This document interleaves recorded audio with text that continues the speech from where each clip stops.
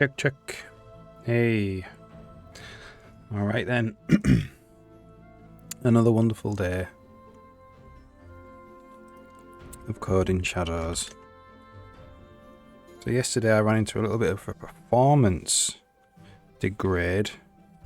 A degrade in performance. I worked a bit last night and fixed that. Nothing to do with the renderer, which I thought it was. It's actually to do with the texture cache thrashing. So let's just check.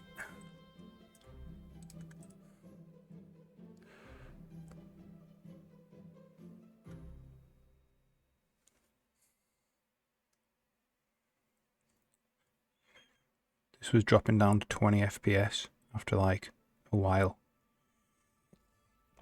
I've got this release happening. So all these textures got released before and they were the wrong ones, which meant they were getting released and then immediately getting reloaded and then immediately getting released and then immediately getting reloaded, and that was causing a texture cache thrashing thing, which meant the performance dipped to like 20 frames a second, but that's fixed now. Okay, so let's just get that release out.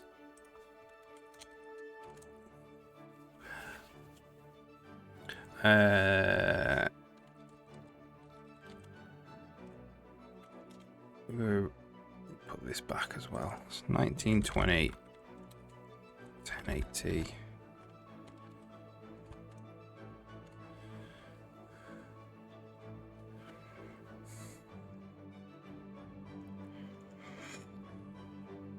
Okay, so let's put this over here for a second. I'll ask you to remove that. So we're working on shadow. It's got two lights. So one of the things is lights shadow with the lights.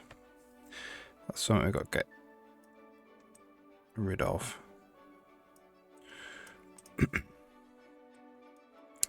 And if we open this more complicated prefab, I'm pretty sure there's some problems here.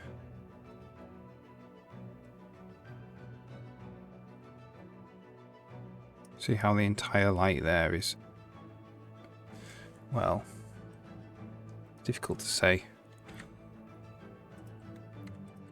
Just looks to me like, oh, maybe that is working.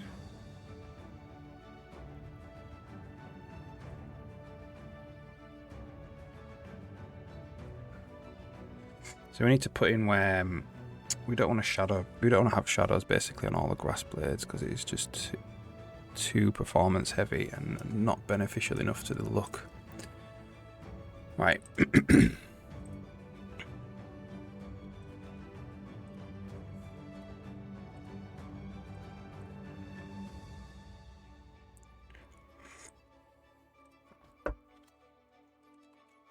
So,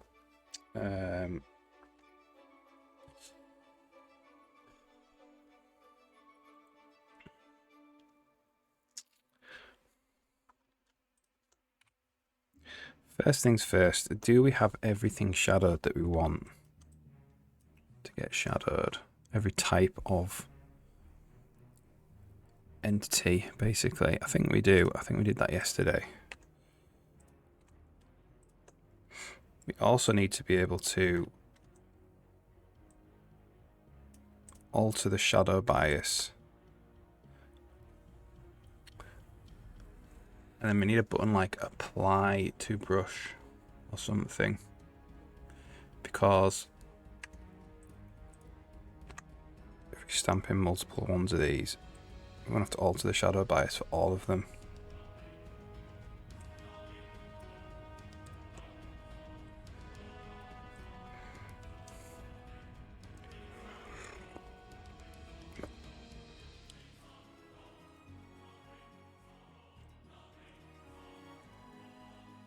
Oops.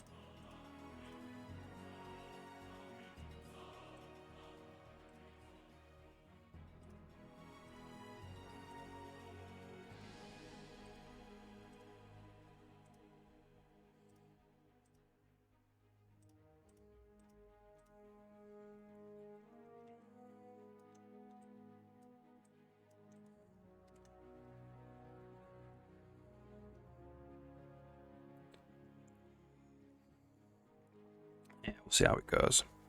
That's going to be like difficult. Well, it's not difficult. That's be quite a big system, that apply to brush.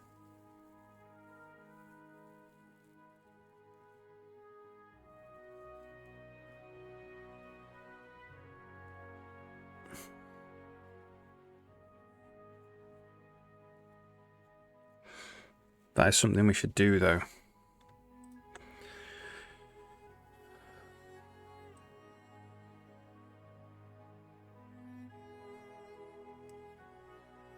And for the reflection bias as well.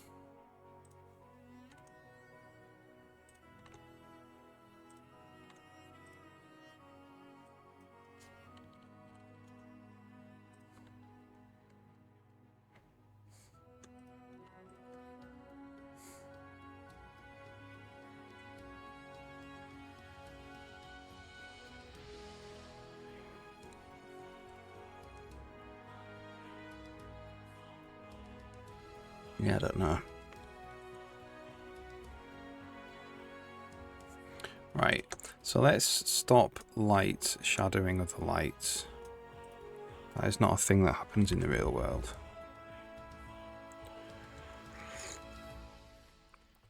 So the way we need to get around that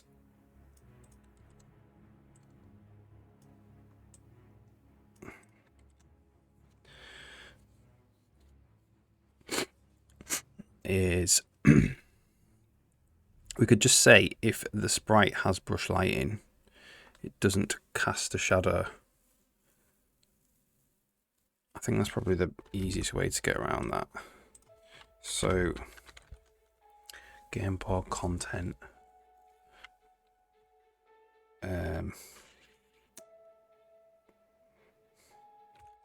renderer for normal,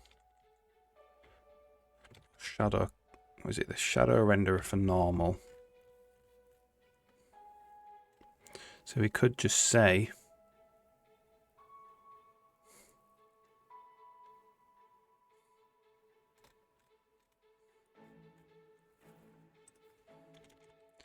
if instance.lighting return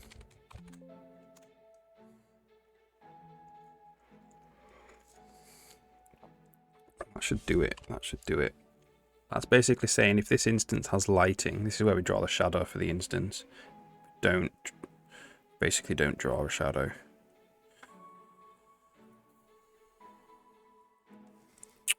Okay, that's good.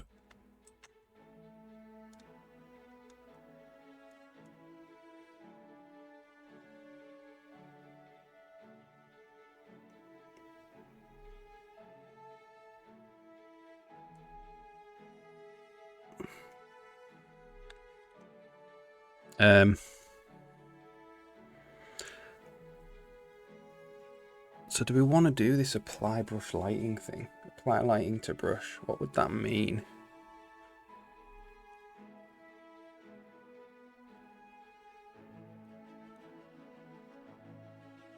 That would mean altering the brush generation system. It'd mean a second file, which is like when you're generating the brush, if there is a file that exists which has got like an override file,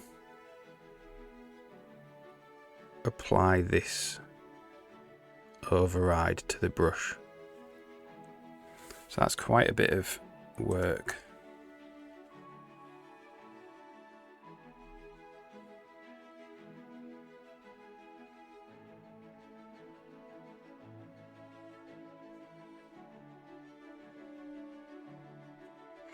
Would be useful though, because it means it would work for the grass as well. One of the problems with it is if we do want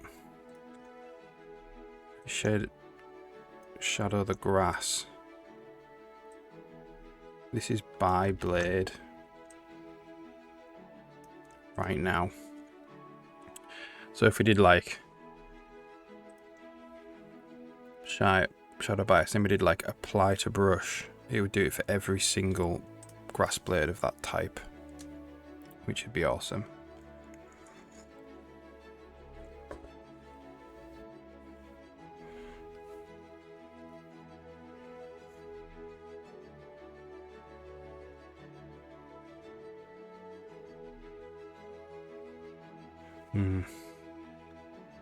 That's like an extra feature. I think what we're going to do is not do that, and we're just going to finish off, because there's no actual shadows in the game yet.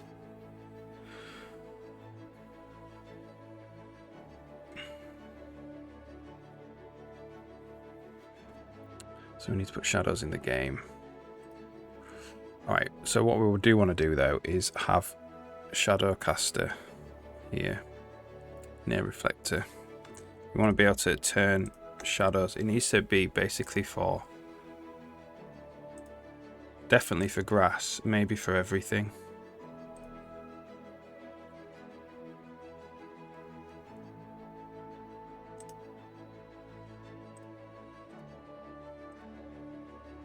We'll just do it for grass now, because right now reflector is the only thing that you can, grass is the only thing you can choose to reflect.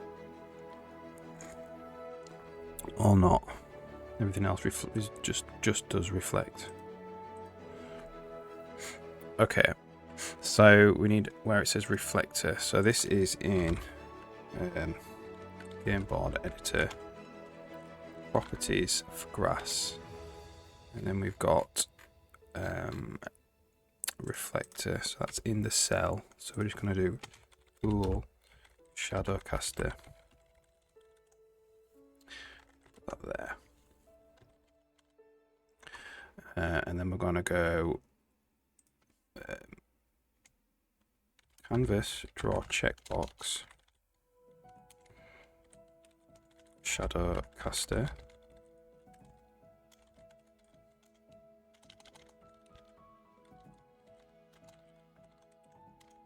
If cell, shadow caster.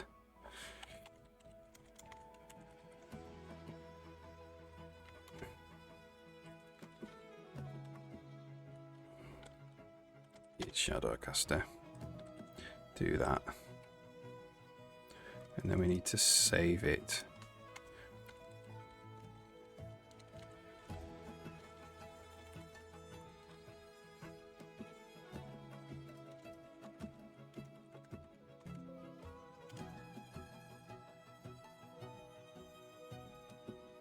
Then when in the game board content where we draw it,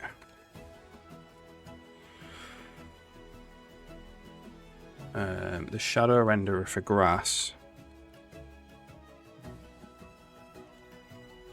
we just want to say if not cell is shadow caster, continue.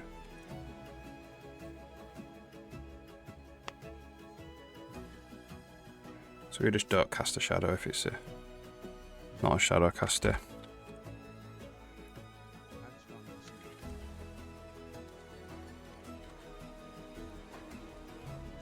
Okay, let's see if we've broken anything.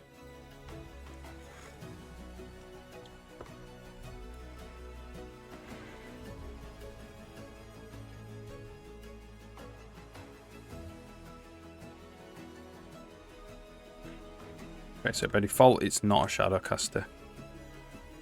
Not casting any shadows. We have to say shadow caster like that. Let's check we can still open this. Changed a bunch of stuff. So by default, so if we put this over here, this doesn't cast a shadow. This handle's in the wrong place. You can say shadow caster. Shadow bias.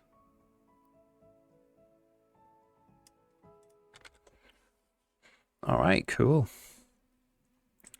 So just a few so if you just do want to artistically cast a shadow, the thing about with grass and shadow casting grass is it's noisy, so it doesn't look that good, and it's expensive because there's a lot of grass blades out there.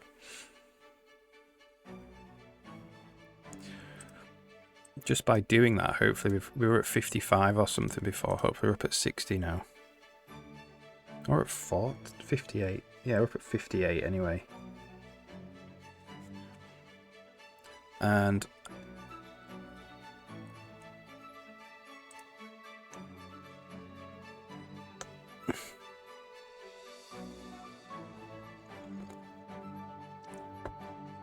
I want to see, the other expensive one is the tree. So the shadow renderer for the tree.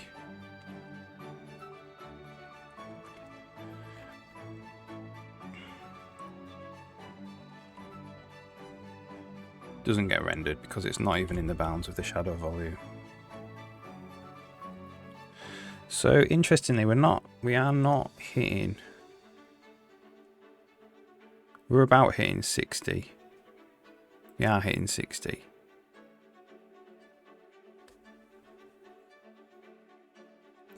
Be good to turn VSync off and just see actually where we actually are. Where would that be? DX12 window. Tick. Begin draw, end draw, probably. My child, how's it going? Still 60. Time to add more features. Yeah. It's very dense. It's a very dense environment. So there's a couple of things. It's in debug, and it's pretty dense. Like, I don't think any game level in the game is going to be this dense with grass.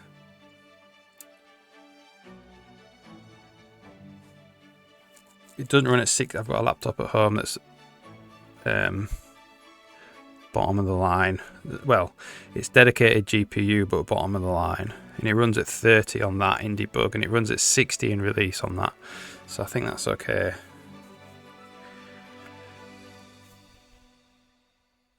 I think it's okay.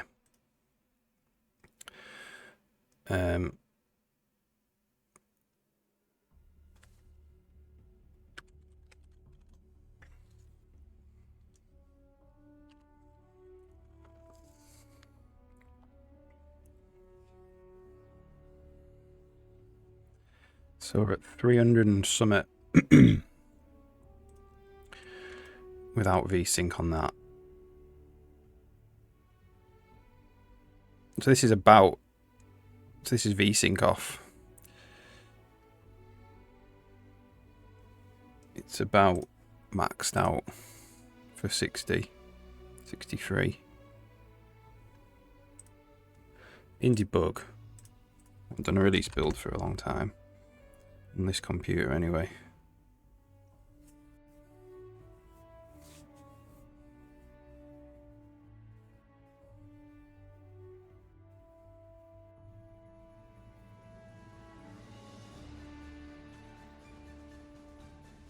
Yeah, just turn forced VSync off just to see where it actually is.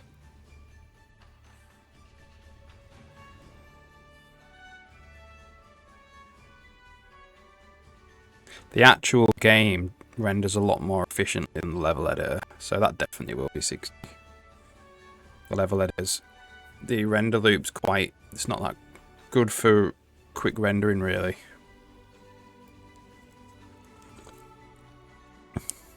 It's more been made for ease of putting in new things, new features, new types of data, rather than fast rendering. But the one in the games just is pretty quick. So we're 1500 there. How's everything else off?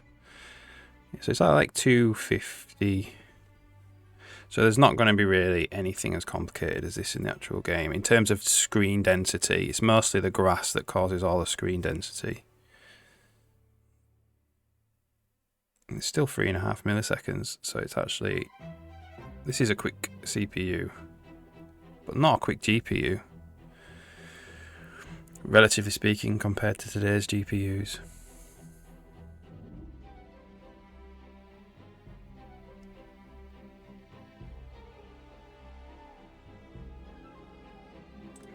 Yeah, it's alright.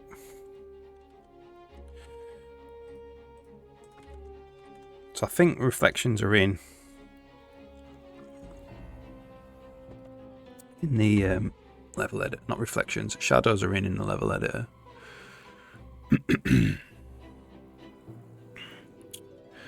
Well, are they? No, actually, we need to do the prefab bit. So if we bring a prefab in, yeah,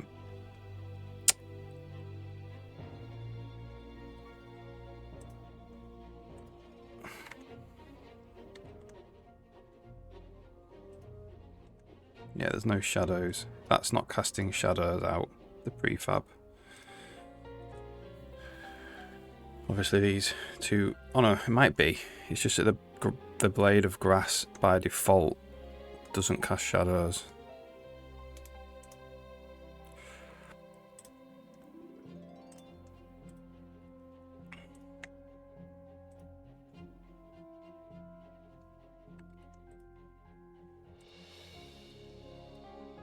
No, I don't think so.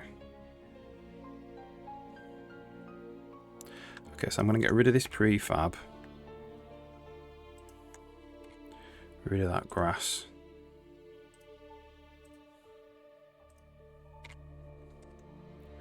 And then I'm just going to put in like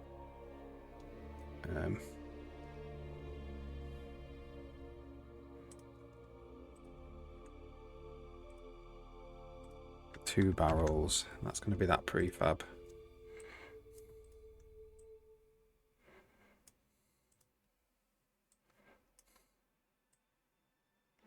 Okay, so shadows, if it comes from a prefab, shadows are currently not cast, so we need to do that next.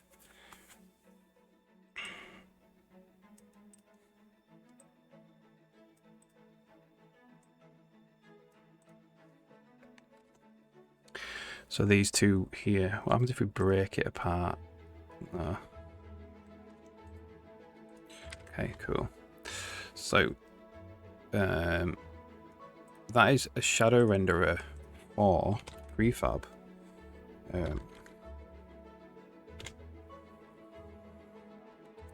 Let's look at the reflection renderer for prefab. It's basically the same, I think, except it's the shadow renderer.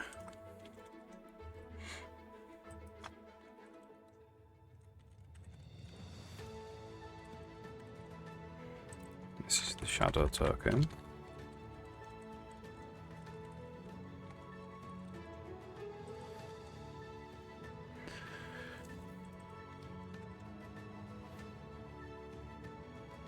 This is draw shadows. The shadow token. Literally think that's it for prefab. Unless it's not. There we go. So we see there's a little bit of a bias problem. The way you would solve that is you go and make independent and then tick up the shadow bias.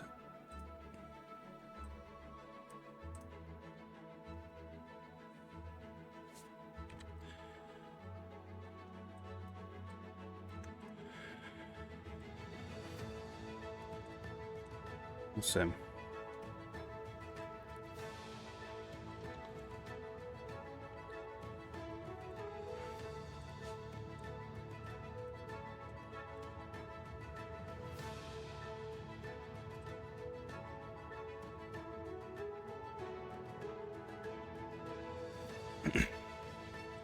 Nice. All right, good. Check that in. So that's shadows in the level editor. I need to put them in the game now. So we need a room. So I think what we're going to do is just make a shadows test room, which is just going to be an instance of this prefab.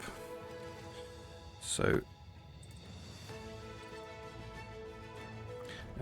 prefab shadows room. We'll make a new layer and we'll put in this prefab.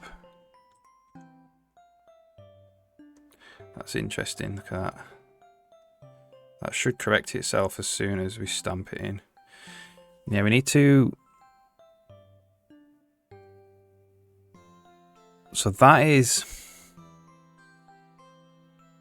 the preview brush maybe we should fix that now. So that's the preview brush. If we stamp it in, it just does correct itself. So the preview brush is rendering shadows. Don't know if I want to do that. So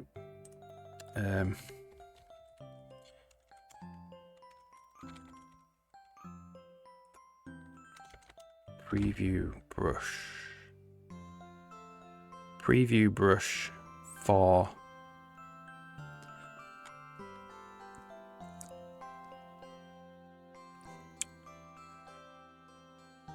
prefab.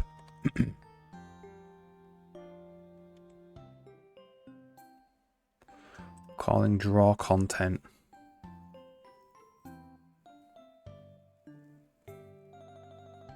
So how do we do this? We fixed this for reflection, I think. How do we do this? How did we say it came from a... So it draws the content in the prefab. No indication that it's actually from preview though.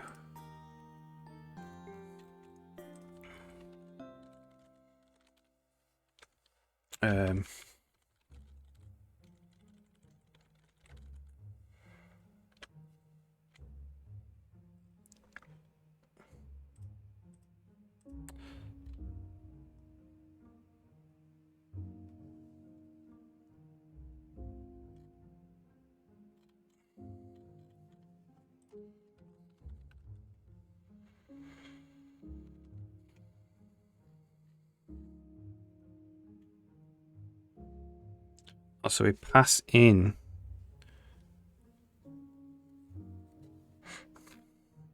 that it's reflected.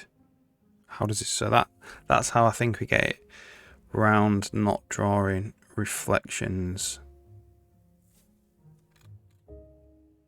Maybe.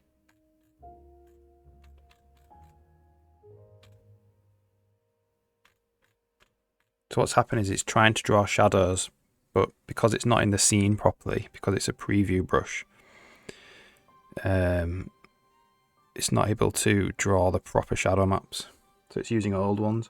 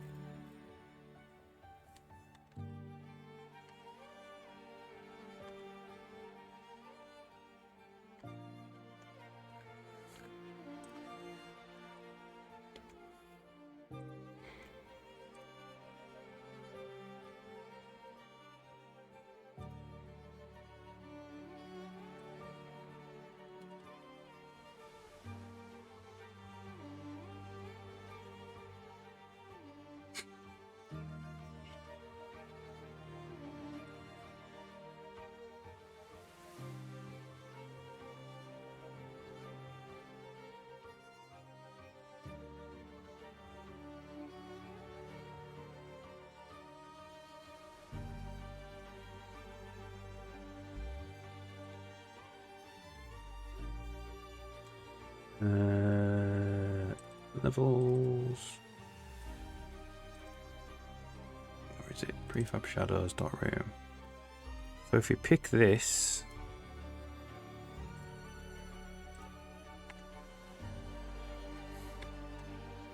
here we go. So we do need a context really.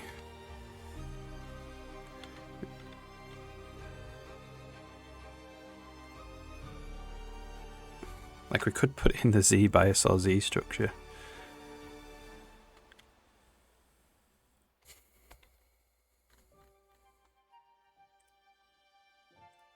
So what we want to do, you see, is when we get to a light,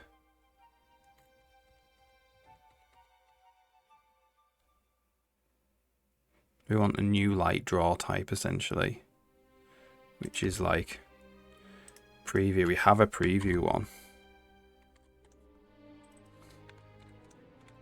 So how does this work?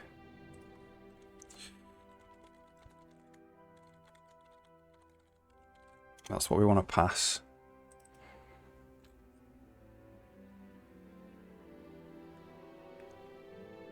So this is just when we're previewing the actual content itself, not the prefab.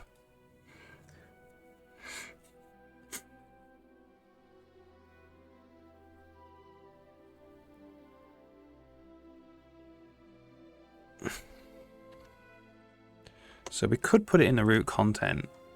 We could say something like, the problem is I don't really like setting state like that, because then you got to unset it somewhere.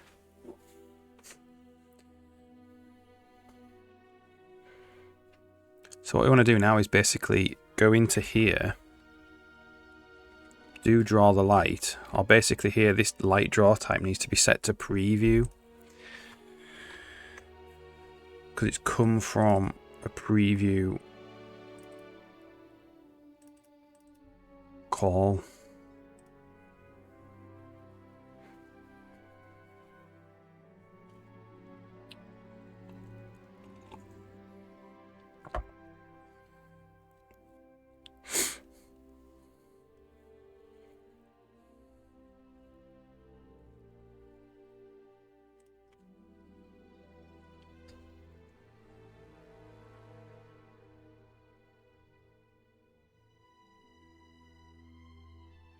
Or alternatively, we pass it in as an argument that it's from a preview call.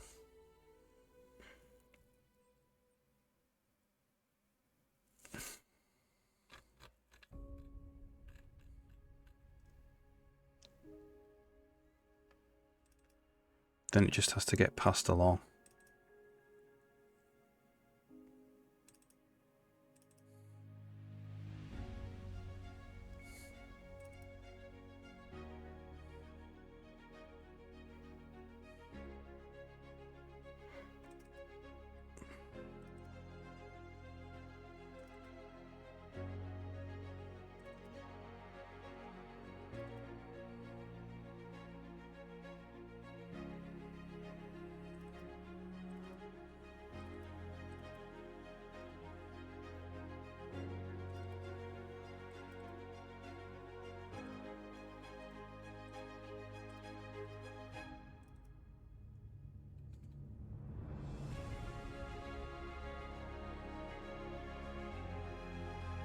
Don't know.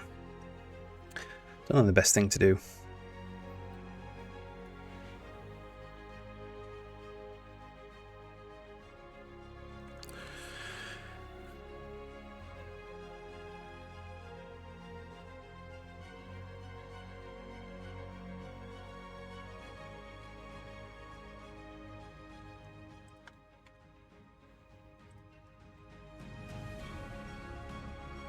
It might be like, we take this Z BIOS Z context out and we pass the context along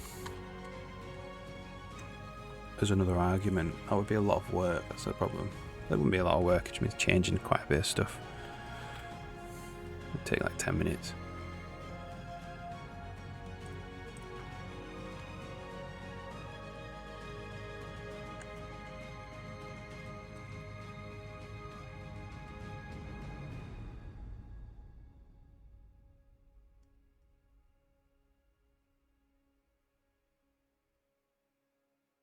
Alright. We might do like a draw mode.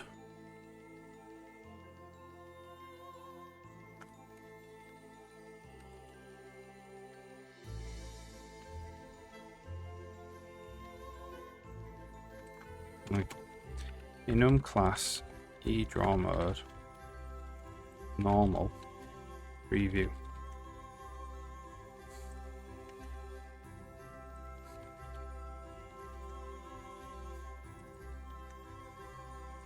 And then when we do draw,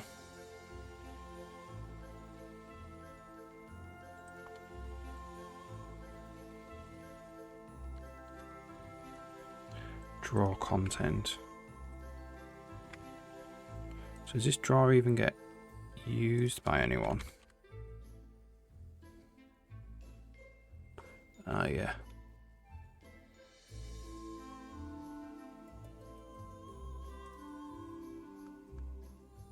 No, not there.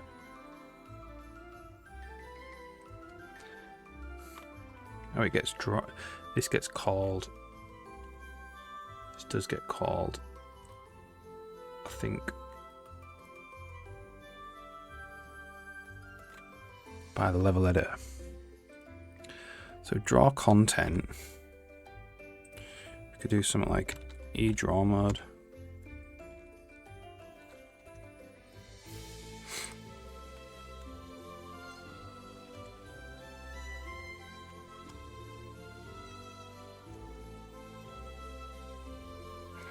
Then each instance, now the instance draw isn't there.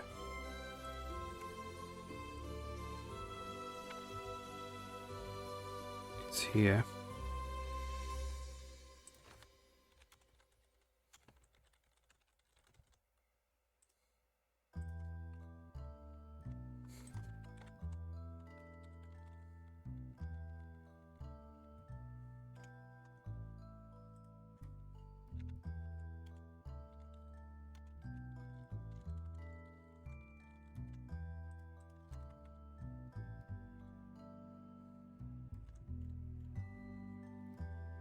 And then each renderer needs the draw mode. So we'll not do that just yet.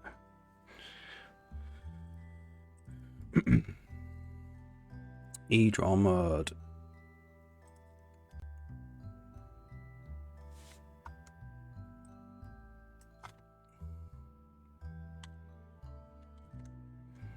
So this needs to go up somewhere. Put it here.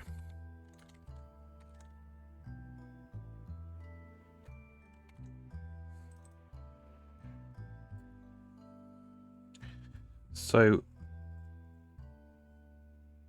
this is eDraw mode normal.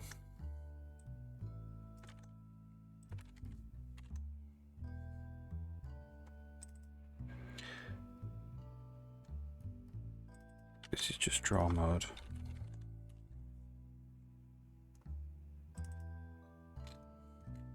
This is eDraw mode normal.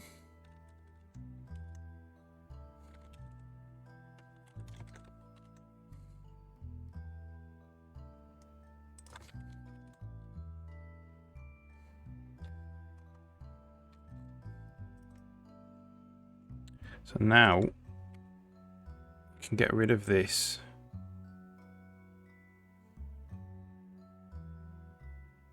We could have an eDraw mode outline.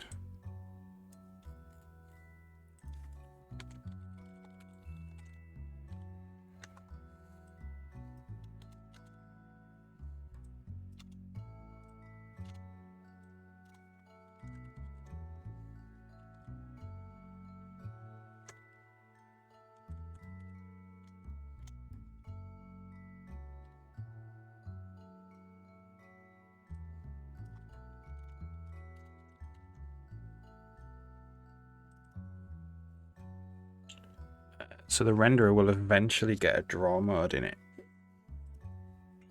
Yeah, maybe we should do that now. So this would be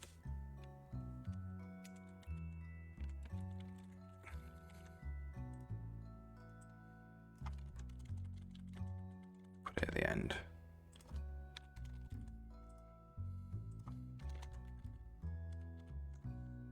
Fu Manchu, good morning. Hope you're alright. Another fine morning.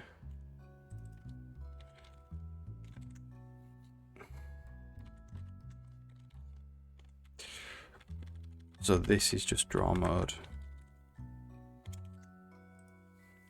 Now. Yeah, and then all of these renderers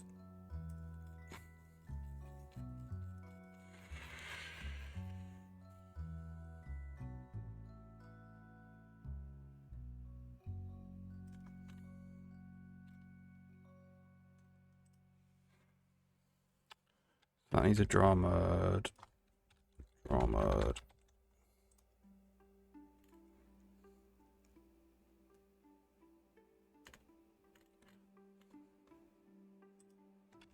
Draw mode.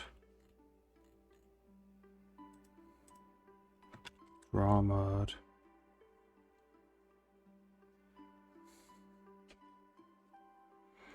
And then we don't even need a light type anymore. Normal, reflected. Preview, we don't even need a light type. This actually...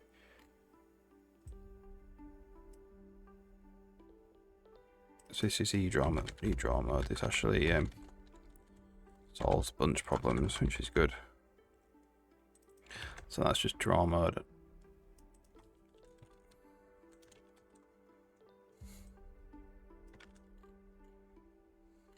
So the reflection function now is eDraw mode reflected.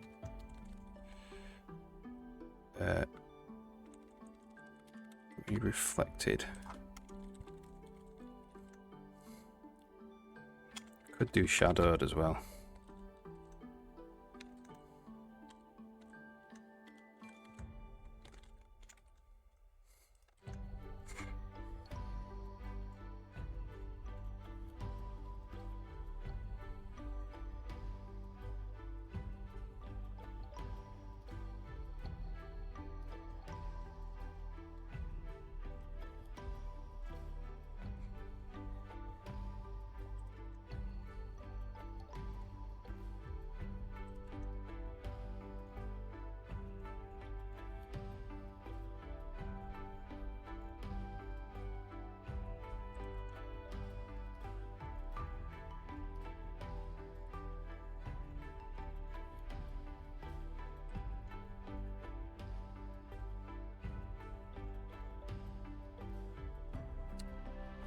Took one of those thin matrix videos. Yeah. Implemented shadows. The vertex colouring. Oh yeah, okay. You just talk about it sometimes, but it's just having a so it's very similar in C++ or Java, it doesn't matter. So if I go to vertex, I have RGBAXY. So this is, so the way it works is there's a row which is 4 floats, RGBA and then XY. So you pass this to the shader. So if we go to XY or RGBA position, it's called, you can see this mimics. Oh, you're gonna get an advert, aren't you? Let me know if you get an advert. How come it's always when I'm just explaining something? The advert. Yeah, let me know when you're back, and I'll continue.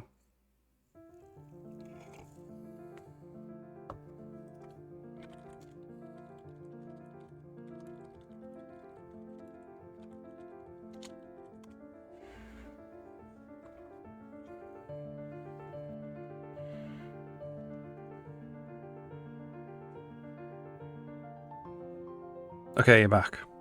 So this is RGBA, and I know it's a float 2.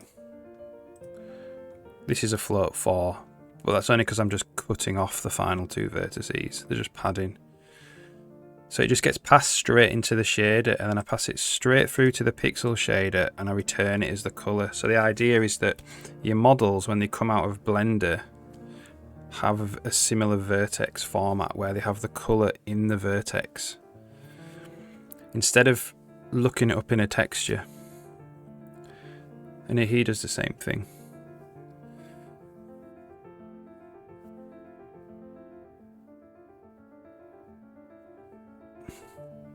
Yeah. So it's per vertex colouring directly in the vertex, along with the position information and the normal. So you'd need 3 things if you're going to do lighting. You'd need the position in object space, probably.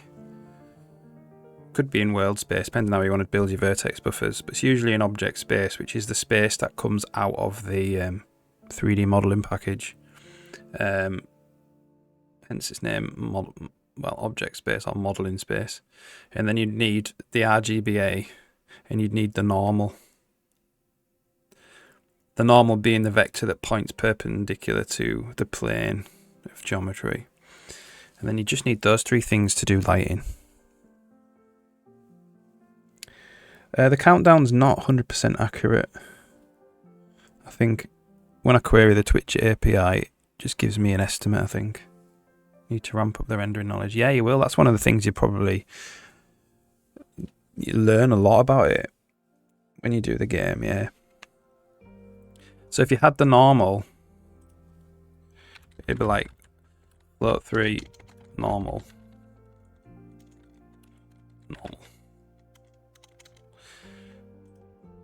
And then you would pass the normal through. And the most basic lighting you can do is you'd go, so the amount of light is dot input position, let's say the world position, with input normal. Not with input normal, that's wrong. Input normal with the up vector, which is 0, 1, 0, however you want your up vector to be. And that's the amount of light there is. So to get your light in, you just multiply the colour by it. And that will light every single face. That's the most basic lighting. So you'll be able to do that to get models showing on the screen, like fairly lit. But these need to be in the same space, which they should be.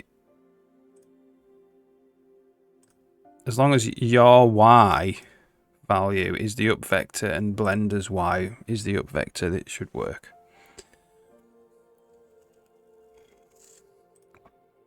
And this needs to be a normalized vector, which it should be. Should be passed in as a normalized vector. Yeah. It's really good. I enjoy graphics stuff.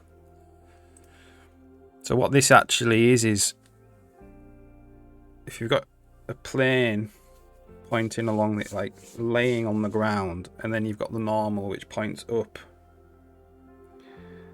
like this, and then you dot it with the up vector,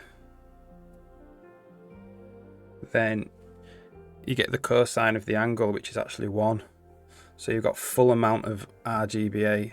And then as you tilt away from the up vector, so the normal tilts away, it goes down to 0, and then it's completely not lit there. So it's fully lit, not lit. And that's what the lighting does. Yeah, it's cool.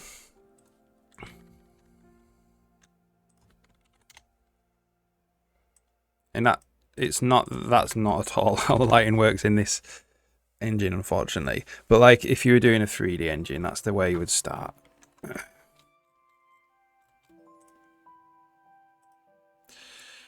Okay.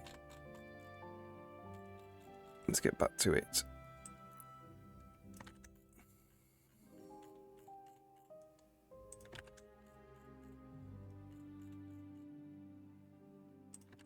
So this is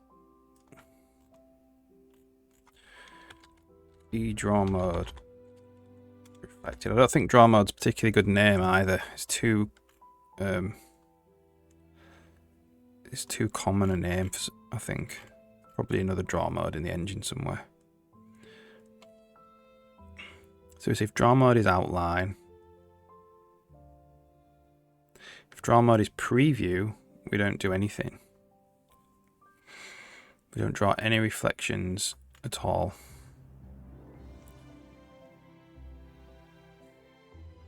So we could say that if draw mode is equal to preview. No, if draw mode is equal to normal, then we draw reflections.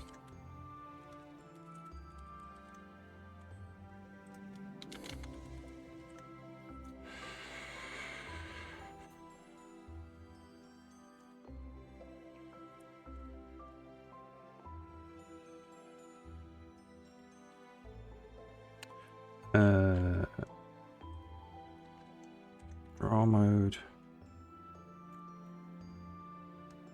Draw mode. Draw mode. Draw mode.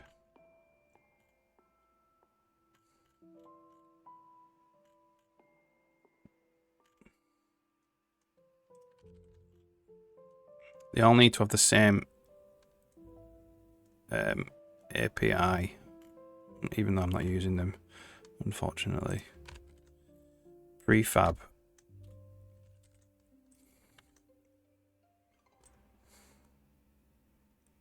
So that's draw mode.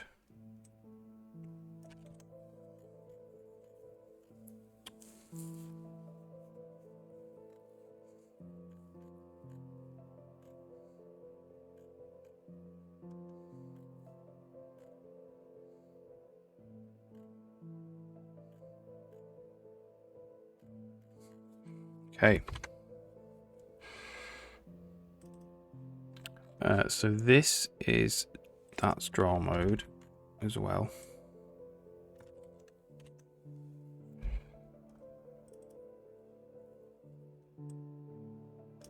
That's draw mode, draw mode.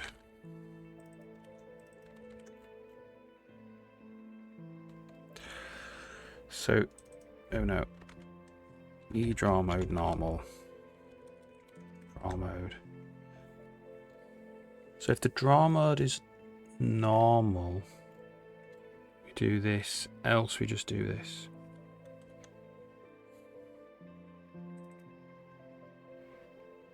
This is gone.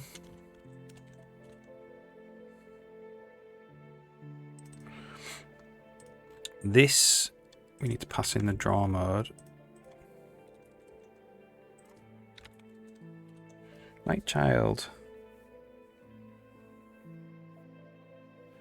You should see when ads are rolling, other people mention streams when they're about to happen. And see when people are back. Yeah, it's a good...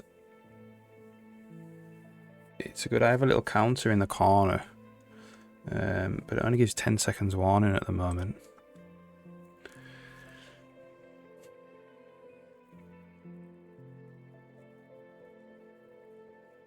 Or I could control my ads when I actually roll them as well, which might be the best thing to do.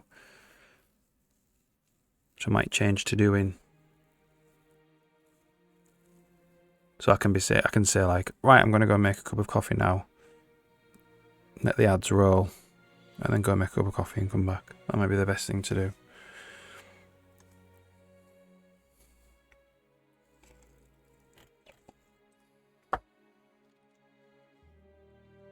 Okay. What do others do, Jerry? Yeah. That's what I try to do with this ad wheel thing. But yeah, I think like I can't press a button. I can press a button to roll ads, but if I don't press that button, after a while it rolls them itself anyway to make sure that there are always ads. So you don't have full control, but I'll look into it, getting a bit more control.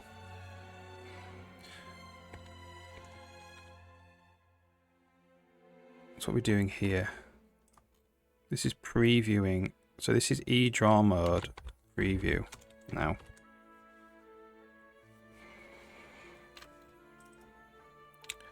And this is draw mode preview.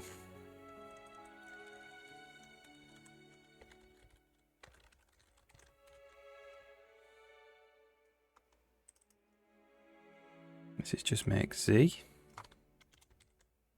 Oh, what happened there? This is make Z draw mode outline.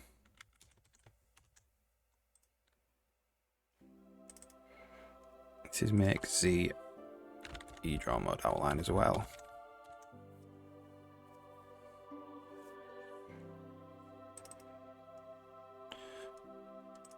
This is draw mode preview.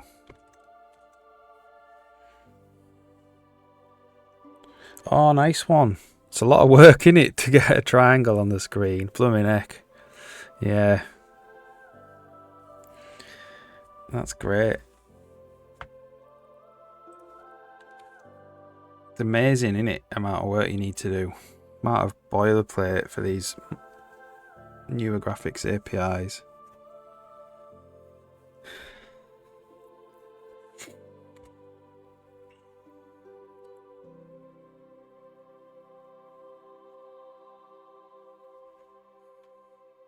Right, so I've either made it work or I've broken everything. So, let's open the prefab shadows room now. So what I want to see is no shadows.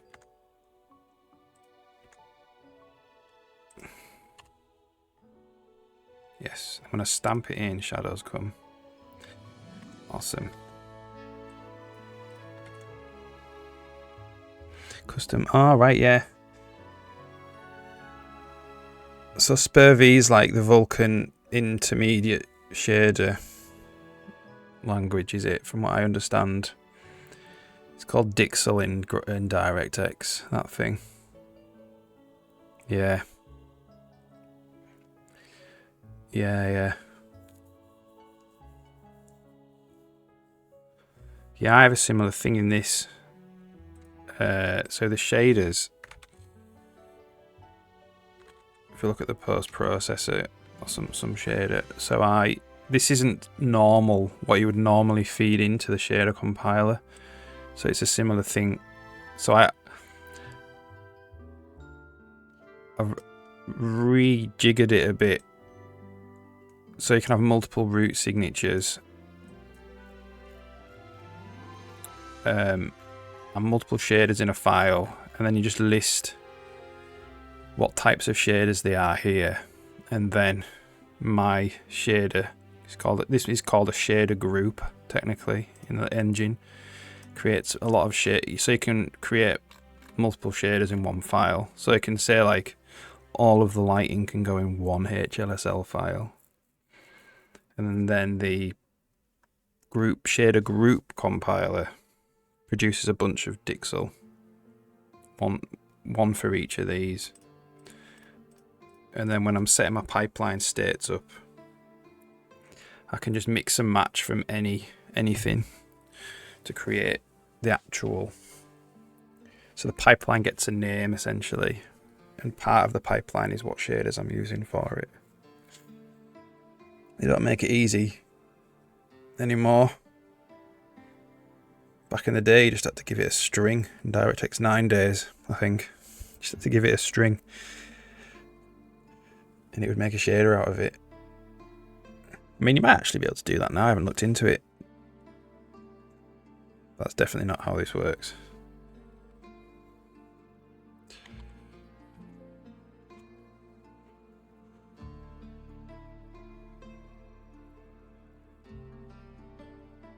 So in Vulkan, you need to do the equivalent of a root signature. I've not really looked into Vulkan before.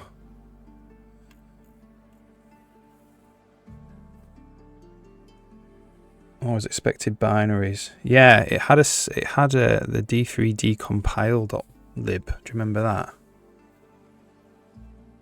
But yeah, maybe it did expect binaries. It's been a long time since I've done DirectX 9. Maybe it did. This expects binaries, yeah. Like DirectX 12, the actual raw shader thing. Pipeline state expects binaries, yeah. Yeah, you could link binary in. Yeah, cool. Yeah, so these are like tables of data. There's a table of tables of data which describe. It's really confusing. This is the most confusing thing I think about graphics programming with DirectX 12. So you have these spaces, and then you have these indexes, I suppose.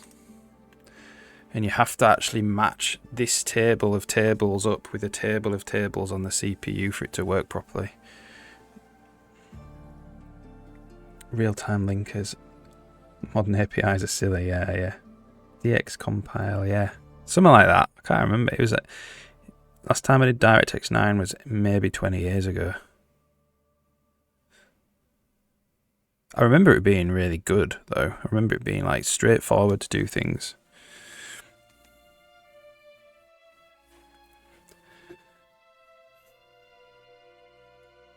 Yeah, this is always the thing that I get confused by. When I jump back into graphics programming, I'm always like, how does all this descriptor table stuff work again?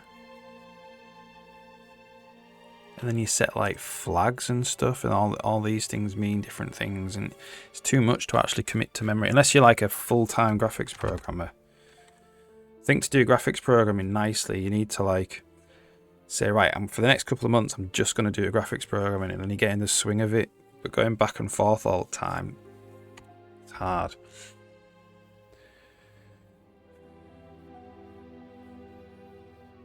No, kids don't know MSDN exists. Yeah, I learnt DirectX 12 not really off MSDN. I learned it off the samples. Microsoft provides loads of samples.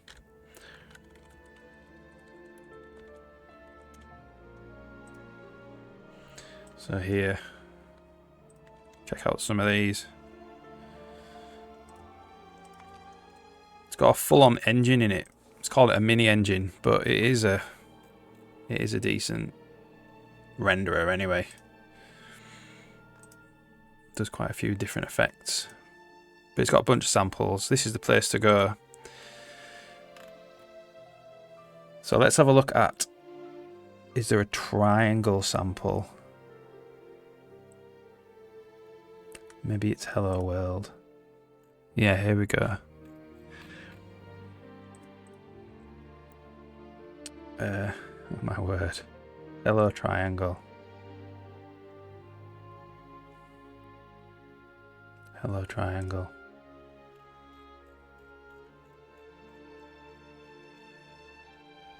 So that is the Hello Triangle class to draw a triangle and do all the setup. But it's the bare minimum of setup as well. You're looking at like 300 and some lines.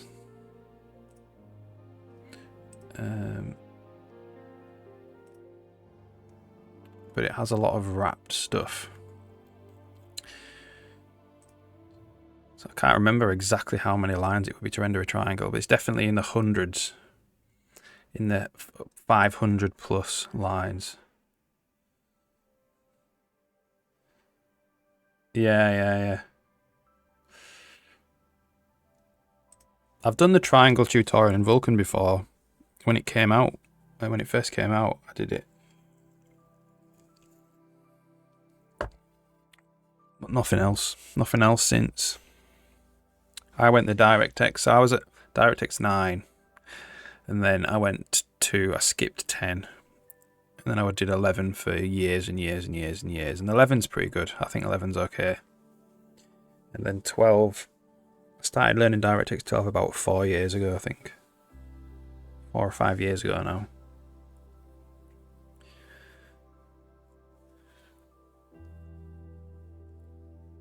And it's like, I would use probably DirectX 11.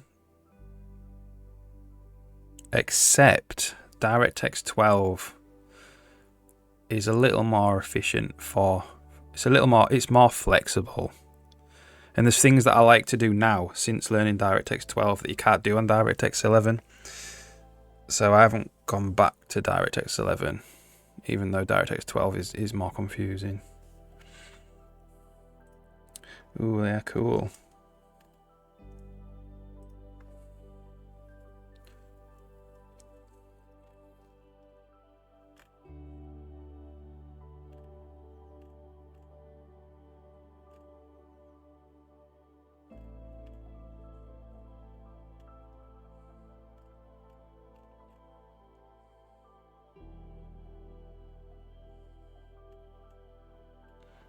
It's very similar, isn't it? It's just kind of the similar idea. With command buffers. So command buffers, I assume, are like command lists in DirectX. That's the thing you actually has all of the draw calls in it. And the fences was exactly the same thing in DirectX 12.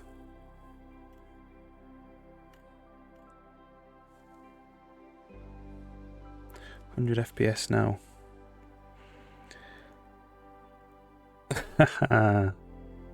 It's alright, isn't it, for a software rasterizer?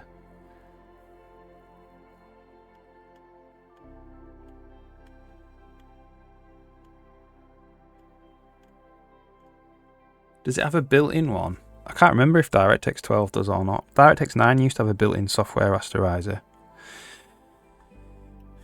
Command, yeah, these allocators and stuff. It's the same thing with different words, I think. Descriptors. Look how many lines it is.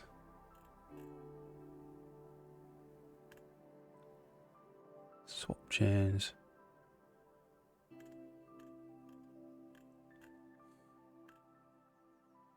Loading in the shader. Create pipelines. So yeah, it has pipelines as well. So it's exactly the same as DirectX 12.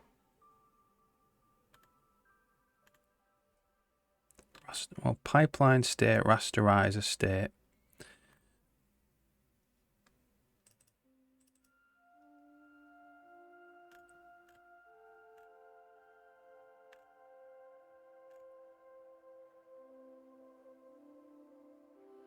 Yeah, so all this where you're assigning the pipeline, all the different types of states is exactly the same as DirectX 12.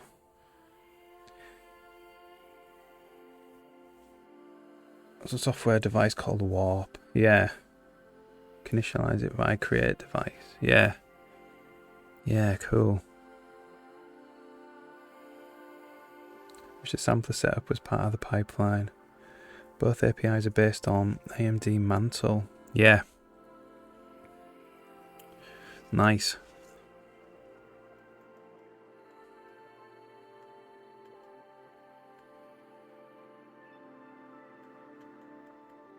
Isn't it mental how different it is to OpenGL?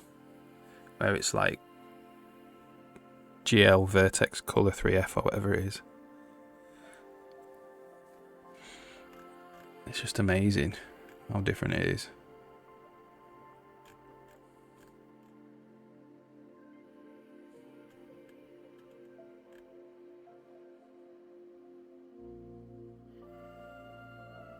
So you're looking at 1,000 lines, right?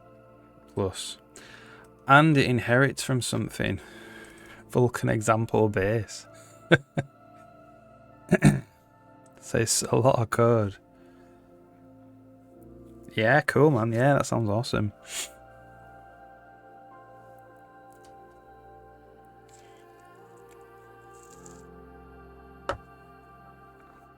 Right, so we've got what we're doing now. We've got the room, I think. Did we save the room? Shadows room, yeah. So prefab shadows.room. So we're going to launch into that.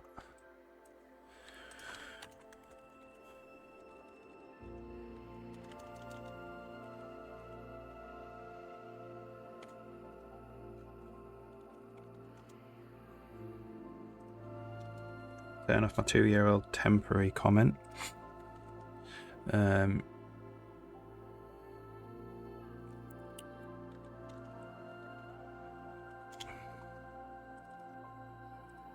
Prefab shadows.room.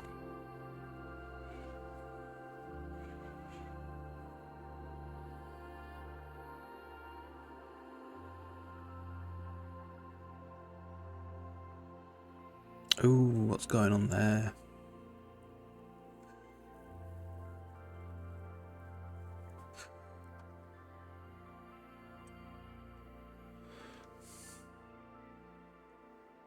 That's potentially...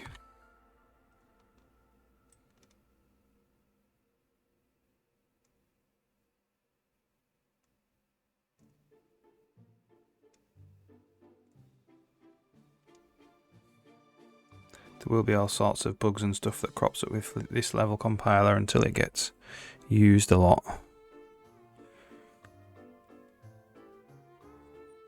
Okay, so I'm not sure if that's a sampling thing or a shadow thing.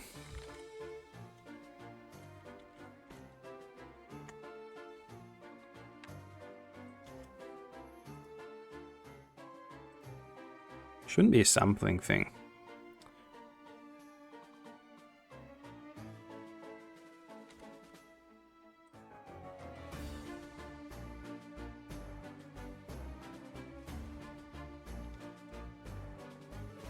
Caps lock on.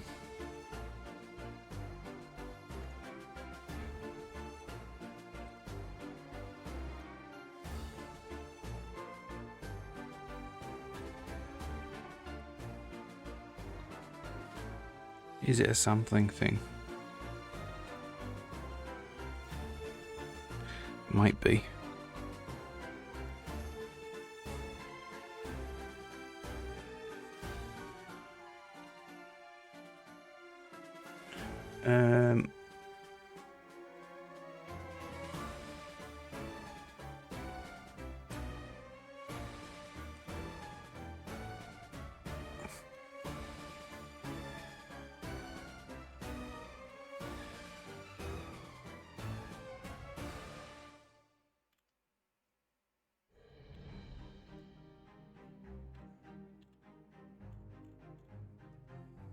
Look at this texture map. Texture atlas. I need to figure out how I... So you can...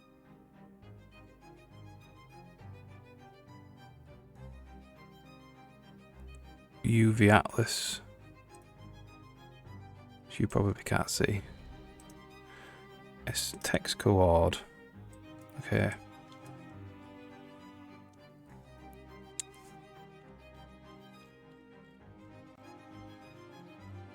So there should be 1 pixel of padding for everything.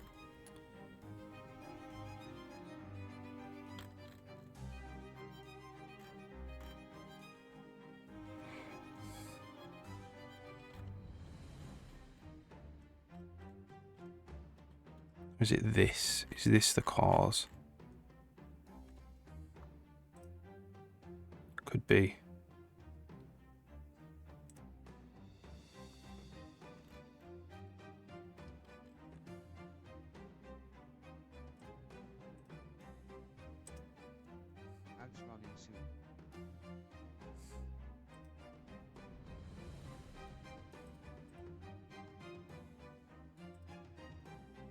I've lost it now. It's going.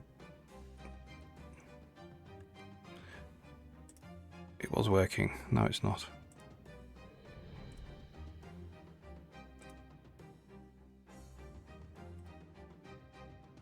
Text card. There we go.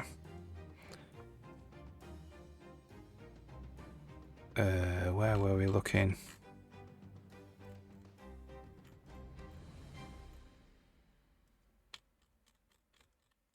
Yeah, here, look.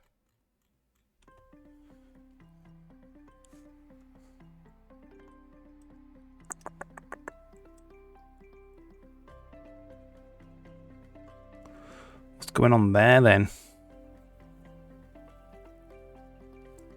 Are you on purpose slightly transparent? I'm slightly transparent because my green screen's not very good.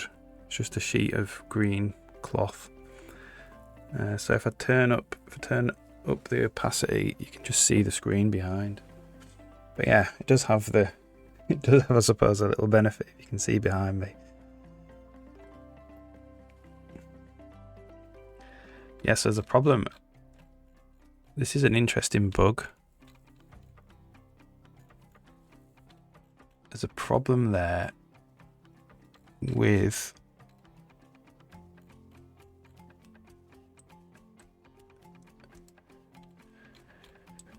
it is probably the bounding box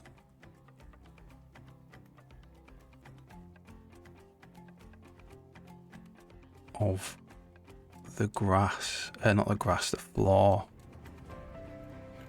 I would say. Creating these. It should be like down here. It's like 2 pixels out.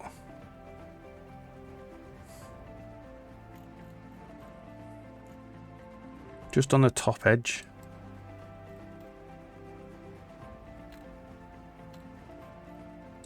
Of them all. Okay, well, I guess we're debugging that now.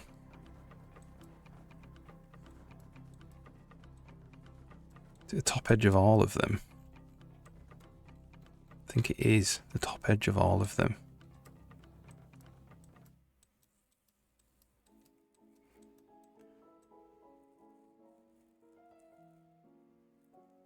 Okay. So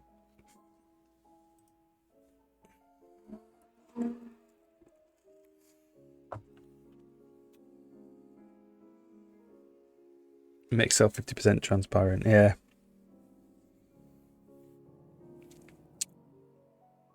Also not the right. So I think what it is, it's the bounding box. It's when I do the when I flip from world space to screen space, you've got to flip the Y around. On X it's the same, as in the direction is the same. But screen space, 0's in the top, and then it goes down. And world space, 0's like here somewhere, and then it goes up.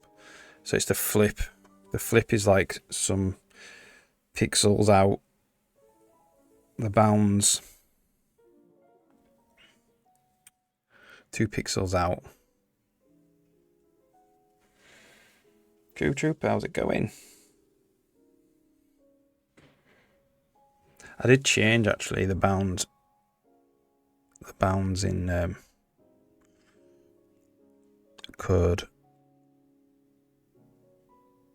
like a week ago. Yeah, I'm doing good, thanks. Just found a bug that I'm going to fix. To see how long this takes. These big black lines here. Like, I'm pretty sure it's... I mean, I'm not 100% sure. I'm pretty sure it's not the level generation code.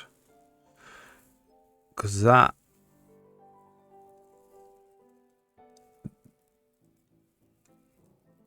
Well, who knows? I want to see if I can get rid of stuff and it still happen. So what I'm going to do is just check it in. And then I can always go back if it, because I don't want it to just fix itself as I get rid of stuff in the level.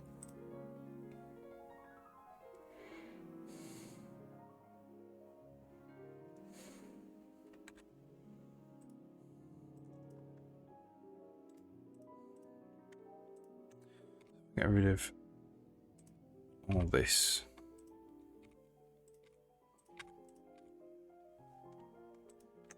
See, there are lines there as well.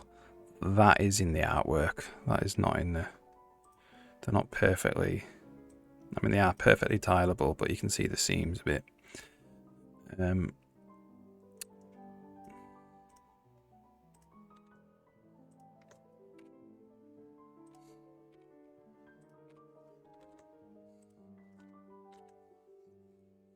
Nope, need to rebuild.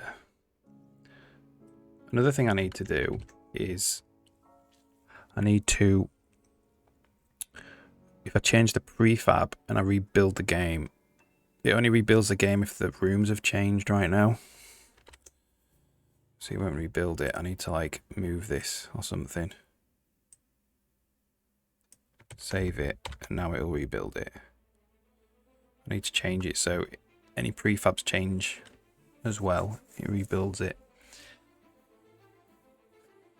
Okay, so we've still got the problem, which is good. So what I want to do is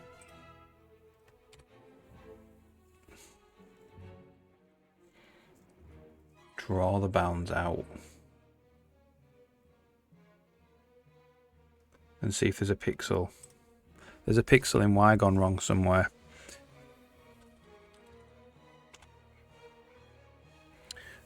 So that is when we're drawing. Render. It's game board content. Renderer for sprite windows.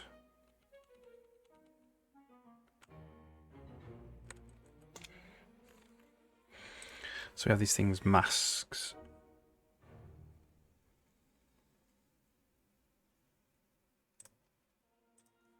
These have bounds. We've got mask bounds actually there, look.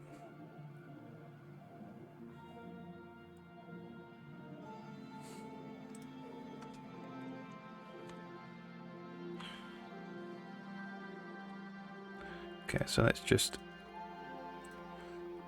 We've got mask bounds translated by offset here. So let's just do canvas, draw quad.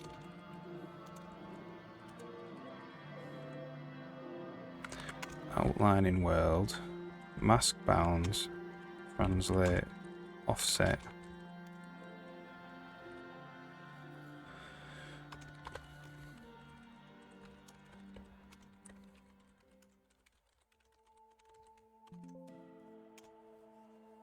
There's two places I think it could be wrong. It could be either in this, where we're actually making the bounds, or in the actual level generation itself.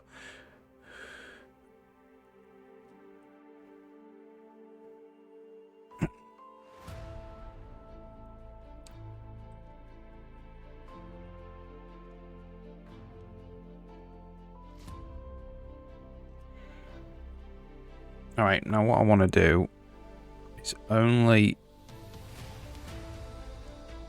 draw some of them.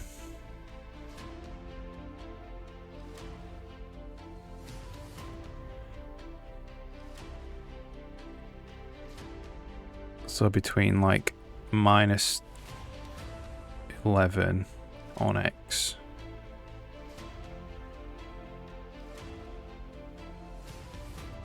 And +13 on X.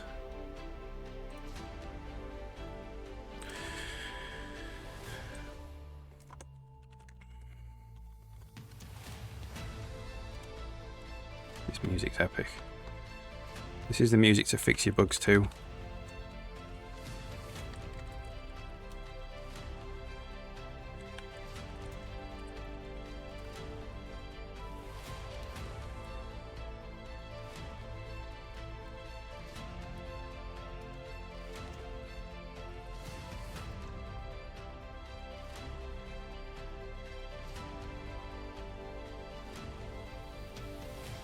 Yeah, let's do it.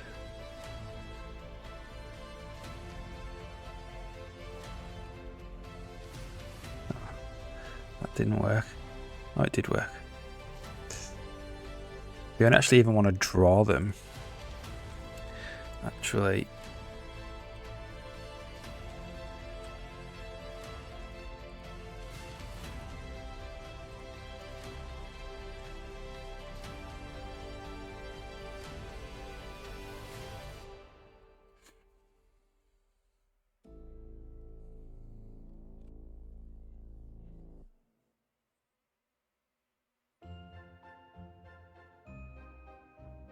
Alright, we might need to just... so we're also going to cap in Y as well. Or at least the bottom. No, if the Y is greater than 6... If the Y is less than 6...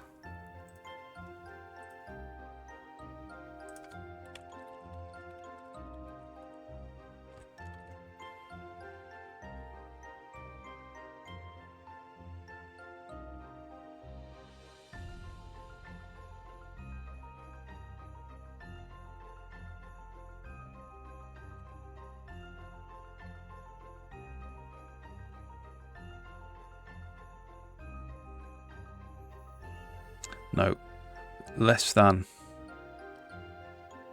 -1, -2.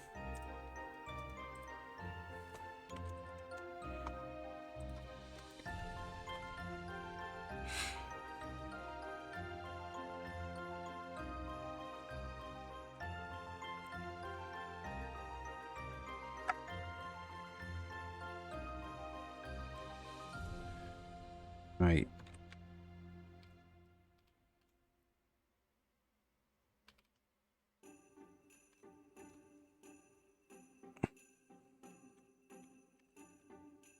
It's hard to say because the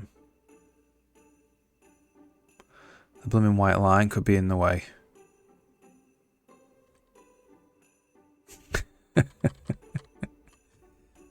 Right.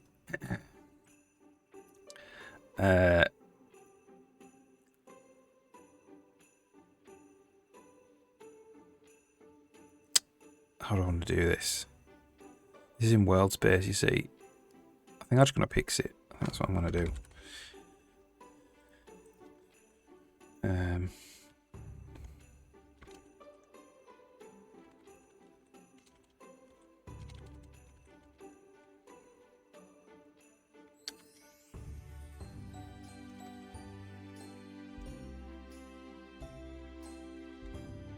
What was the prefab? Was it this prefab?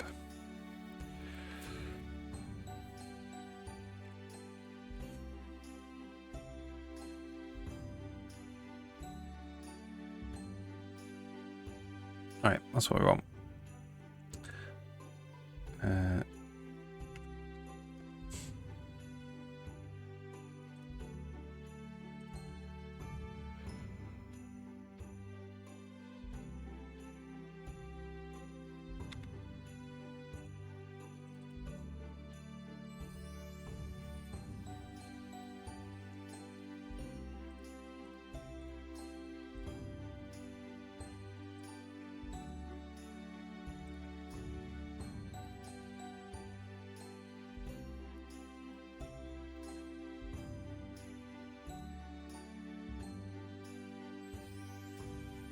That's right in it.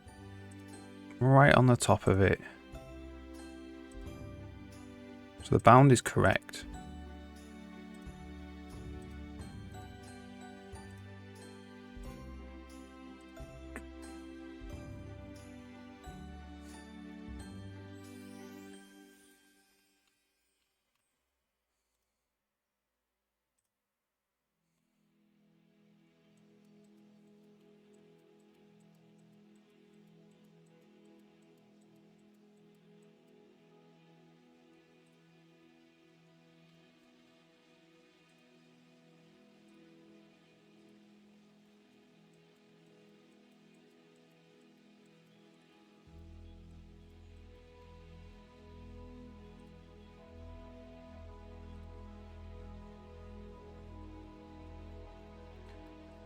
Should this actually be lined up?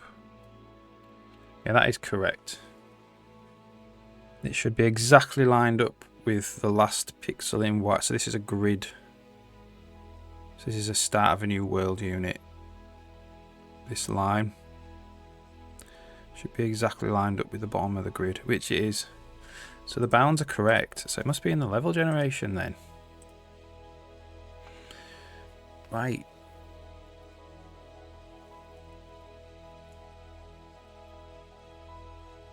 Okay. This needs another cup of tea. Cup of coffee.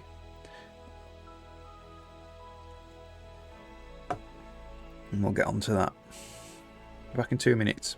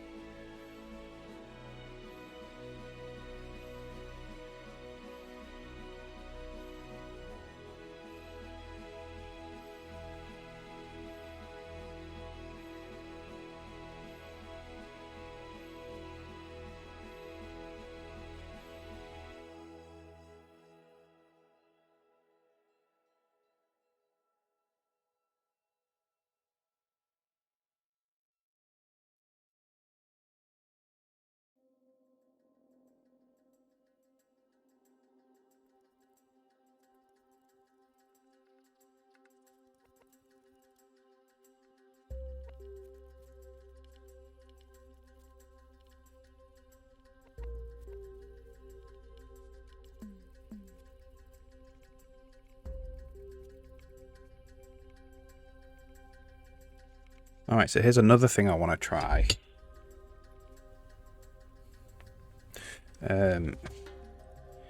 I want to move the prefab to 0, 0, so it exactly lines up. So the prefab in the room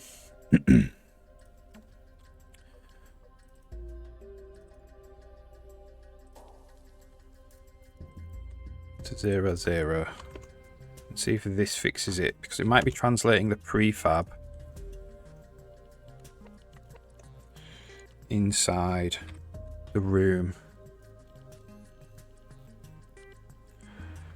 Magnifier.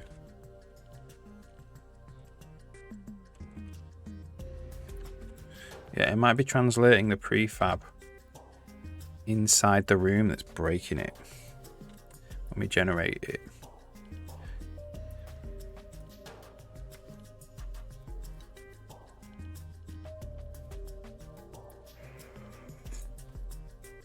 So if this works, yeah, so this works. So it's the translation of the prefab. Okay, so if we just grid this,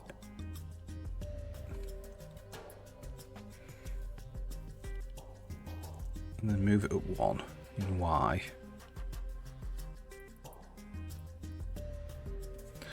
Then if we do something like, if we don't grid it, and then just like move it a little bit down.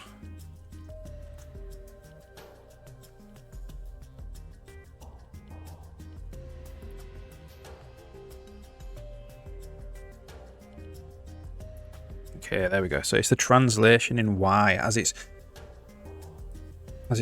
here.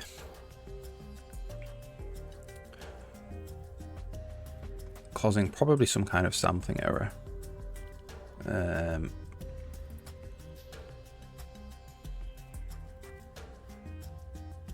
So let's see if we can put this on a known amount, like 0.5.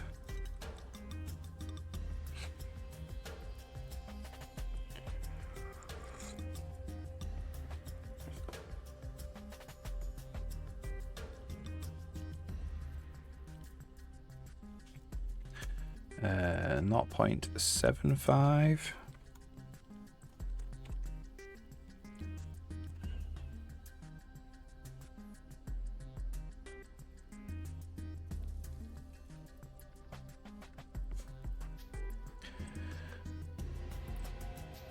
Not 0.76.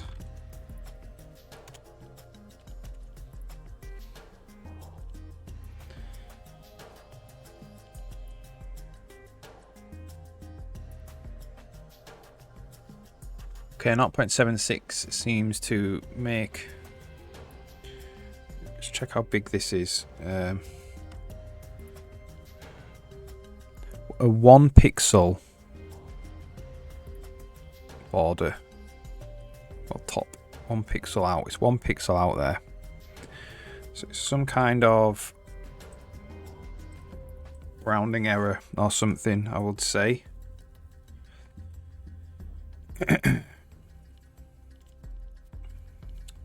Put game level version to 0. I'll just keep compiling them. The game level.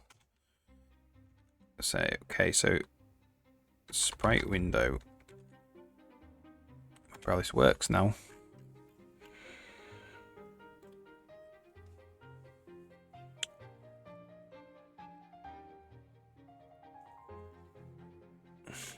It's not there. Texture generator.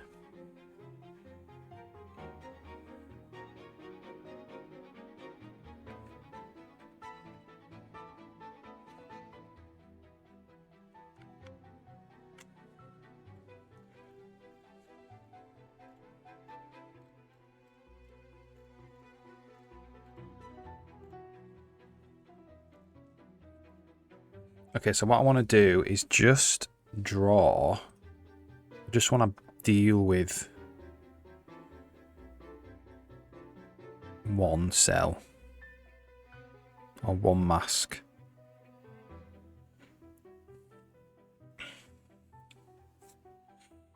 So I'm just going to say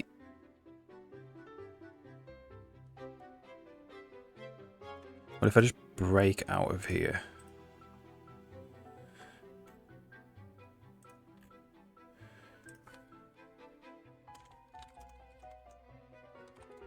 Just give us the right mask that we want. Depends which order they are. Hopefully this is fine.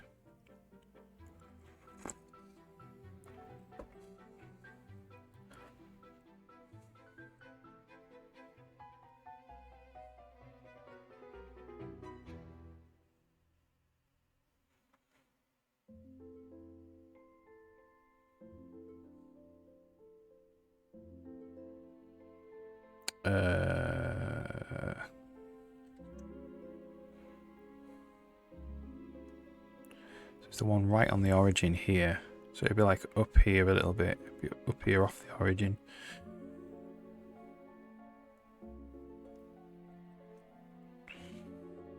Okay, cool.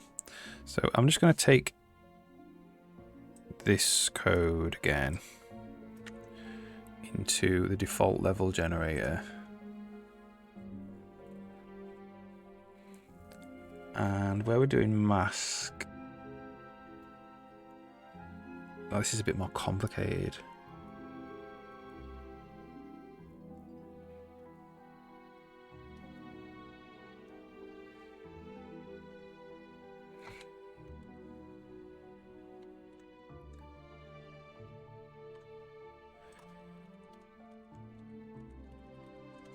All right, let's just go with it. Go for it.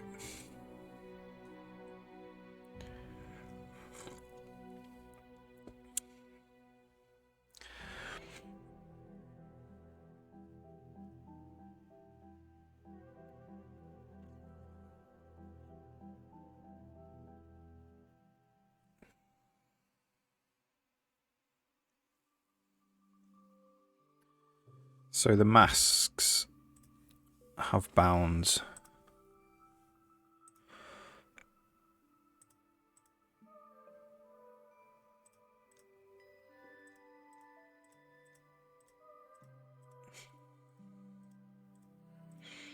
It's the ones that start below the origin.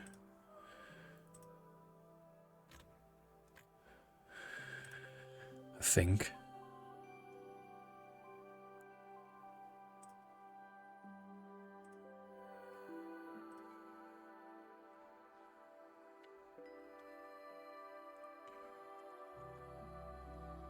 So it's in this gubbins here. There's like some kind of rounding error or something. Could be this. It might need to be rounded. Maybe, I'm not sure, we'll see. So this starts below the origin.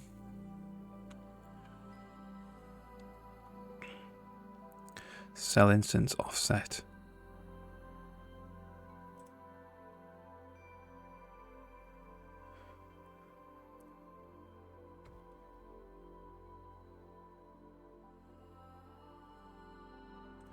So this mask bounds here.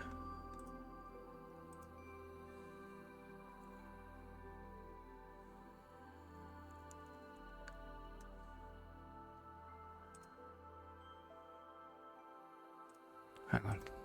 Check we're in the right place.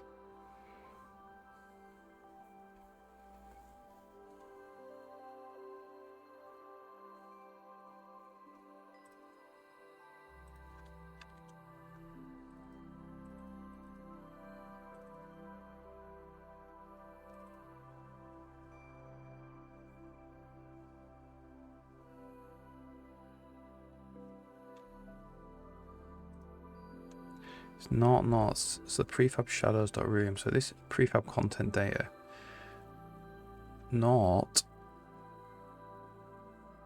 7.6.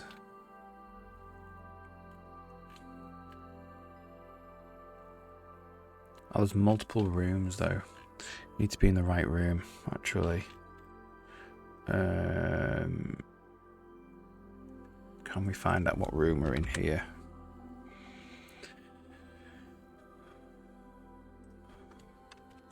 We need to be in the prefab shadow, compiling prefab shadows room.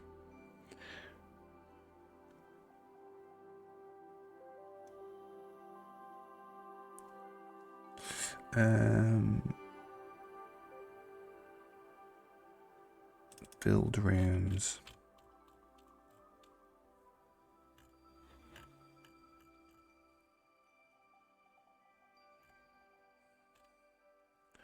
So we don't actually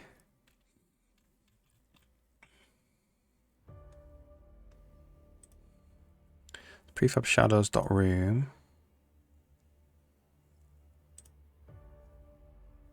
The path hash is the room ID.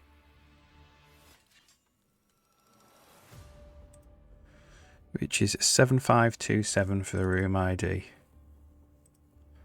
It's not this room.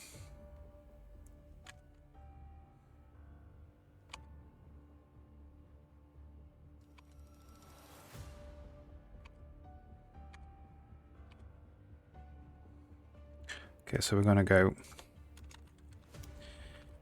if cell dot room ID. Oh, I need to know what the actual room ID is to copy that on.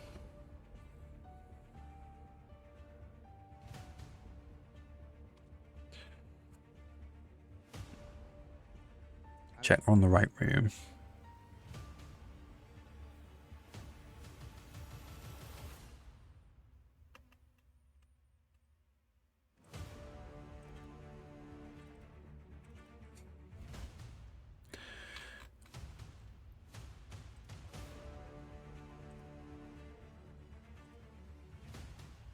Path hash. This is the room we want. If cell room ID is that, just a break.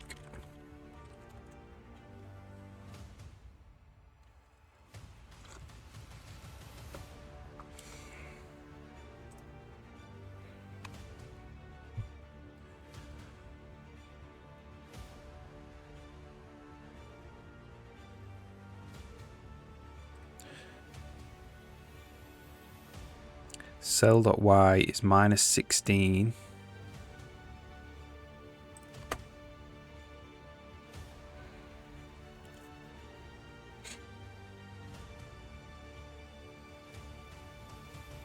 Which is down here. So it needs to be like the -8 cell really.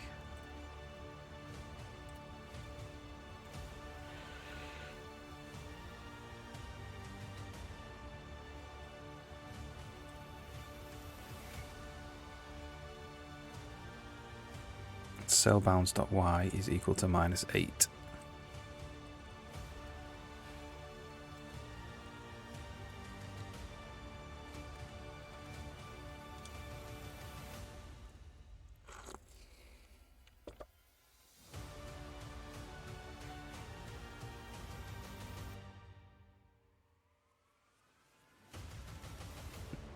Right, cool.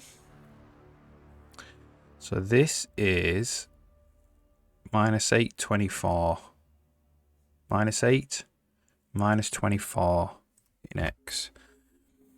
I'm gonna sneeze. I can't. Excuse me. So it needs to be -8, -8, or -8.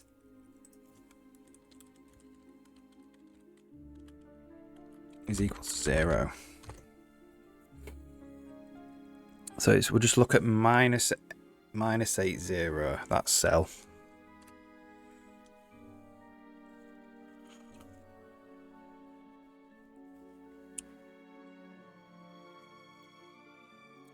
Okay, in the right room as well. So we're going to make an image.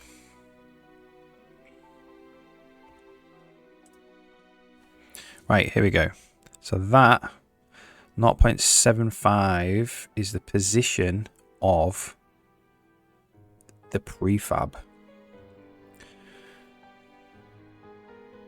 999999.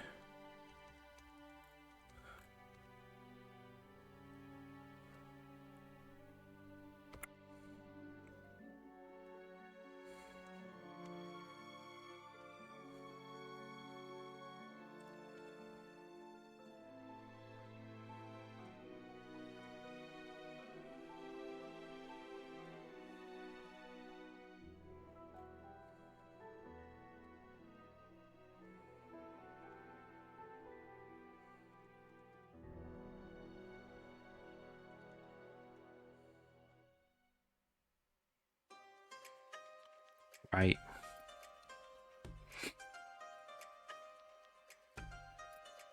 So this could be a problem.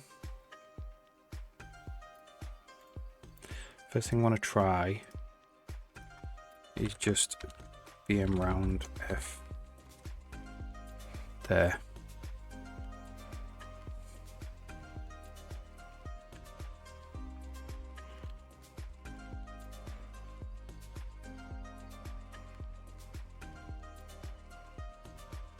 Okay, that led to another problem.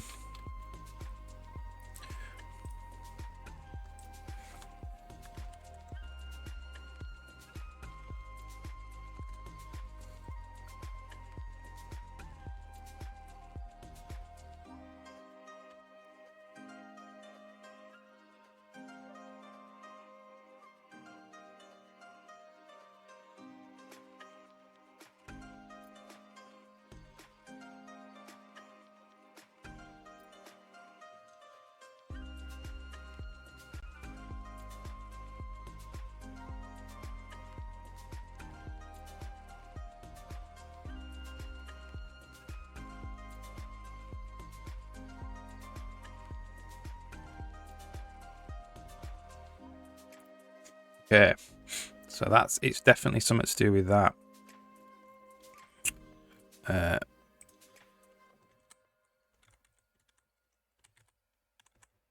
We'll go with round, right?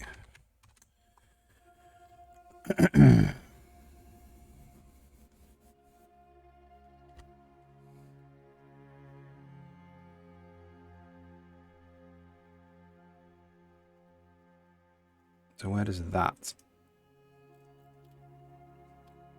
So this is causing us to right outside the image doing this round.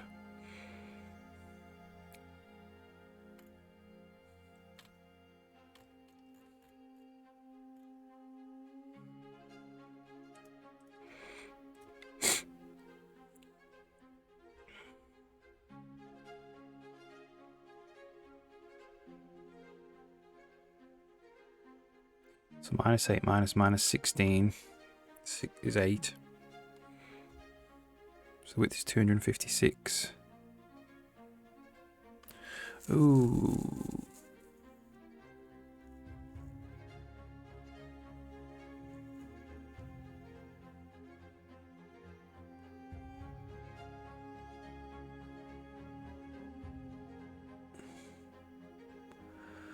That's rounding it to 1 world unit, which I think possibly is that what we want to do?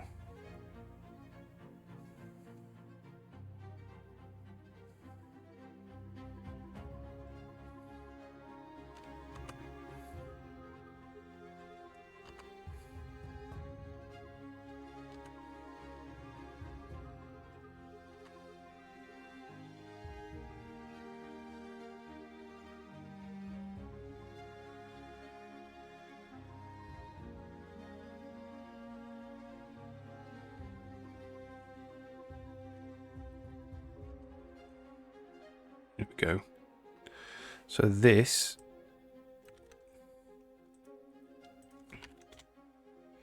is gonna round it to 7.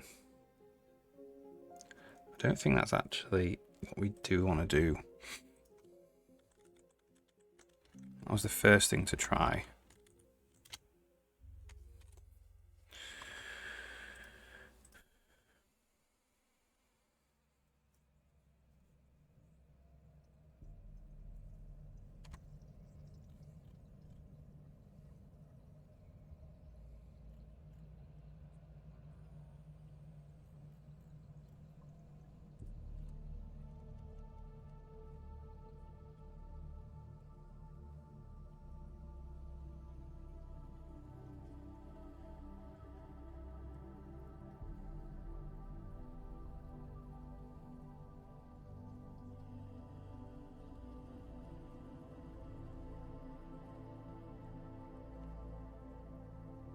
So we're just going up to 231 pixels.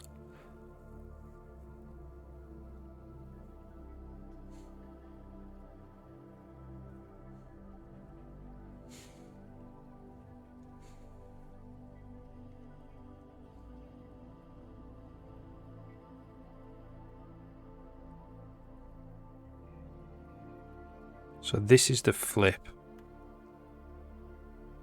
This is 1 pixel out.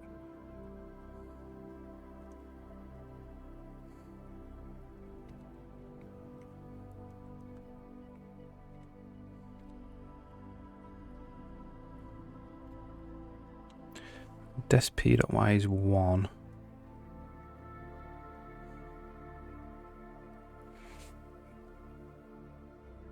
Not to 231.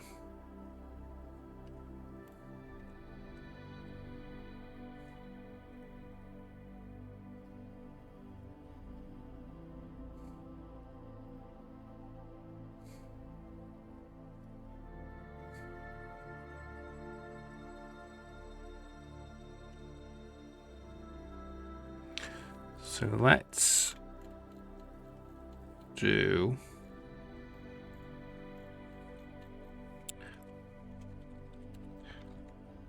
draw me. Save me. Save me.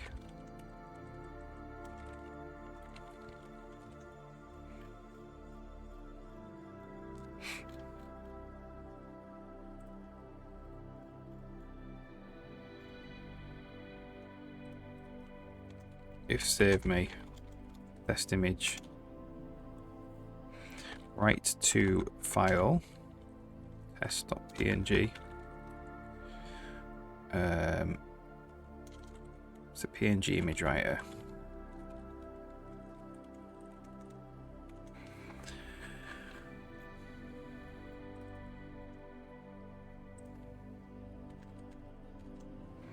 Okay.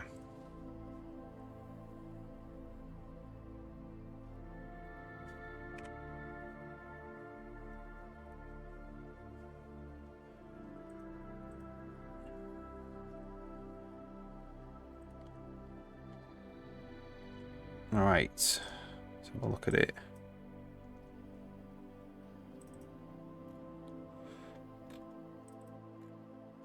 Test.png. Whoops, it's not very good. Test.png. Look at that. There's a pixel outlook of alpha up there. If you can see that.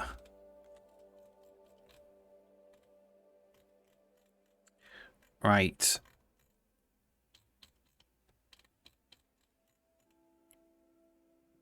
So that's the first line.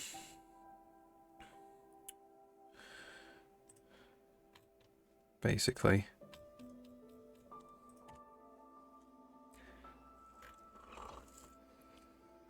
That's the first row in the image.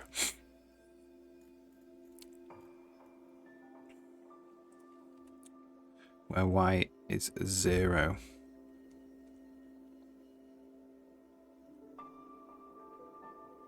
So y there is going to start at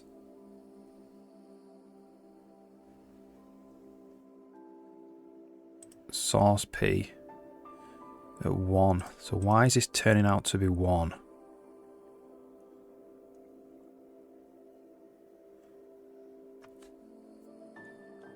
That is my question.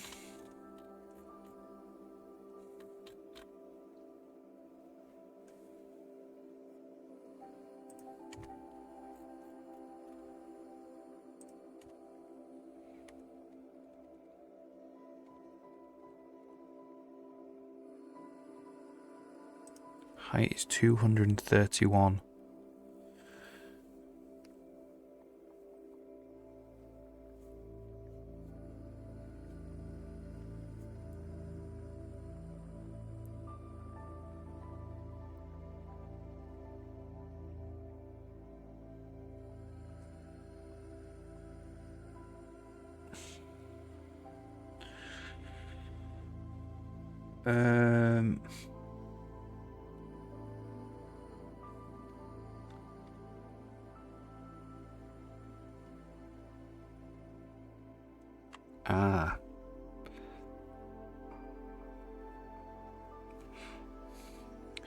Dest O times get pixels per world unit. So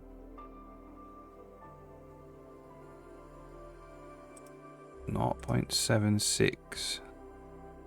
So that's 24. So let's look at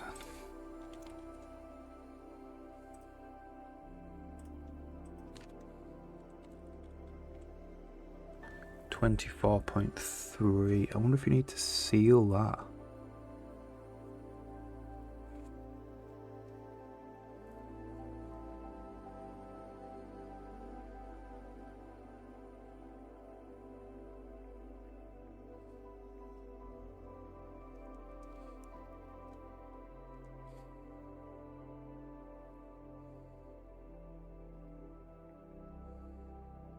$231, there's also there.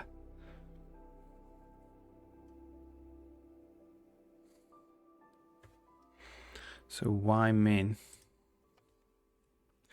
y minus y min times 32.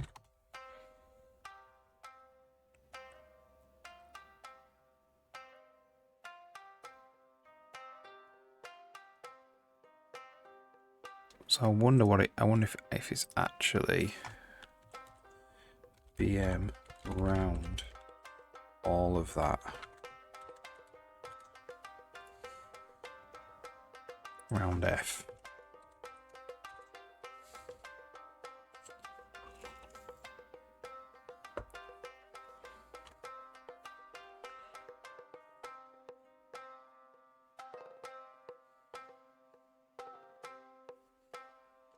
See if we crash.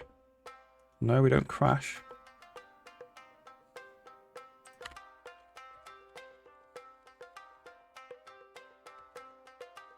Okay, that looks good. Save me. Okay, it's gone now. Right, so let's just run this now. See if that's fixed it.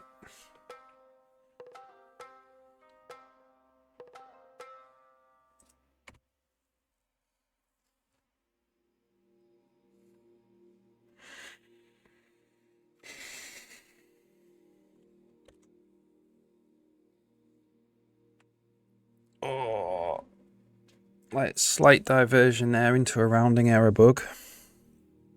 There we go. Banging. Okay. So now we've done all this, we know the solution is that. I'm just going to undo everything and then put that solution back in.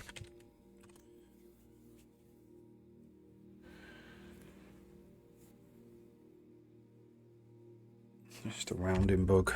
Rounding errors, eh?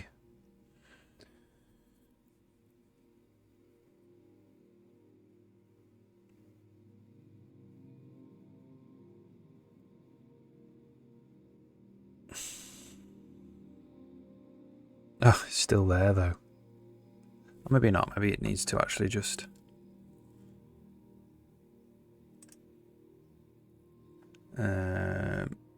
rebuild maybe.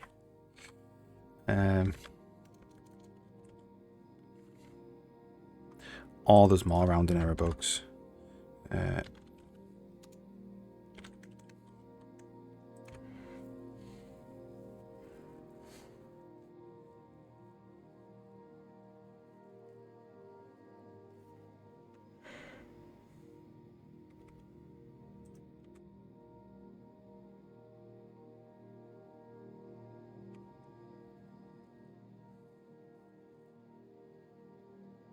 No, it's still there. Still there.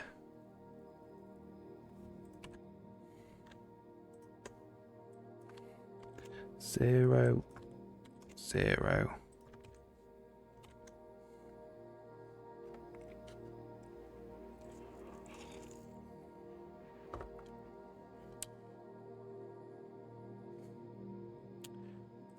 It was 0.76.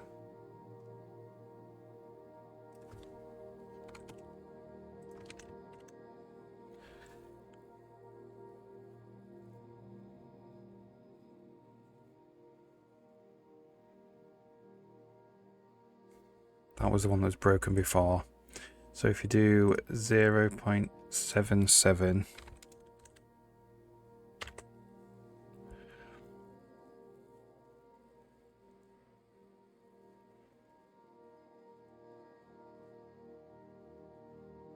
okay, there's more rounding errors. So let's go back to it then.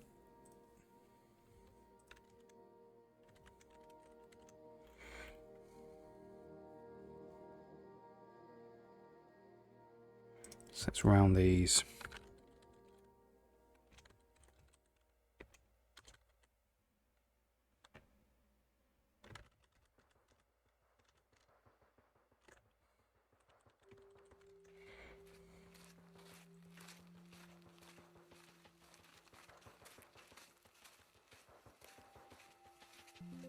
Try that.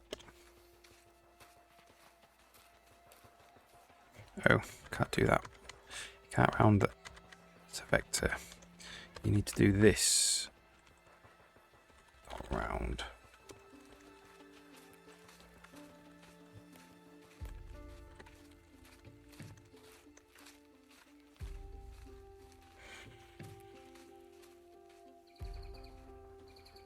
Thought I had it. Not quite though.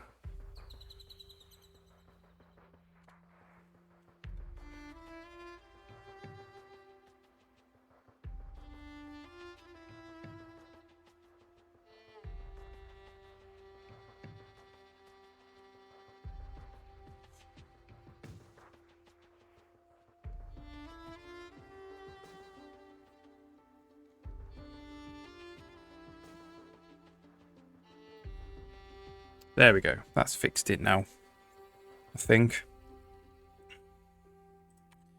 So let's just put this to a random place.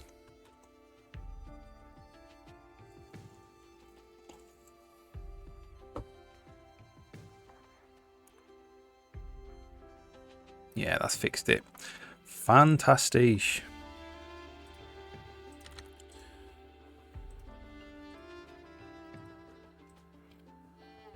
So, what we're going to do now?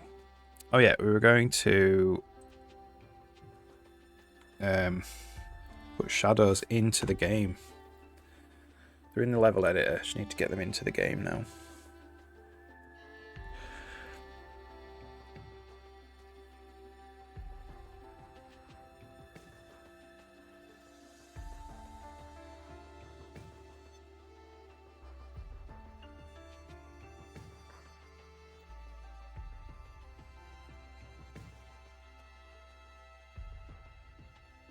Perfect. Right, so we'll start with the normal sprites. So the game level now. Got draw shadows already in here, which is not correct anymore.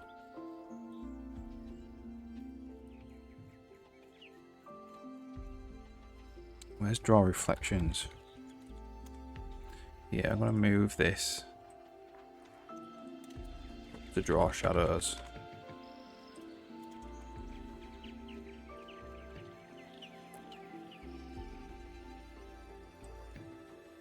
It's basically the same API,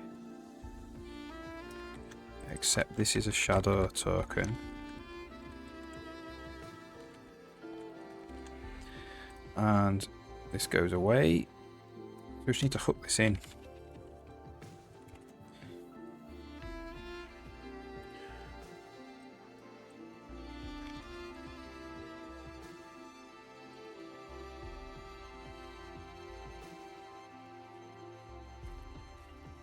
Where's draw reflections?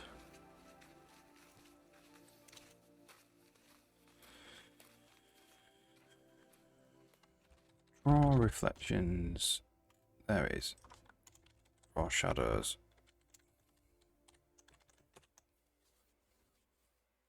Okay. So in the light, well, in game level, where are we going? Tick room, that's it. Tick room. We have some lighting things light. Here we go. Draw shadows here. Right, so we need to know the light bounds. So the light bounds should be the sprite local bounds. Oh, what should it be? It should be the light shadow bounds, shadow world bounds, translated by the sprite position. Shadow world bounds is wrong, but whatever. Wrong name. Draw quad outline, in world, bounds.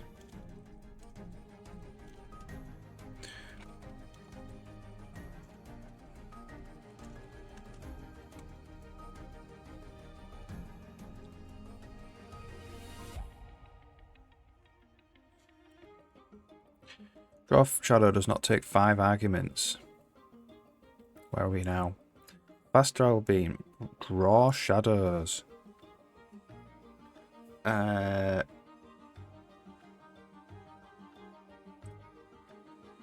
this is a light token. So this is a big to do.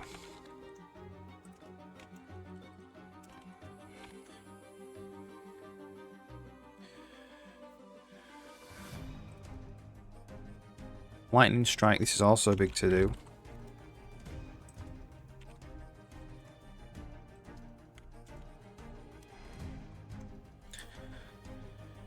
Francesco T, so how's it going?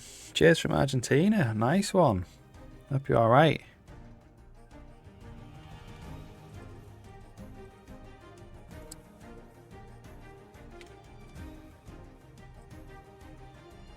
Argentina, man, the other side of the world.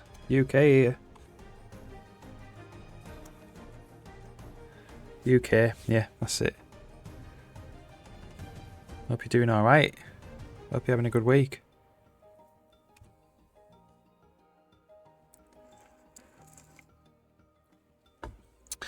Marius, how's it going?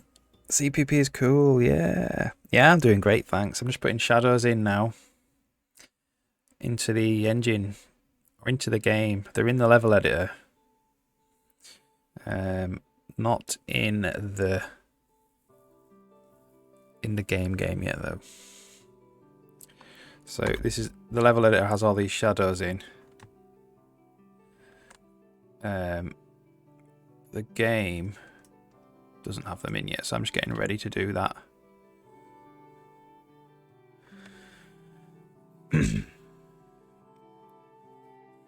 IT since a child. Oh yeah, cool.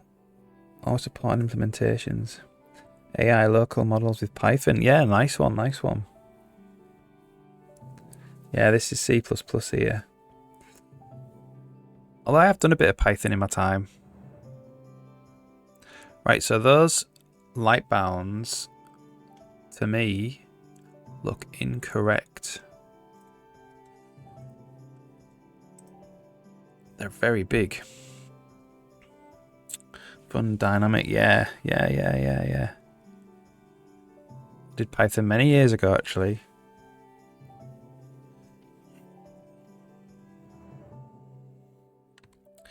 Okay. So the bounds are wrong for the light.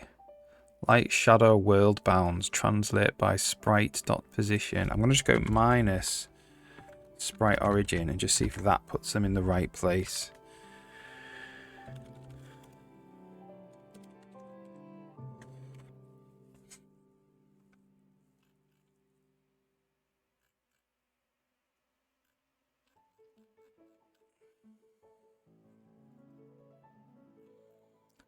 Because the shadow bounds might actually be... No, they're definitely in the wrong place. So the shadow bounds for lights, need to figure that out. 42 needs more Mario Kart party games with split screen, yeah. Yeah. Bit of Halo split screen. That was my university experience. Halo 2 split screen. And you remember GoldenEye on four splits, 4 players on one tiny telly, and one tiny TV. Yeah. Good times. Although if you play it these days, GoldenEye is hard to play, man. The controls are so different to modern shooters. Yeah. Alright, Shadow Worldbounds is wrong. So, the default level generator, however we put the lights in,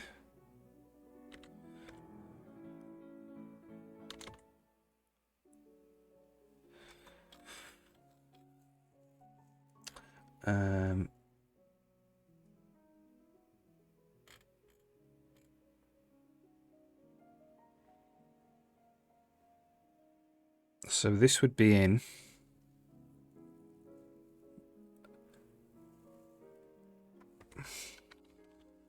brush trial generator for normals, normal content data. Here we go, lights. Lightly inflate by width height world. Light P.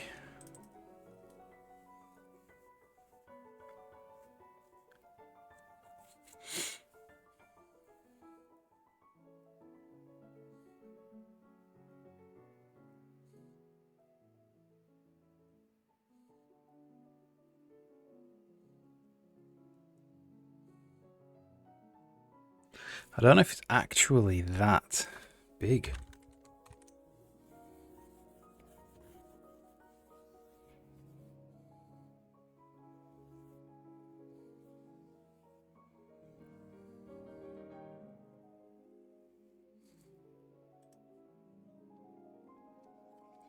And it's translate vec 2 minus width height world dot width over 2 0, I think, as well.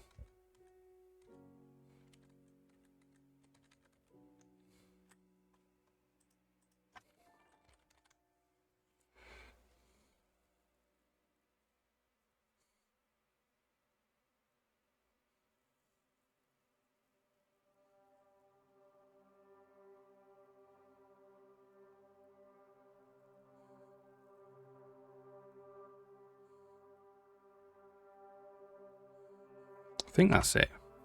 We'll see.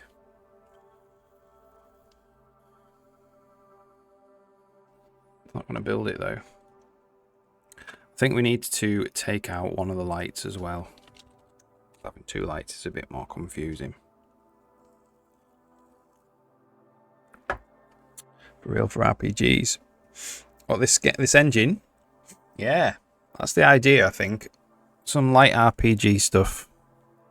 Definitely, you know, questing, stats, dialogue, that type of stuff.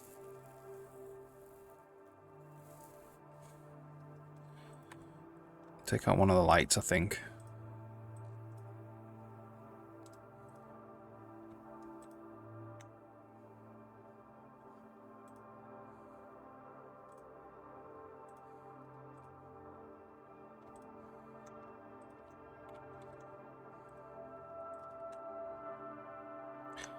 Yeah, I mean, this engine, so this is the level editor, but it also supports things like, so you can design dialogue trees. So these are like dialogue trees for a character called Jenny.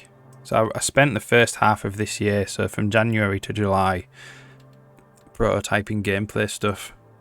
So this was part of that, just like different things that the NPC could do, like speak to you depending on different things that happen in the game. So she'll say different things to you depending on what's going on. You can do things like, there's like a cutscene editor, so you can build like cutscenes. We've got like timelines for them. So it's like do something, then play some dialogue. Depending on the dialogue choice, do something else, more timeline stuff. Ali, how's it going? 6 hours feel like a robot. Yeah. Francesco, how's it going? Oh, Francesco, yeah, how's it going? Yeah, it does, yeah.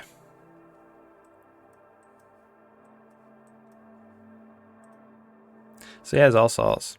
There's like what else is there?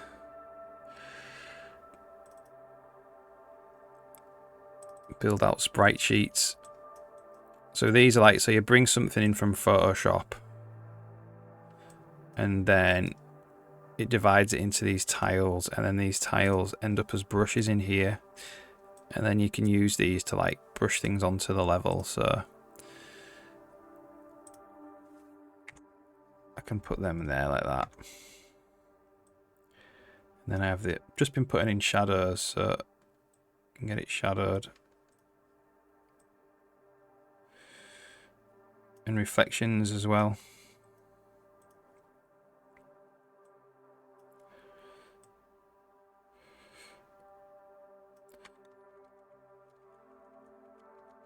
Yeah, got full undo redo for the editor. With Control Z and Control Shift Z. What else can you do? AI, it does AI as well, so you can. The idea is you make these patrols for anything. So this is like an enemy Spidey, so they travel to a position, then they do something, then they travel to another place and they do something. But this is all event driven, so you could have conditions or events, which might mean they do different activities depending on like what conditions are true or what events happen. And then these activities can either be just hard coded with an activity ID, or you can attach a behavior to them. And a behavior is another tree, so this is like what they do at that activity, and this is like a behavior tree. So this was for combat, this. So if they got to a certain location, they could become hostile in combat. All that will get fully like it's ready to go. Just need to we prototyped some gameplay to do with combat and stuff, but we just need to getting ready to make an actual game now.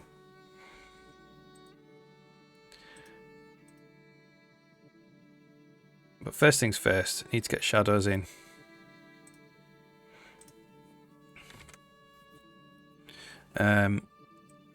Which includes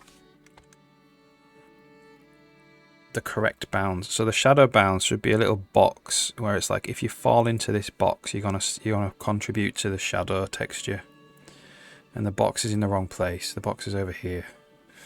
For some reason it should be like wrapped around the light.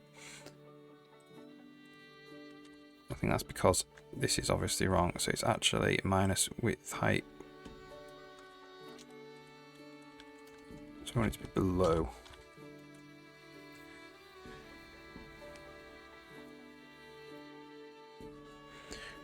Real-time chats with the bots. That'd be awesome, wouldn't it? I bet there are people working on that.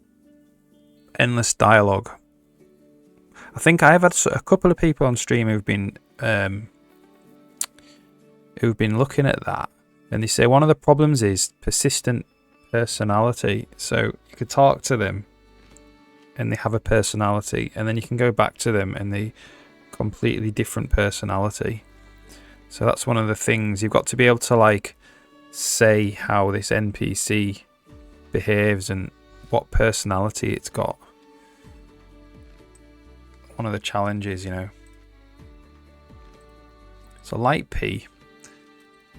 So how do we get the light bounds?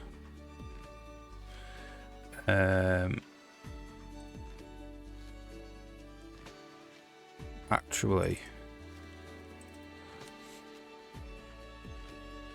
so the sprite dot local bounds translates position, right?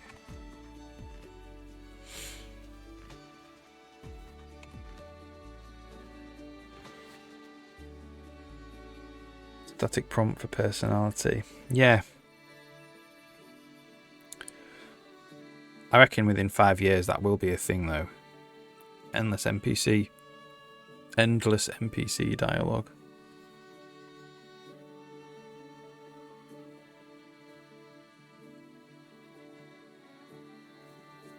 So that is kind of what we want. So that's the sprite. Local bounds translate by sprite position.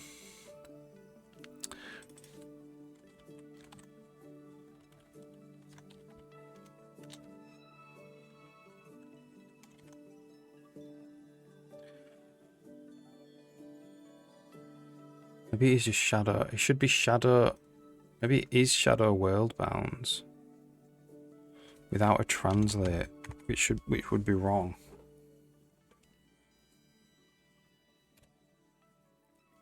Two years max, yeah. Yeah, maybe.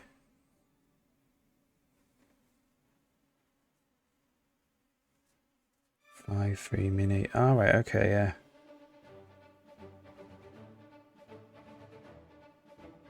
So maybe like the next Elder Scrolls will have it in. Next, whatever Skyrim's gonna be.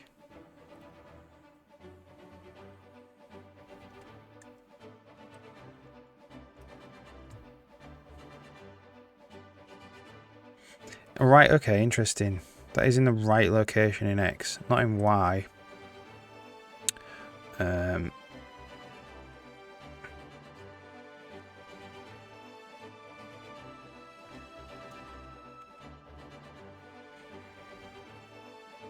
In Zelda, yeah. Yeah.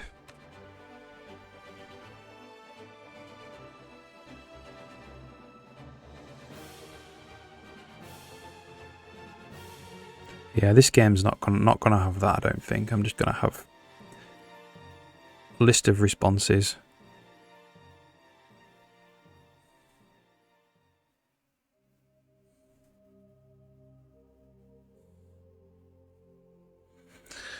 Right, okay. That is kind of wrong. Is it wrong? Or is it right? I think that is actually correct, you know. We need to see what the shadow bounds are in the editor.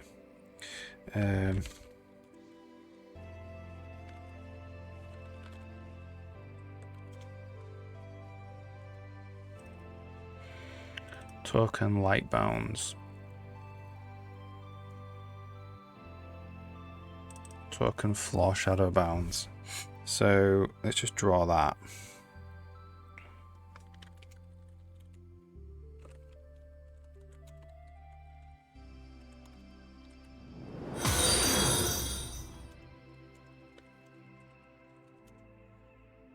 Oh, thanks for the follow, Francesco. Much appreciated.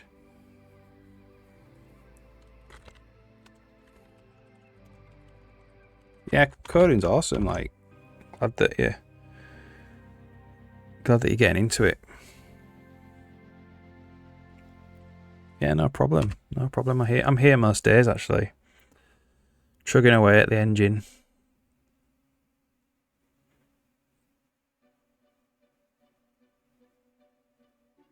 Must be, what time is it over in Argentina then? It must be in the middle of the night there. About lunchtime here, about midday. Oh, 9 AM, really? Okay.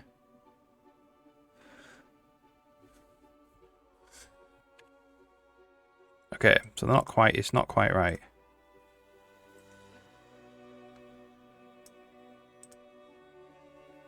That's the shadow bounds for the editor.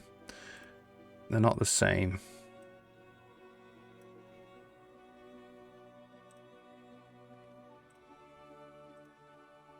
So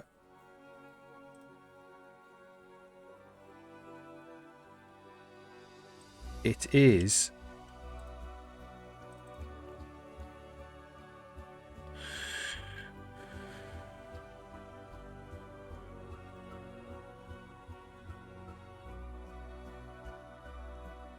something maybe we need to set up later on, because we don't have the local the local bound yet.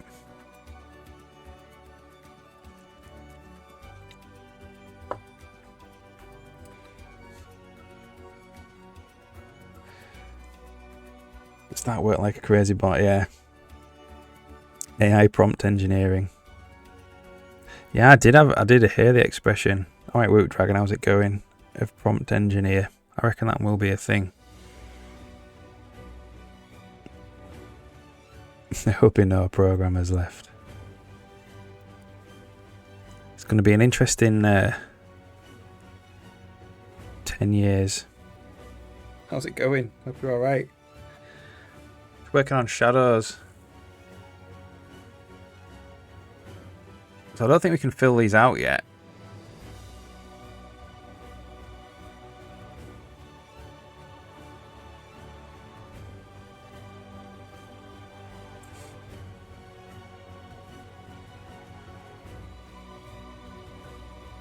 I don't think. Yeah, so in the level editor, they've all got shadows now that are close enough to the light anyway. Not in the game yet, though. Doing crazy. Yeah, that's one of the things I like about it, is that it gives you a lot more power if you don't know. You know, if you haven't been coding for a long time, you can still do cool stuff. Or if if you can't draw but you want to make a game, and you just can't afford to get art, you could get it generated. Just for personal projects. A bit different if it's for money, because you need to create a good value proposition, really. For your own personal learning, it's okay. Stays. Oh, AI stays dumb brain. I'll hit some kind of wall. Can't easily think. Yeah, so you want it to fail. Yeah, who knows? There's an interesting article on the BBC this morning about the Google chairman or CEO or someone that's talking about like the bubble bursting of AI and how that would be pretty catastrophic now because so much money's been sunk into it.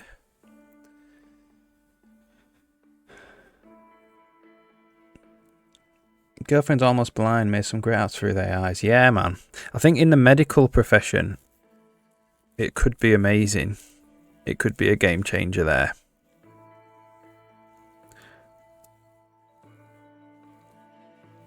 That is, and it's perfect for AI as well. We always have economic bubbles, yeah. Every company would be affected. That's what he's saying, yeah. He's saying no one is immune to the bubble bursting for AI. It's like a massive risk, I think, that society is taking. Trying to... Oh, yeah. Yeah. Copyright problems with it. And it will take the legal system a long time to catch up, probably. Remember the .com bubble? Yeah. It's a market thing. Yes, it's a confidence thing. It's like all this money's gone into it, and then if it doesn't produce the results, all this money will quickly leave it as well.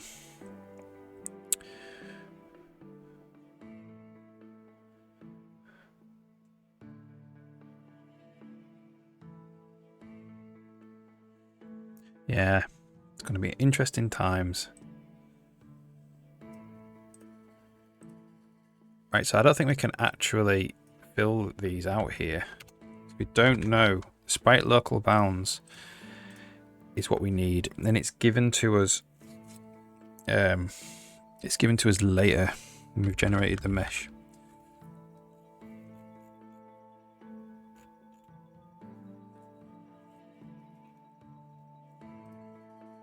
Okay, so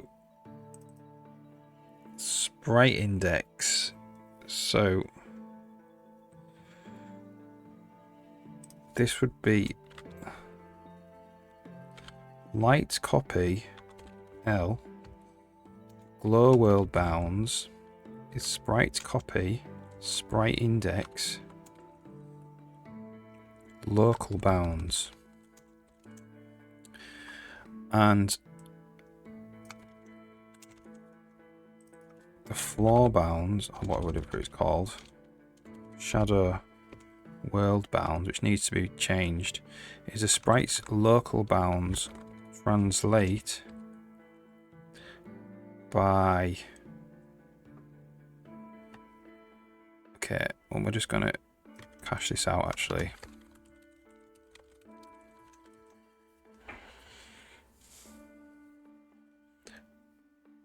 NVIDIA, yeah. NVIDIA and Meta and Alphabet. A lot of these companies are significantly invested.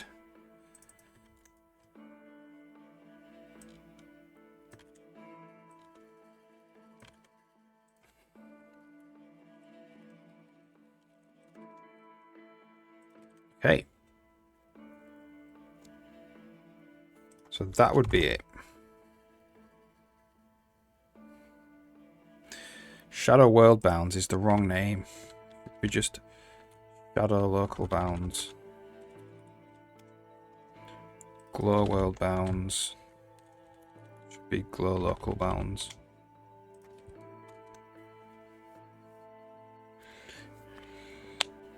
I am excited about the medical profession. I think that could be good. I think AI would be very good at looking at scans very quickly.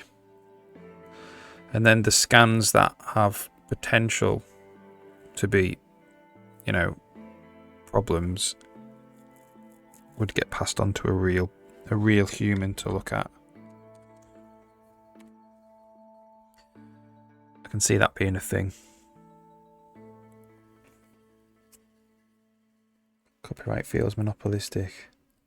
It's mine now, I own it.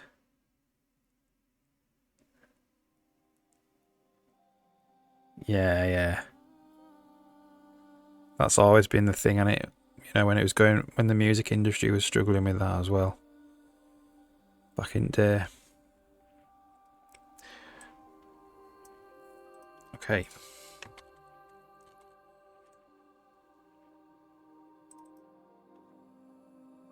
So this is translate sprite position now.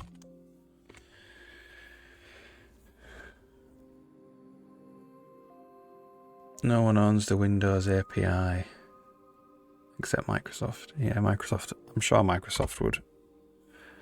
It's very open. Well, I'm sure they would. If somebody just nicked it, would have something to say.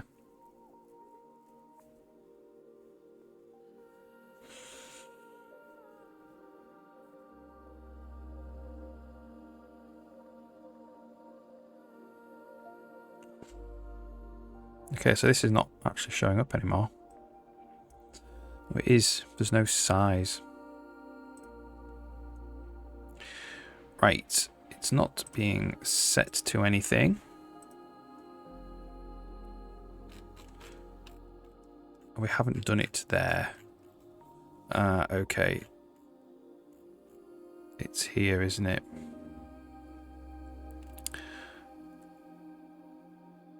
So it's the submesh bounds.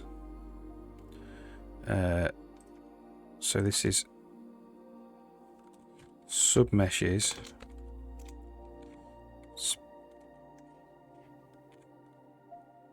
Sprites copy dot submesh index dot bounds. It's that. I haven't copied it into the sprite yet. DLCs, yeah. Interesting.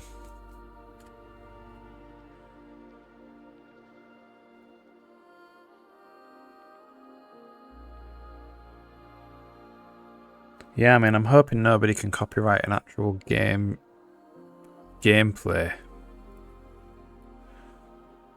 Because that would be bad. That would stop innovation, wouldn't it? Characters and things, that's intellectual property, I suppose. Okay.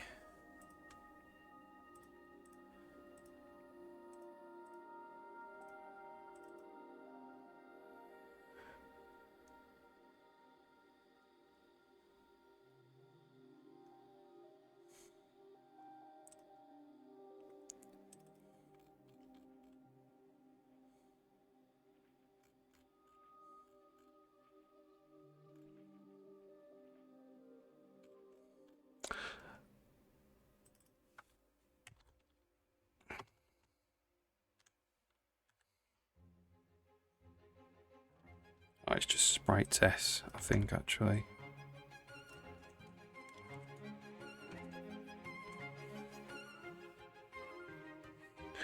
Nintendo, what, copyrighted gameplay, you mean?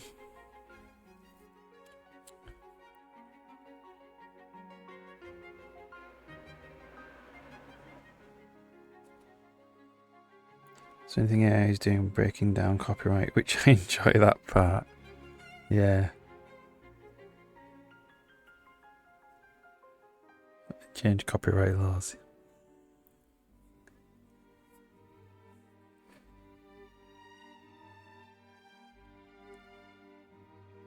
Yeah, I reckon that would be very hard for them to follow through on. But yeah, Nintendo, I know they try all sorts of dirty tricks, don't they? This is just incorrect. Let's try this again. See what's going on.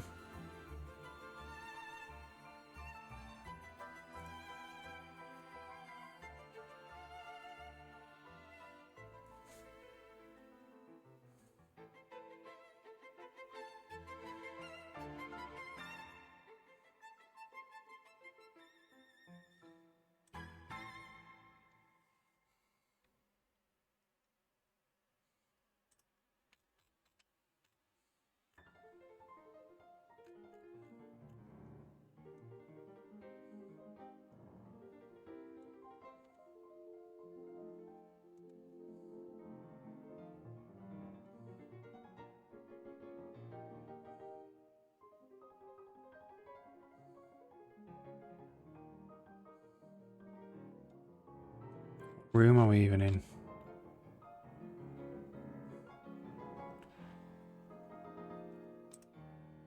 We want to be in room 7527.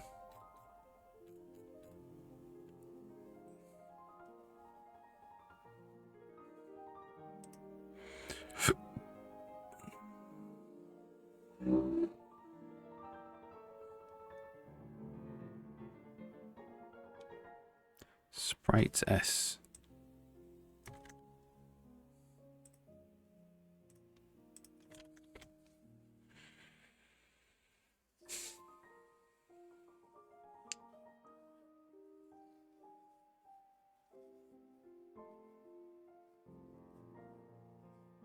Sue Steam for billions.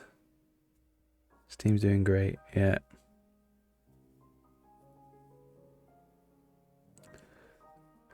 Gabe is like a benevolent dictator. Yeah, man, he's an emperor. He's an emperor, isn't he? He's the modern day emperor.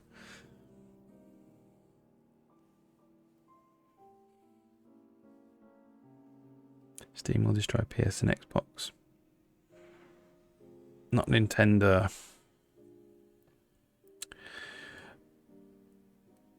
Interesting with this Steam box. What will happen with this Steam box? Because that's them deliberately trying to make a move on consoles, isn't it? But rumour has it it's too expensive for that.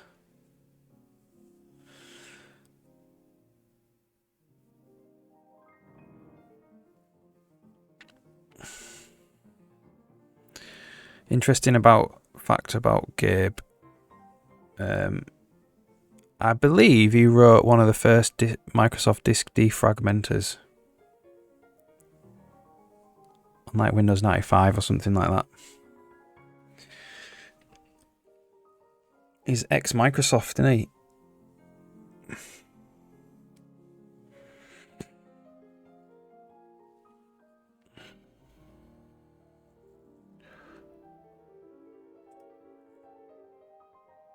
So it's the wrong room.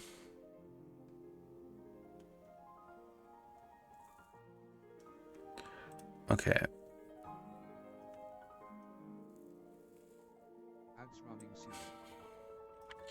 Let's not do this here. So, alright, just while these ads are running, I'm going to make a cup of coffee. I'll be back in 2 minutes.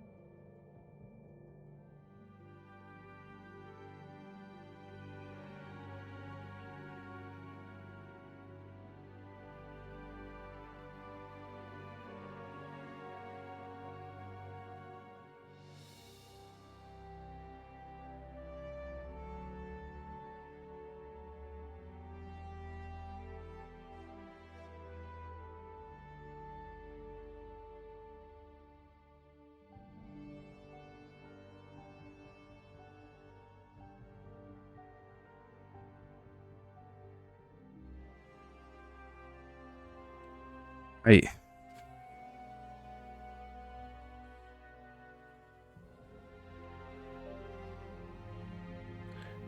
Steam Machine runs on Linux. The Steam Machine, yeah. I'm not sure. I'm not really looked into it. I believe you though.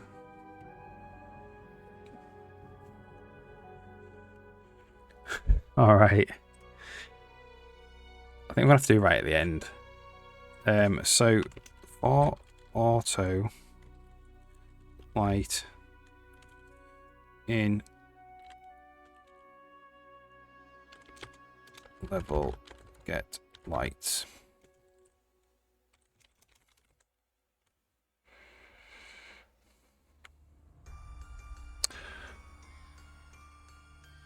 The sprite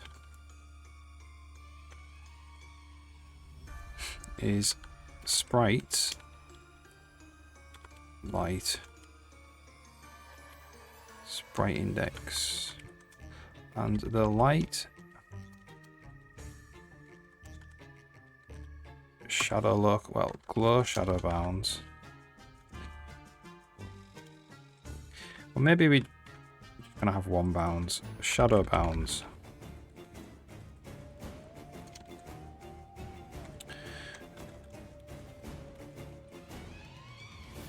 It's equal to the bounding rect of sprite local bounds translate sprite position and sprite local bounds translate sprite position plus vec2 0 minus sprite local bounds not height. I think it is this. That's the shadow bounds.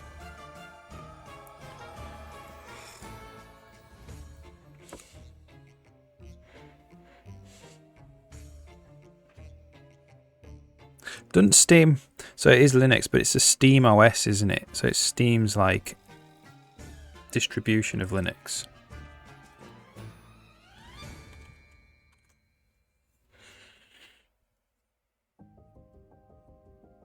Or it's based on Linux or something. From the tiny little bit of reading I've done.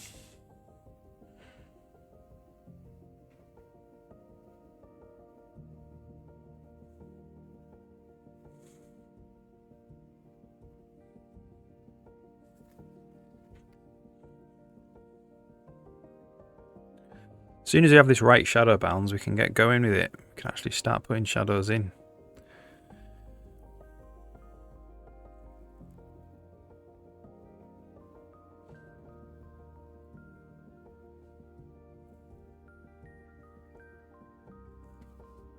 Are we stuck?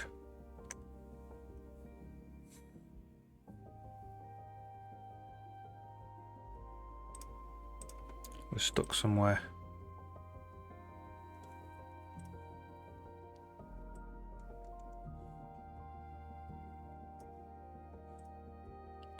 A job is not finishing. Which job is it? Finish. Sorting. What? The sort didn't finish.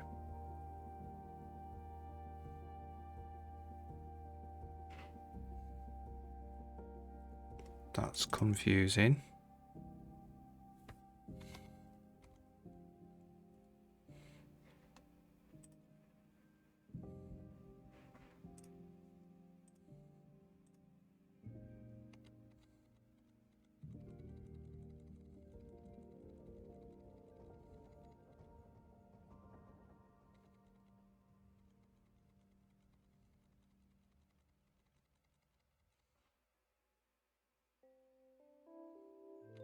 I think this needs to be rebuilt. I think that's the problem. Sometimes, so I've changed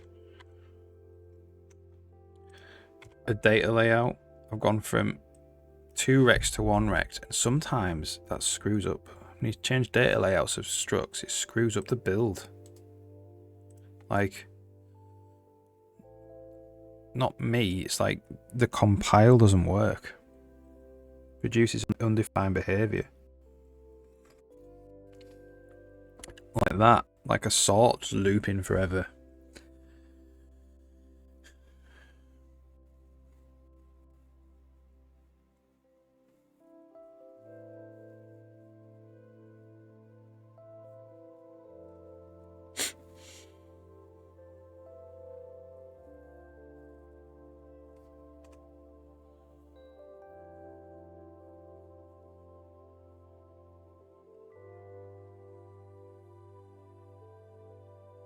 At least I hope that's what it is.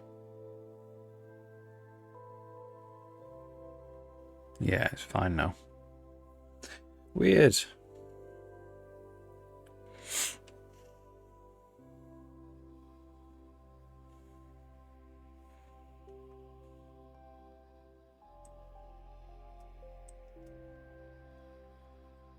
Right, so that is not right in...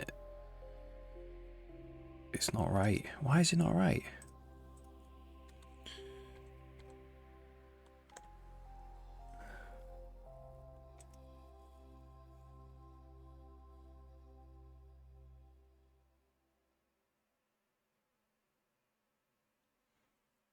Let's just not do this for a second. There's no bounding rect either.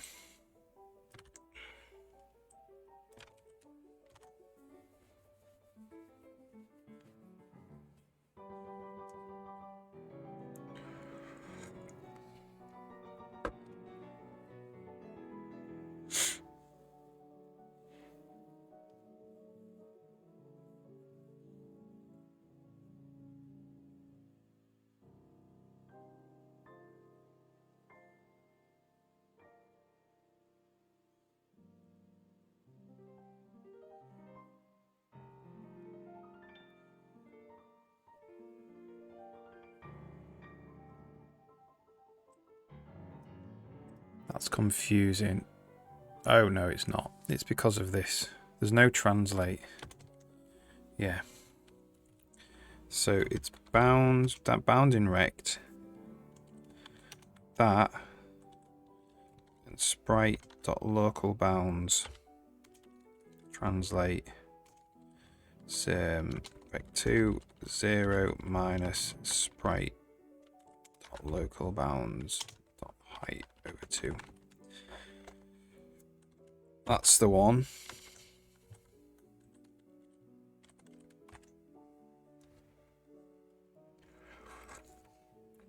And it's taken me a long time to find a bounding box.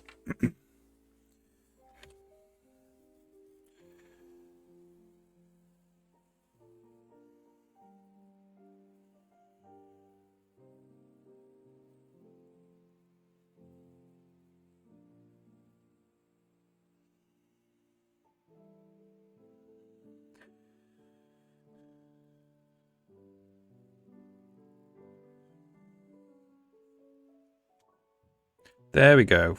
Finally. Finally. So that is the shadow bounds. So if you're in there, you're casting shadows.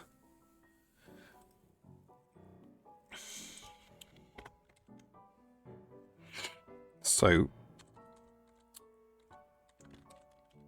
chem level.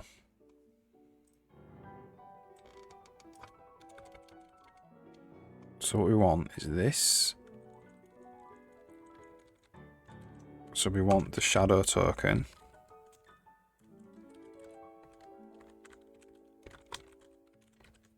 Which is made up of things. Draw Z, light Z, bounds. So the draw Z is equal to the token Z. The light Z is equal to the light Z. The bounds is equal to this.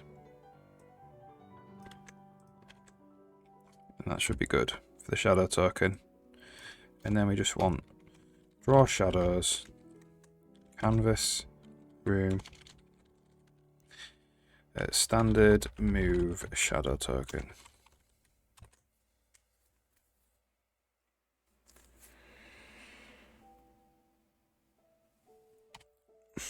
That's it.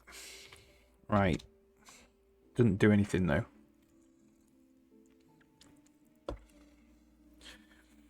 So we should probably do an on draw shadows hook as well. So here we've got an on draw reflections hook. So if some other effect outside of the game level wanted to draw shadows, it could hook in here and do its drawing. So for instance, visual effects would want to do that.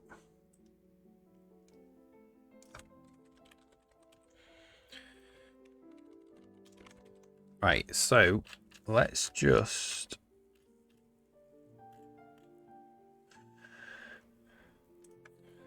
so we want is shadow caster.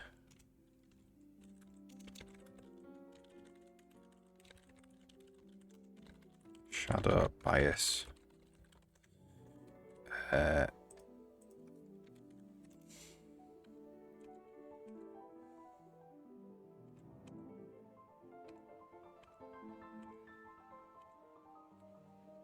So v dot is shadow caster is the blade shadow caster, and v dot shadow bias is equal to cell instance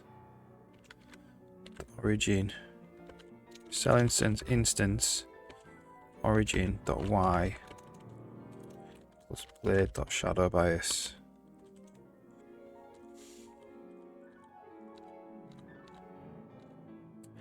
Okay, so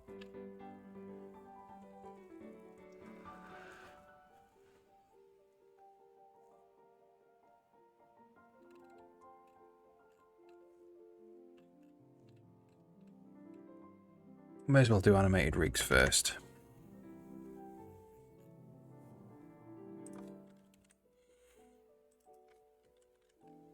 Shadow token light Z. And this Z is Shadow token, draw Z.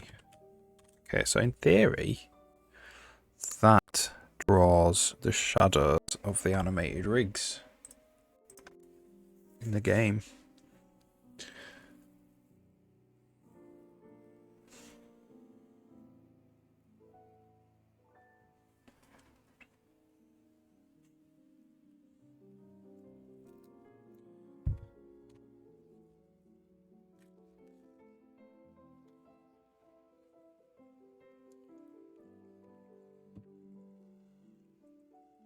We can stop running this asset compiler all the time now as well.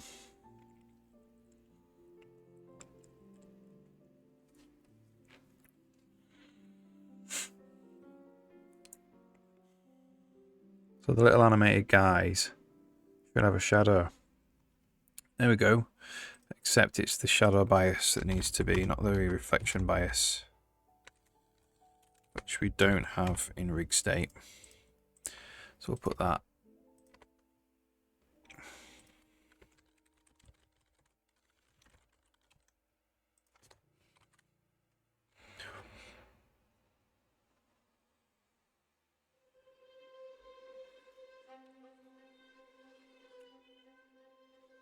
So where would it be?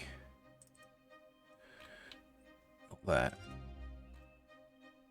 Level animated rig state dot shadow bias instance shadow bias.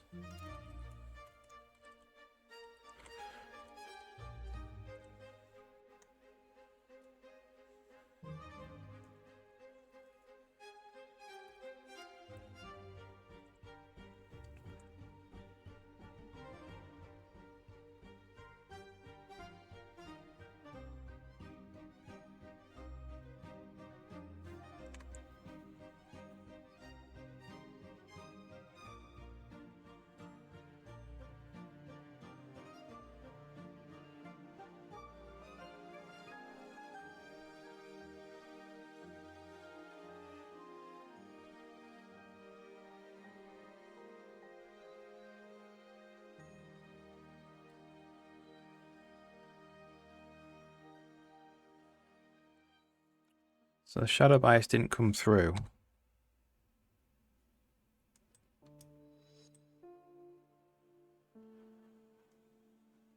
For some reason.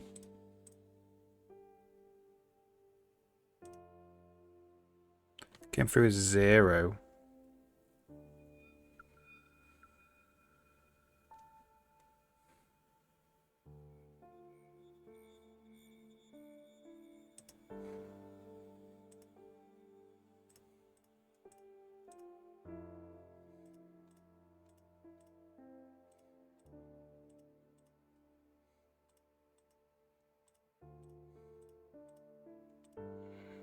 Coming through as 0 for some reason.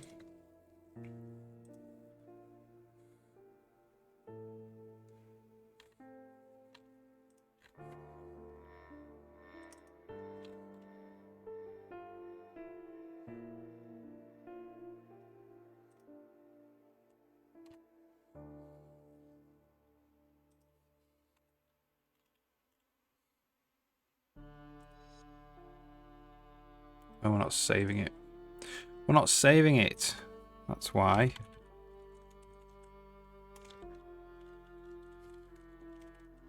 Now we are.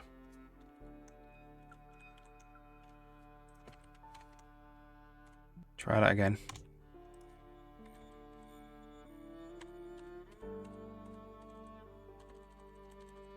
What's going on there?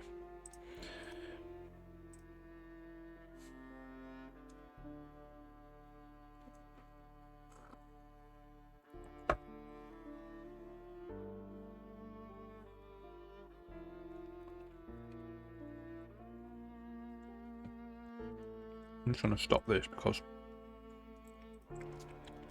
we don't need to be building the level all the time.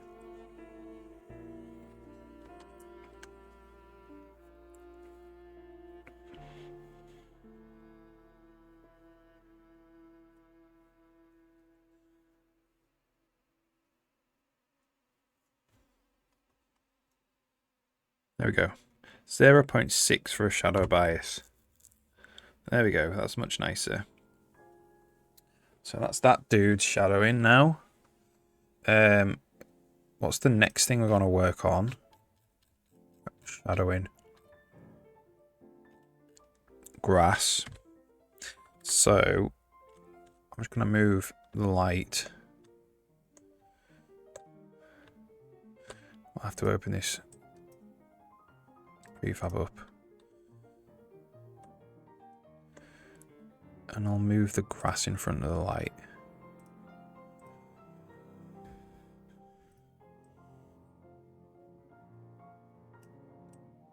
I'll move that guy down here.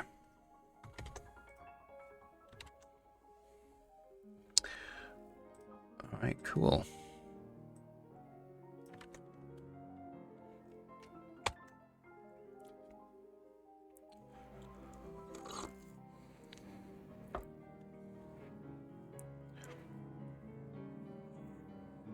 Alright, so this grass needs to get shadowed now.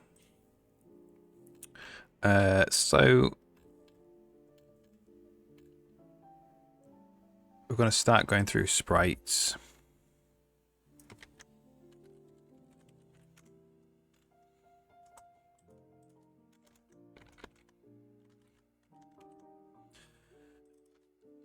So that is Shadowcaster.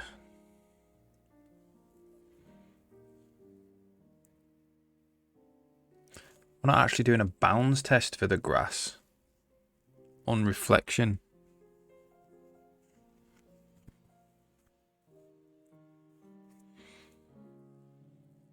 Interesting.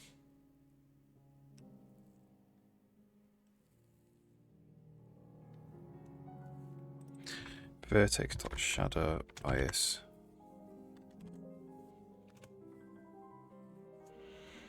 Maybe we do need to do that.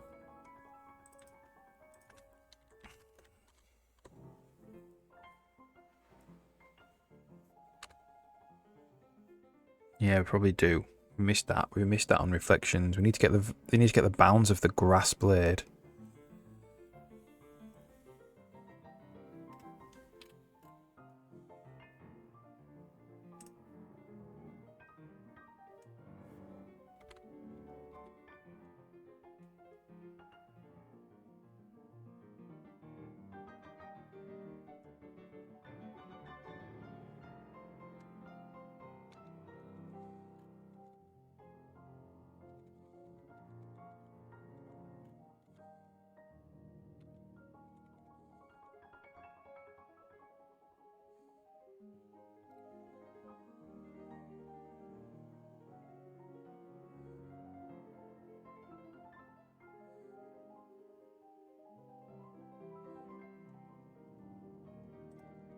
Don't think we are actually seeing the shadow for the grass.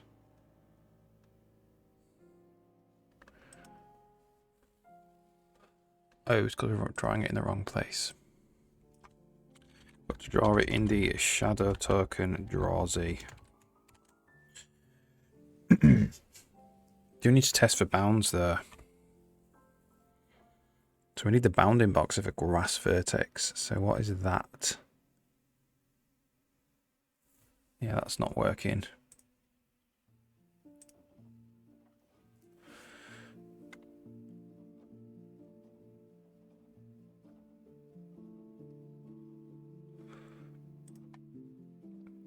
Let's just put 0 in for shadow bias for a second.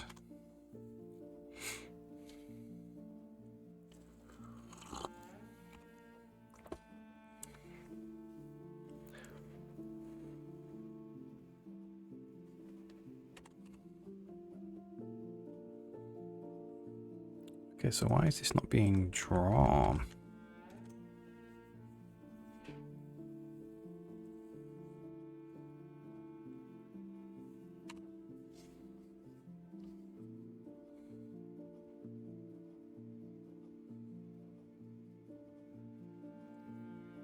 Might have to fix this.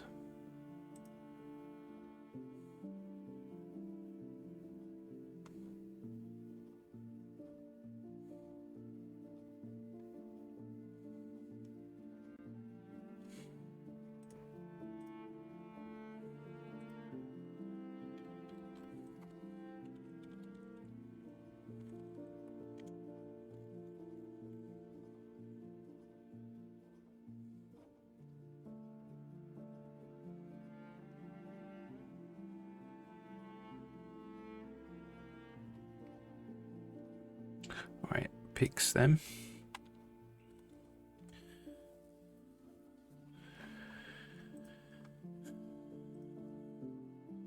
As far as I'm aware, it follows the exact same pattern as a reflection.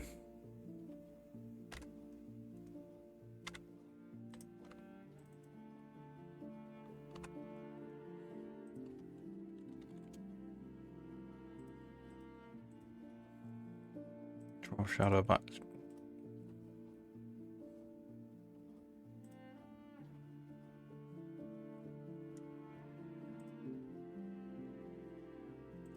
This hasn't drawn it in.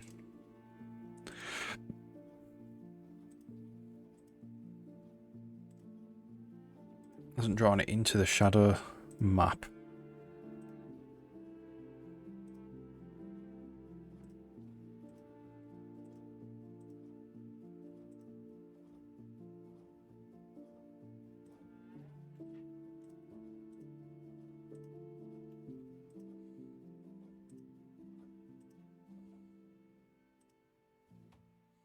Hasn't drawn it into the shadow map for some reason.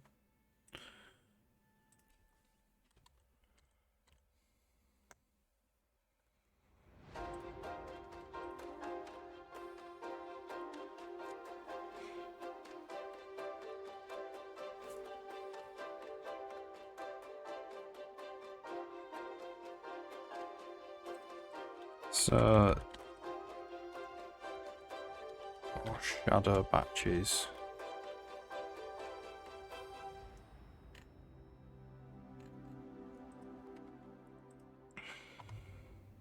Grassing World.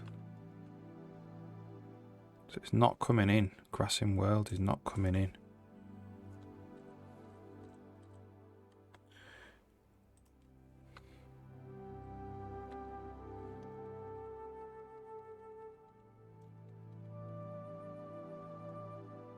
Oh, look.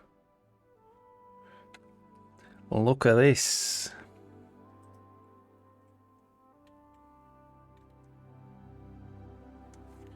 Different Z there. Okay.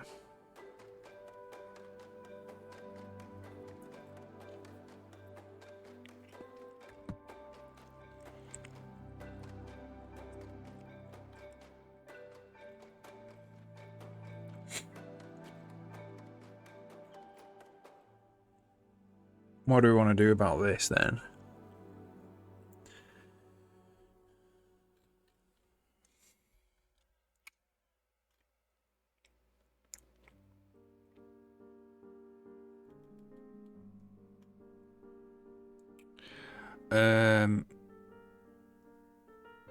I think we just have to minus this.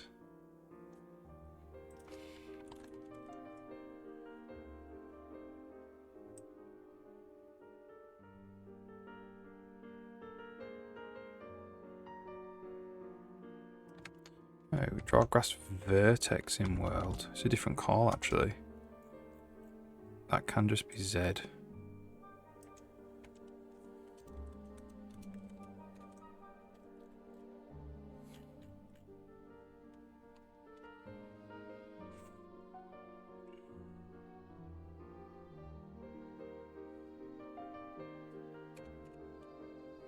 There we go, getting it now. Ooh, still no shadow, even though we are drawing it.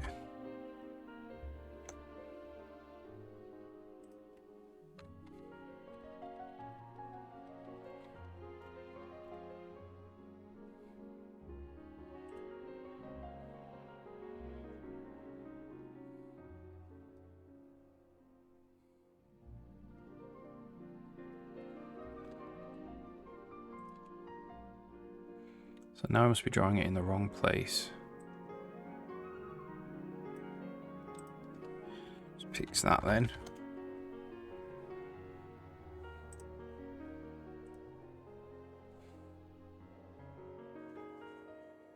Ads running soon.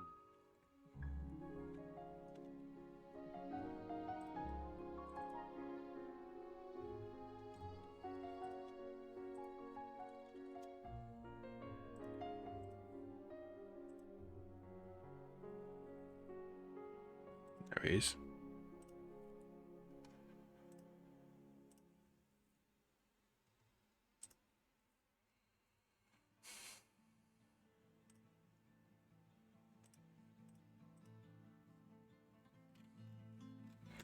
It's there, look. It's just drawing it as a dot.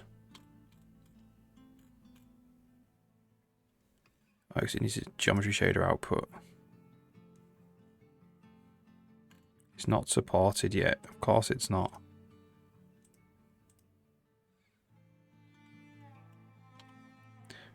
Right, so it is drawing it.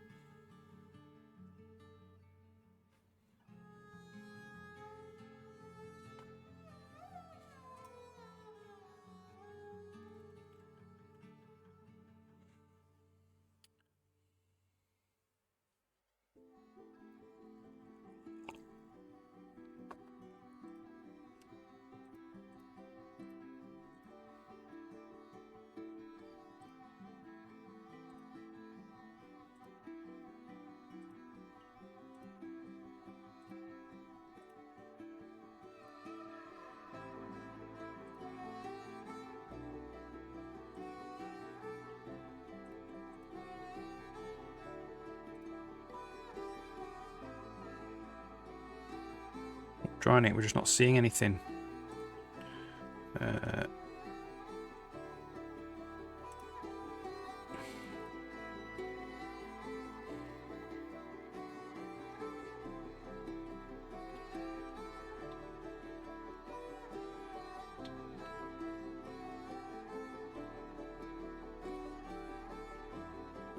VS main mask. Bias.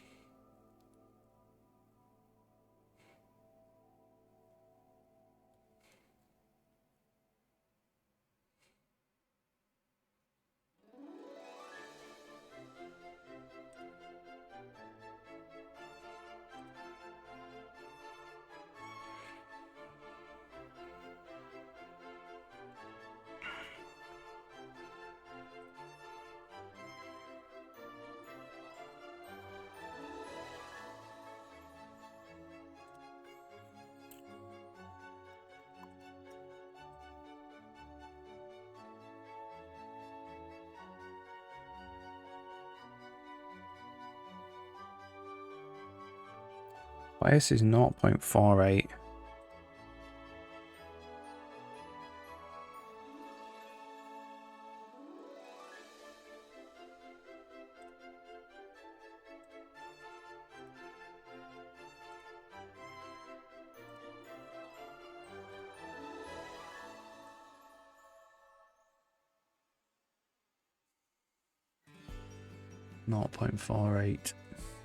Segment count 3.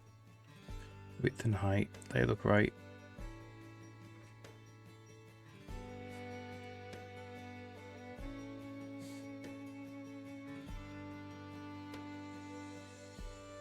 So it's 1, 2, 3, 4, 5, 6, 7, 2, 4, 6.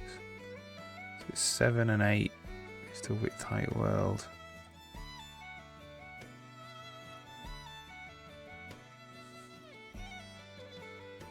Yeah.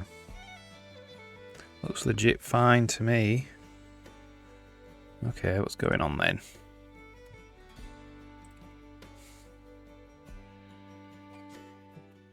Now then, you alright? How's it going? You okay? Good. A quick look at the shader then.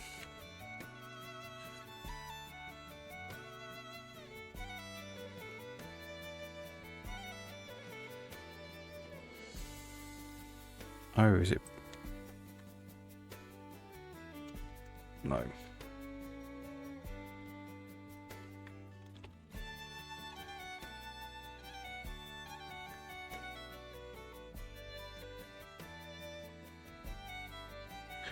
PS main reflected. PS main mask. Yeah.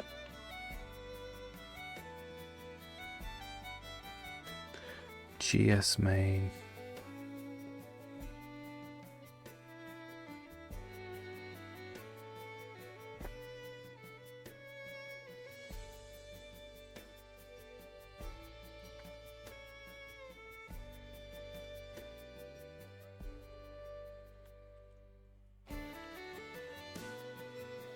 Not seeing anything.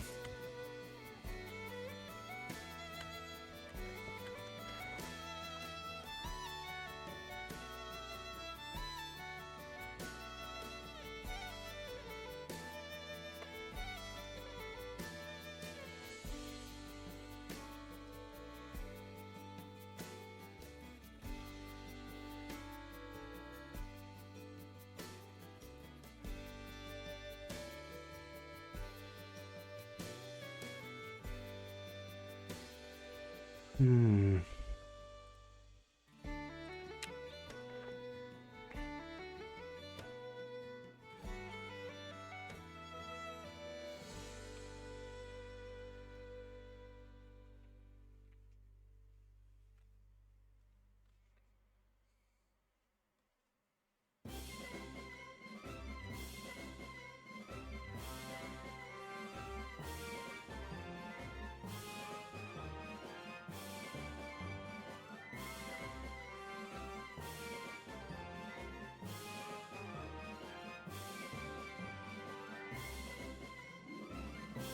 This is all correct.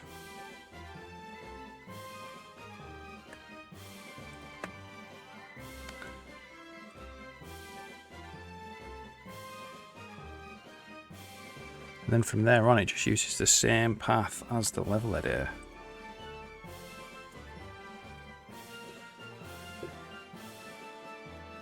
I think.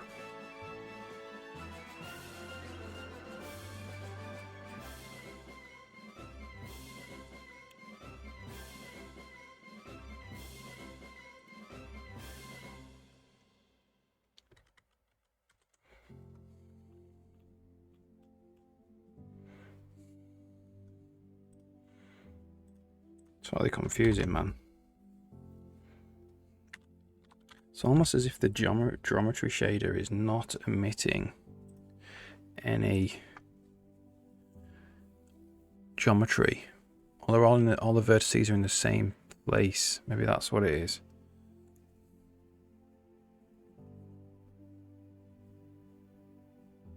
Oh, hang on a second.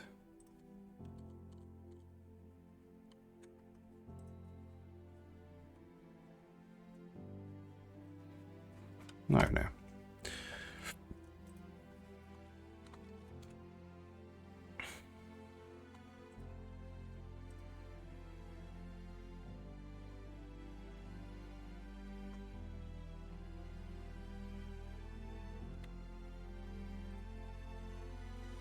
want to check whether the scale is there.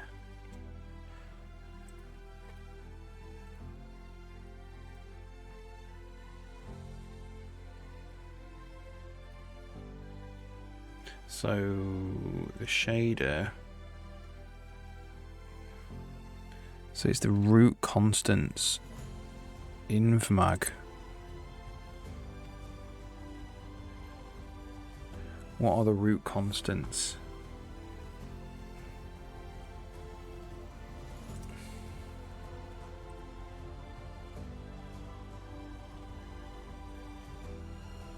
Zero, zero.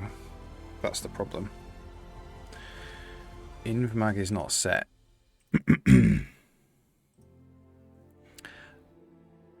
Right. So that's back up where we are drawing the light. Begin light here is not setting the right invmag, which is what we need for scaling out the mesh, the geometry shader.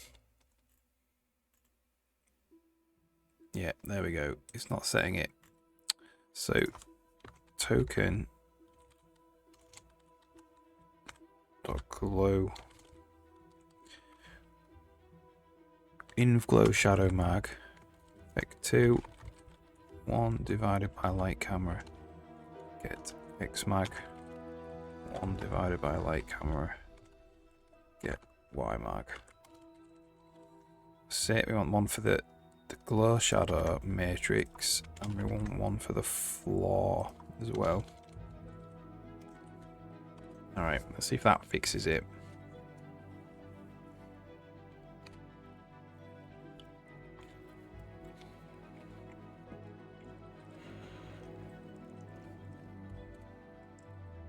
There we go. Awesome.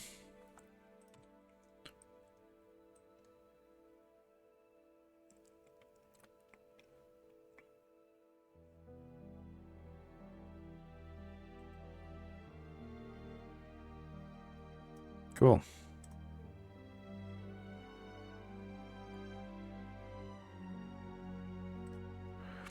So on the time of day as well, I'm going to set so it looks a bit different because there's time of day. At the moment. So I'm just going to go temp. G-renderer set time of day. Get renderer set time of day. Canvas 0.5. No, yeah, 0.5 meaning the middle of the day. I think that's it. I think is it 0.5?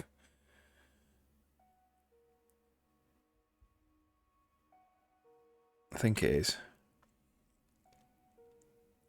Yeah.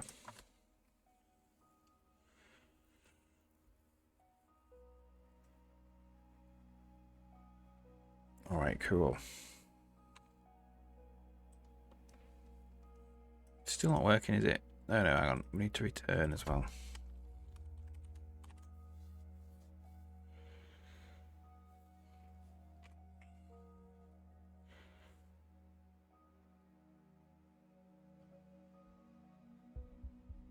There we go.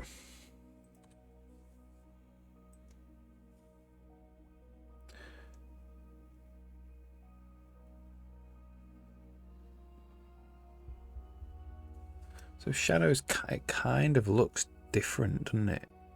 This looks a lot darker than this.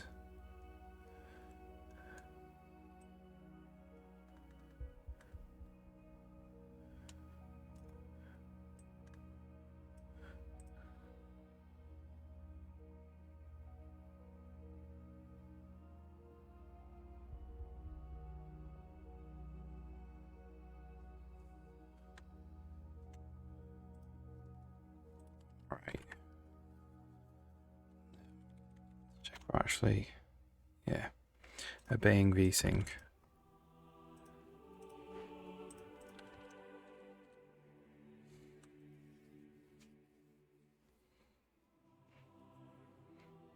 All right, cool. So let's go back to the draw shadows. Next one is tree.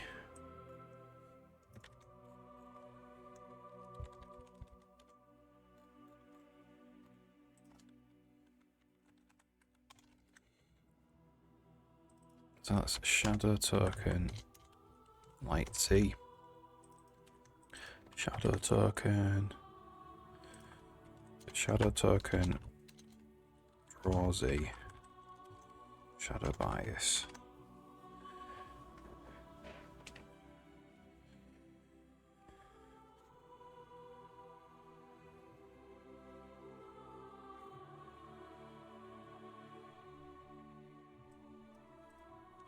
So let's pull a tree in here.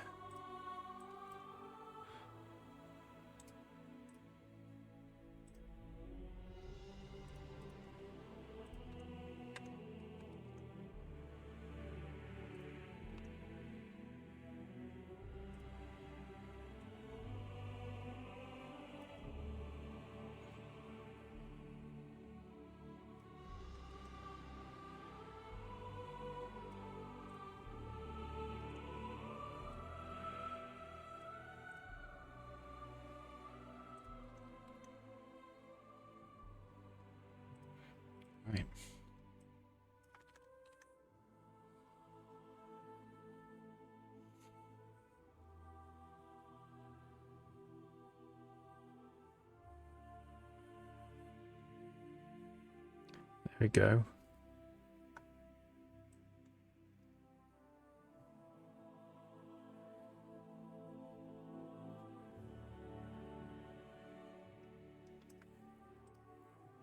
So the next one,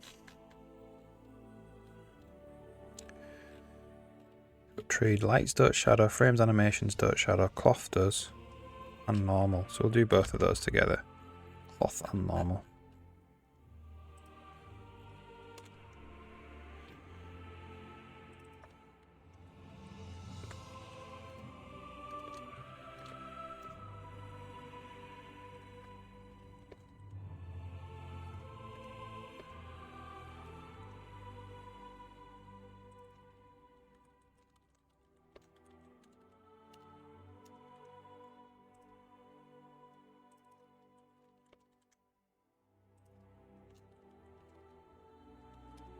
This, of course, is shadow bias.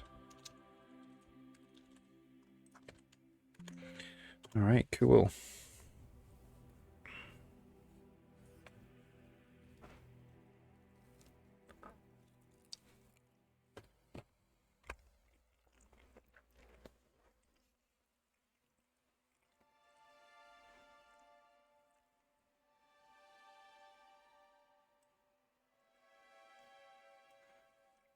There we go. Don't look quite like as sharp, interestingly.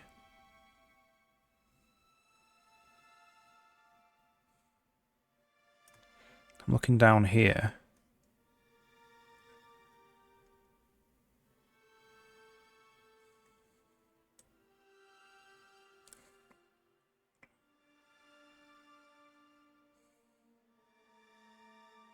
They look like a bit dark. Well, it's difficult, really difficult for me to say.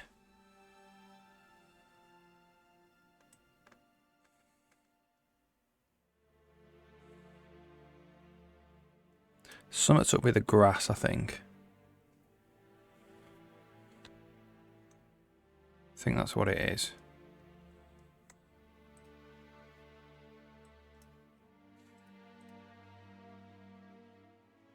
So let's just move some of this out of the way.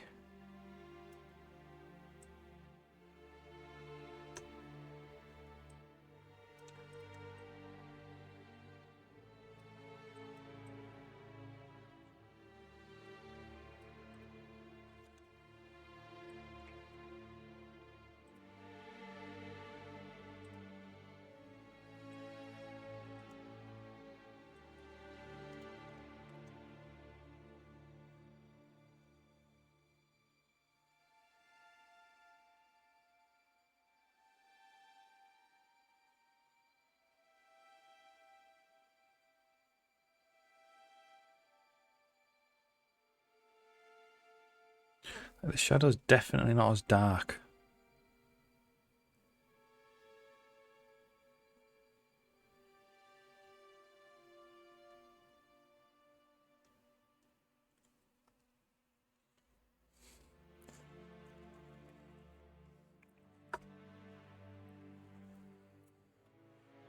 But then like here it's darker than it is here. Oh, also it looks like the light is casting its own shadow.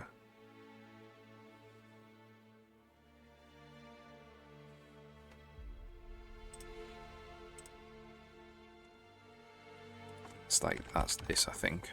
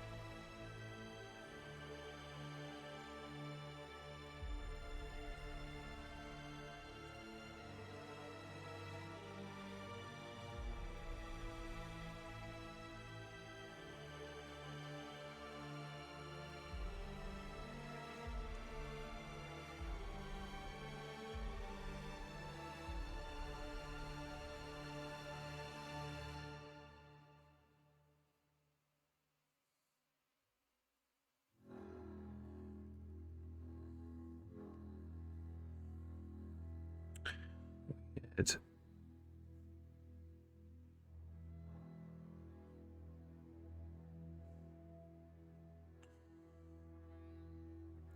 can't tell if it looks different or not, really.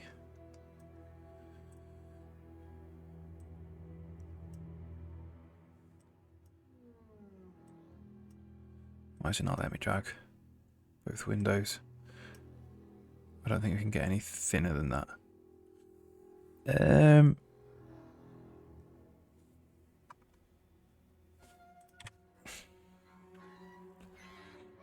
Like these shadows definitely look darker than these shadows here. Then this is darker here.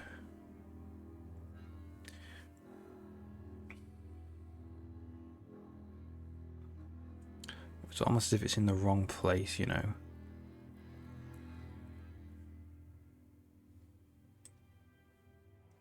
So what are we actually... What is this bounding box?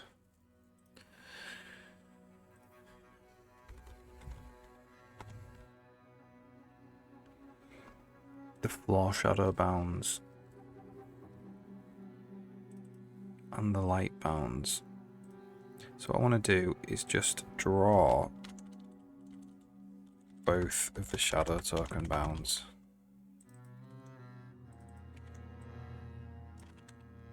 Check they're the same. Draw it there.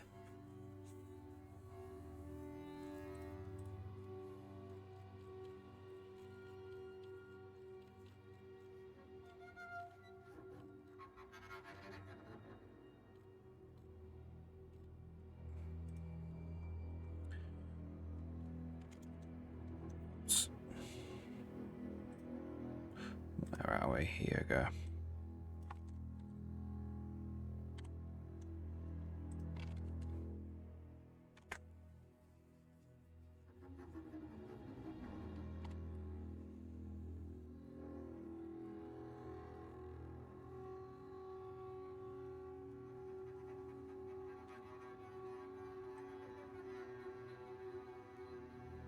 Looks right. They're the same bounds.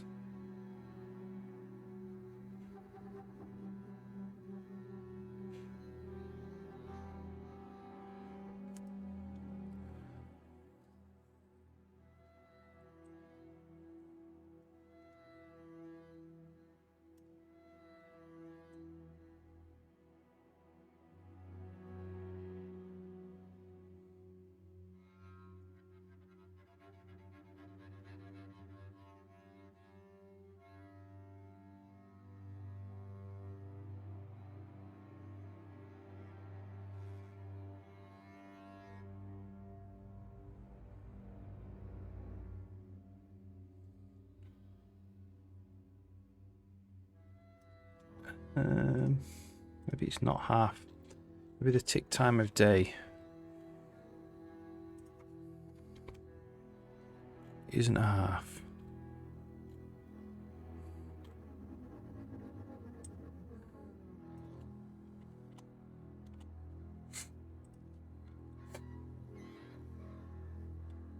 Sneeze again.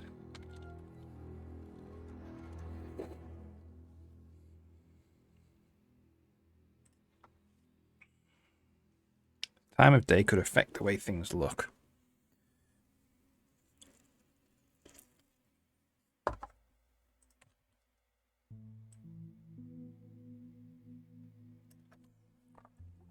It almost looks nicer here.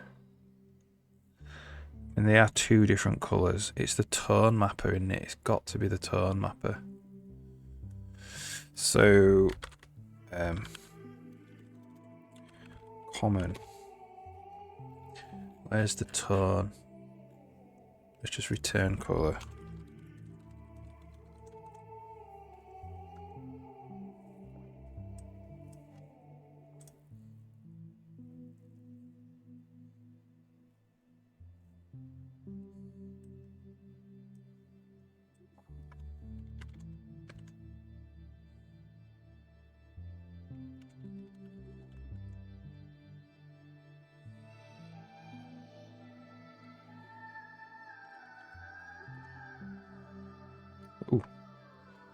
Got a error there.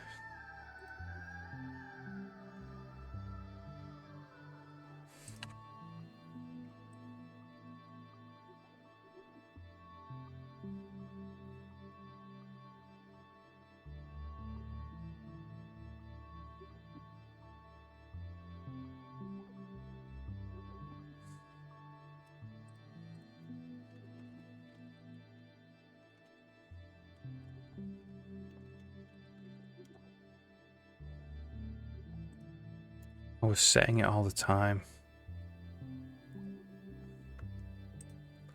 Right.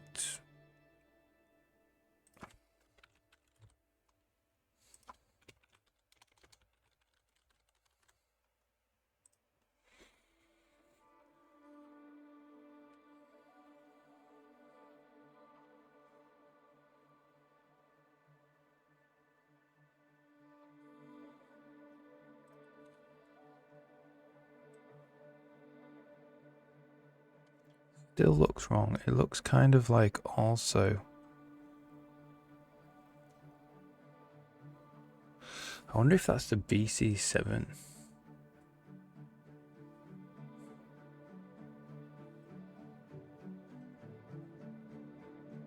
Looks a bit blurrier.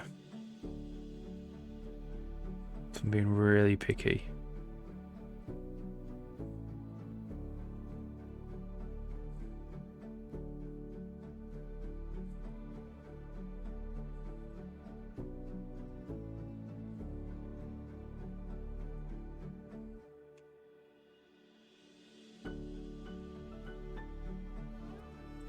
Or am I just not sampling it properly?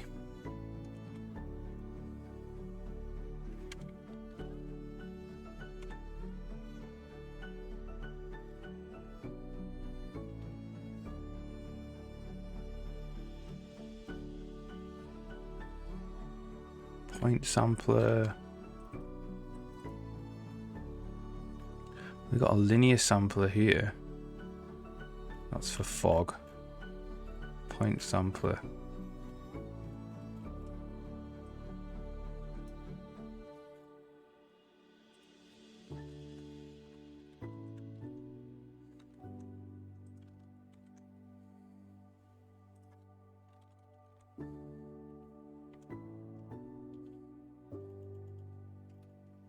Well, this is linear sampling. That's better. Whoa, I wonder why we were doing that. That's legacy from some crazy anti-aliasing.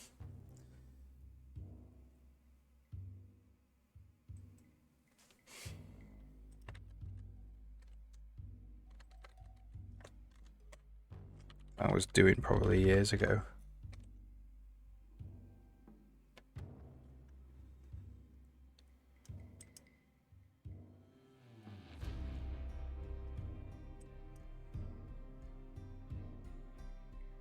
Shadow does look different as well, particularly here.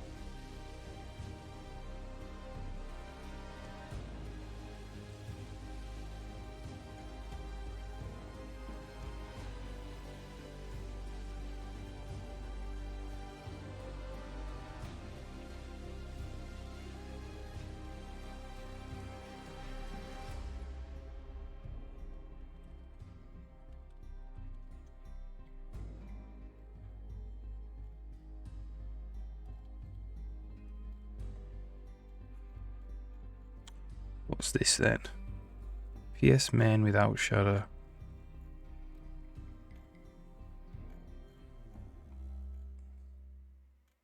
Apply floor shadow.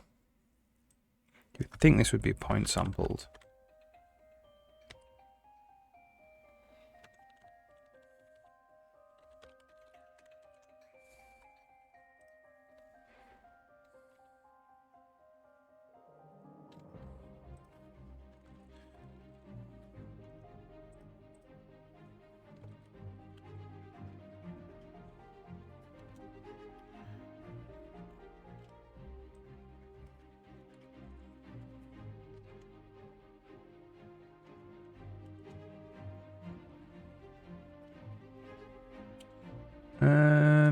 Okay.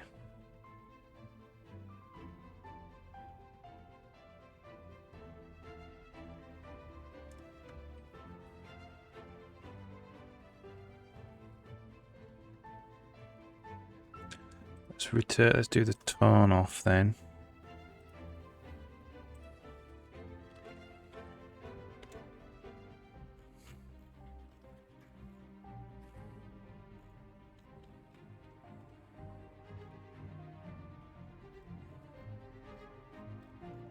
Being common probably.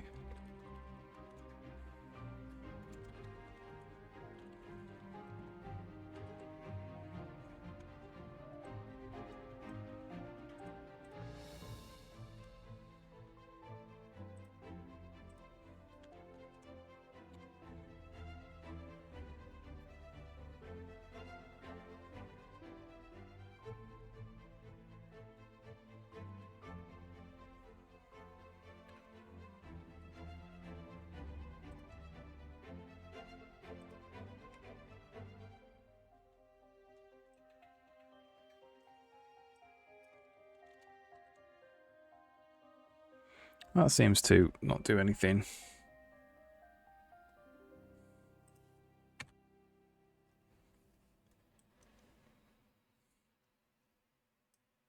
I don't know why this grass looks good, so good.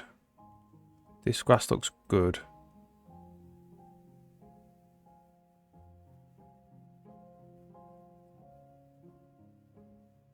These barrels look slightly different colours.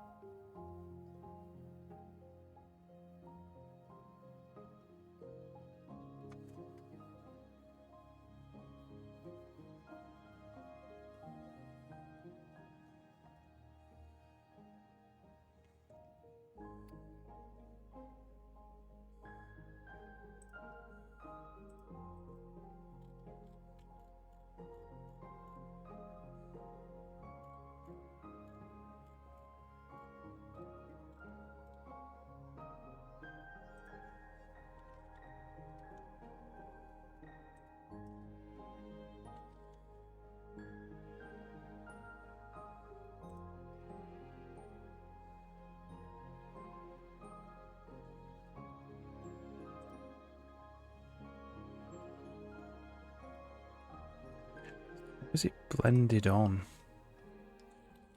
Floor? How is the shadow blended onto the floor? What shader are we using for that?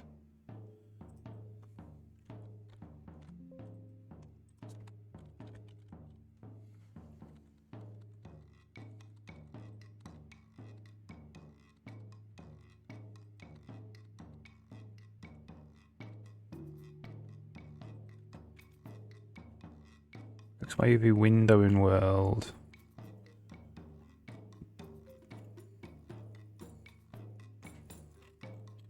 That's not it.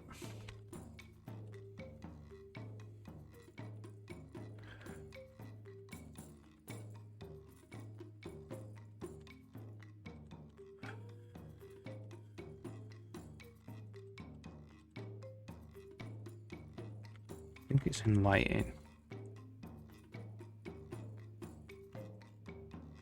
Apply floor shadow.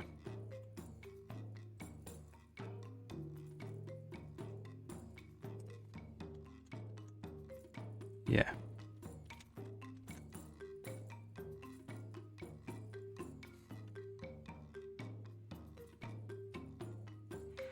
So if we can just say XYUV window. Yeah, that's not used. It'd be XYUV in world.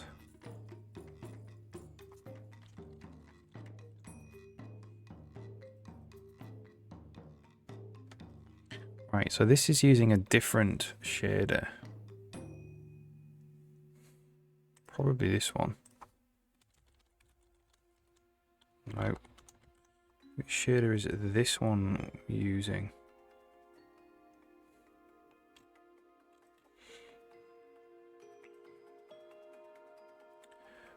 Okay.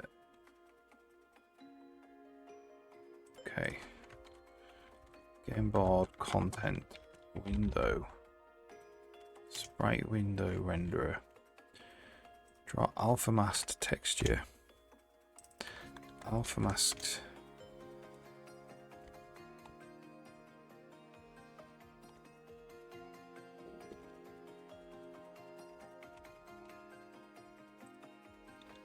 That one. Alpha masked.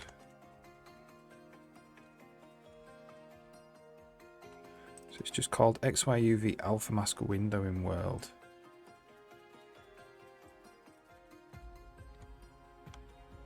This one.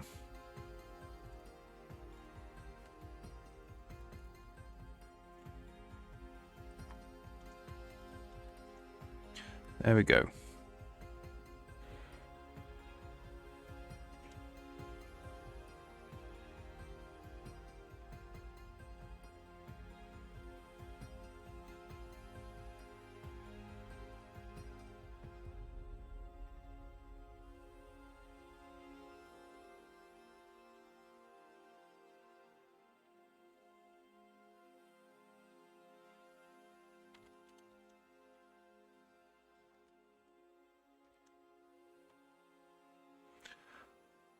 So what's this one?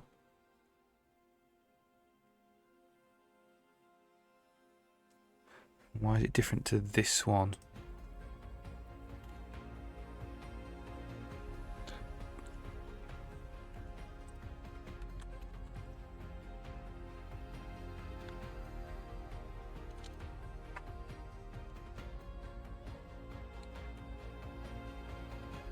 So that one's drawing XYUV in world.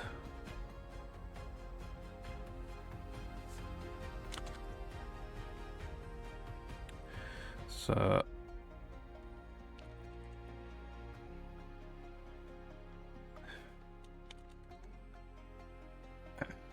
let's return color.a.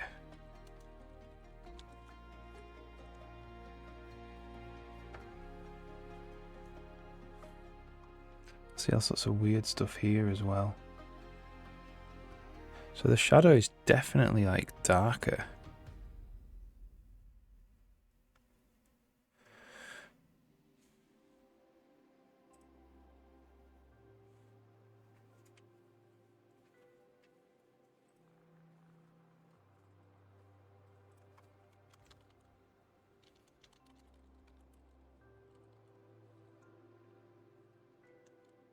Same shader though.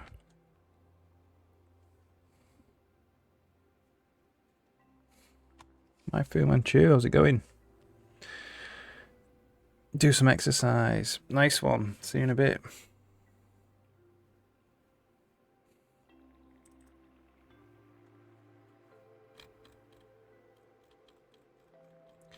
G sampler.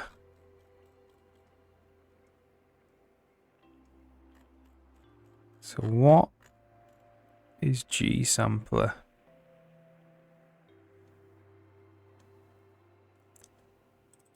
With shadow.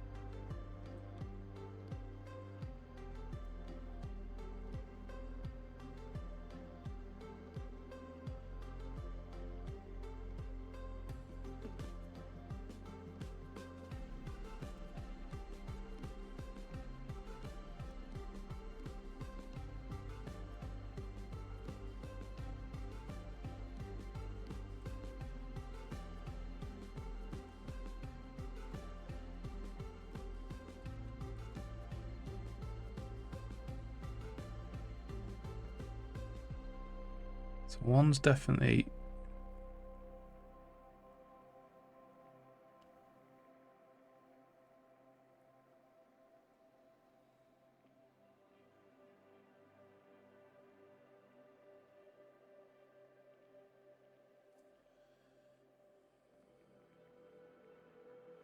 That is a lot lighter than that.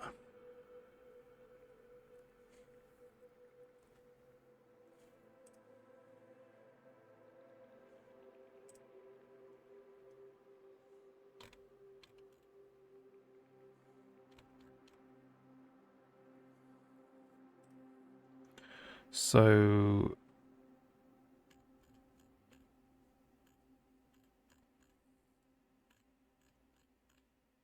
apply floor shadow.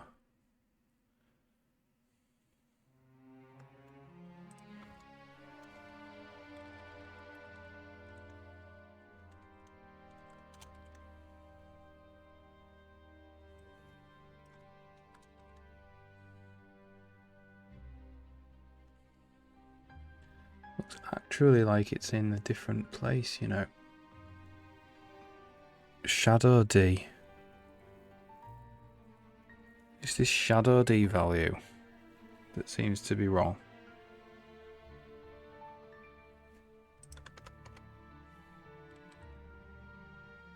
So let's just return shadow D.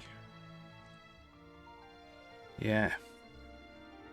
They're in different positions.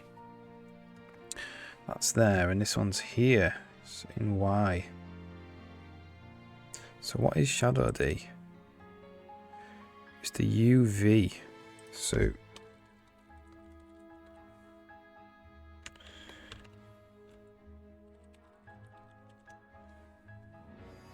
look, they're in the different places. Okay, now we're getting to it.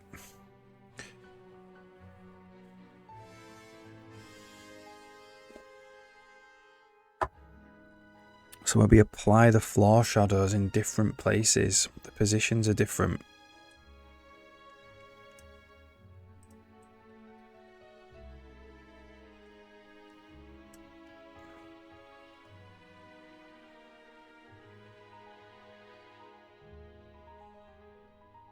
So we need to plus something here.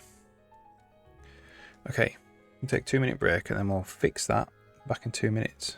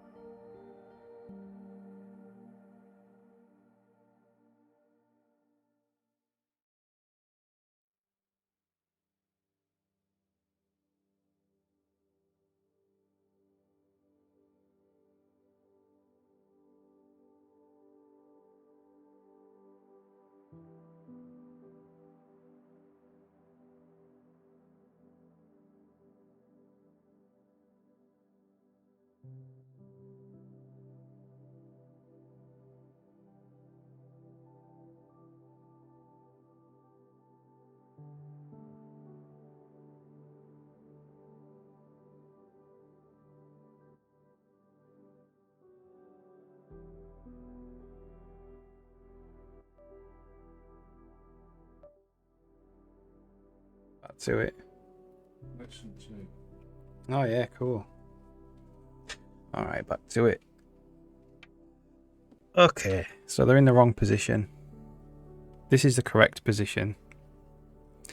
This is not correct, I don't believe. It's only in, it's actually in Y. The position in Y is incorrect. So, let's have a look at all these shaders we've altered.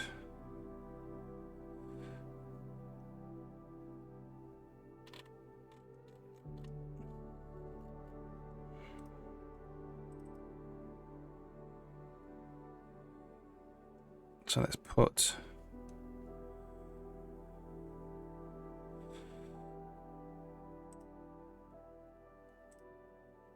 that back.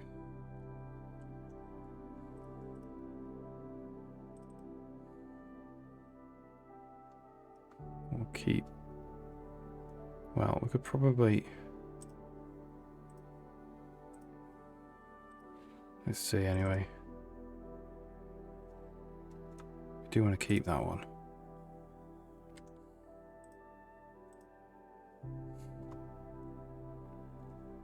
So XY UV in world.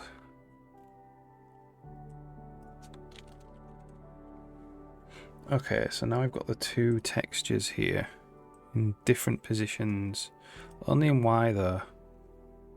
That's why we were seeing different shadows. Right, so game level. Tick room. Light. Begin light.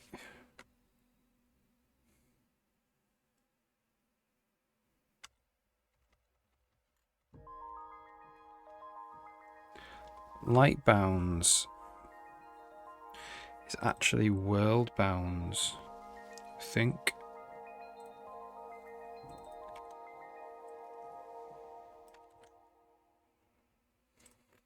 Let's try that.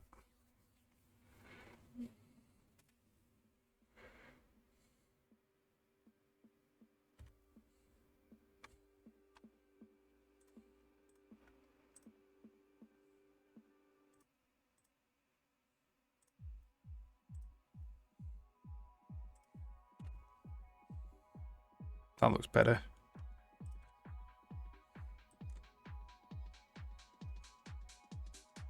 Yeah, that's it, that's it. Sweet. So,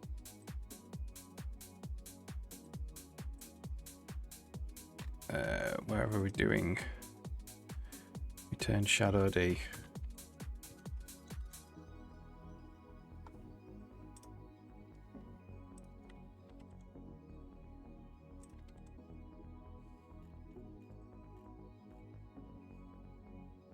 No, it's return UV on it. Return the UV.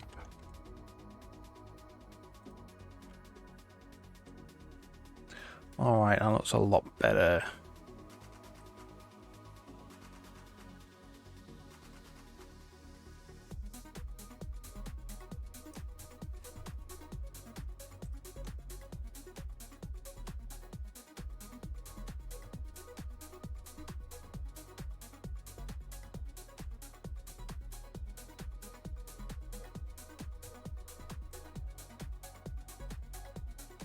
Awesome. So we fixed a couple of graphics bugs there. One with the sampler.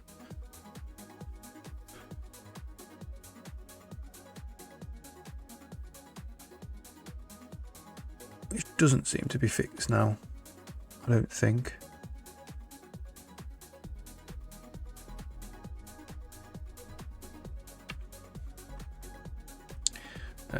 XYUV. No, I think it is.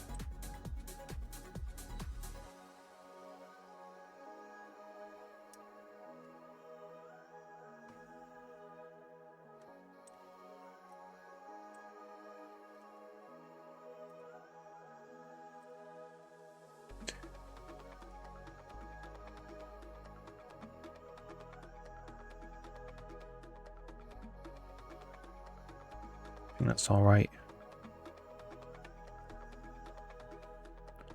Alright. Let's open this.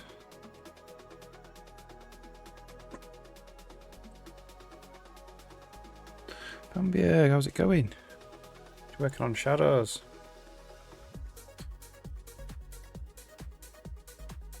Hope you're alright today. Hope you had a good sleep. Yeah, shadows seem to be in now.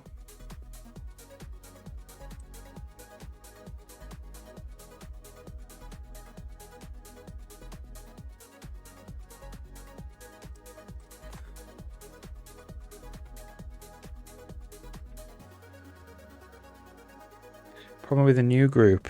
Ah. More talk, less work, yeah.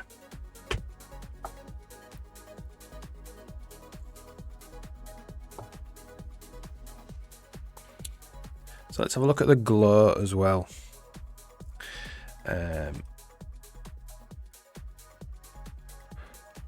Apply floor shadow. Simple light glow. Whatever we...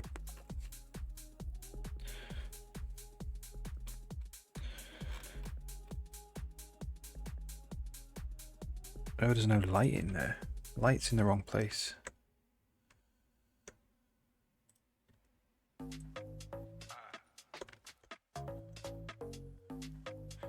I have a million things to learn. Don't have extra time for talk. For talky. You have a deadline. Yeah.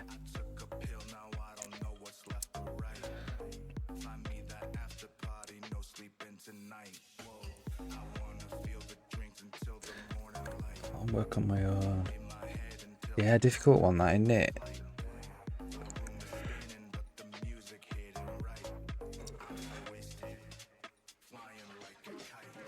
This one's a bit longer, you're saying. Okay, so that doing that change there has moved the actual light up. Frustratingly. Right. Let's just get that checked in.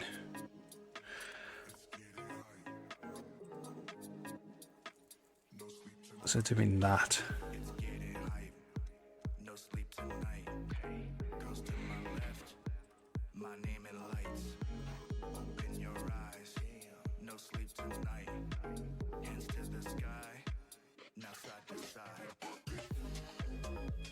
Begin light.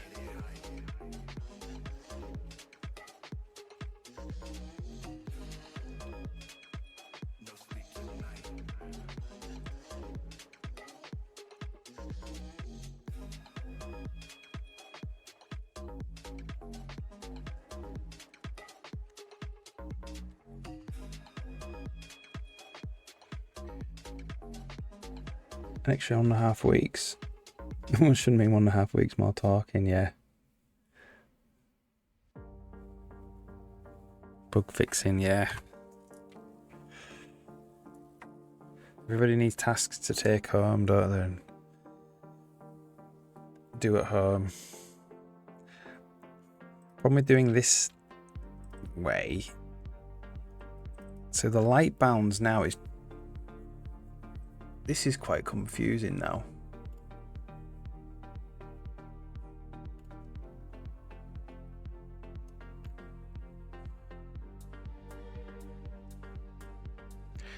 Is it this? And that is world bounds.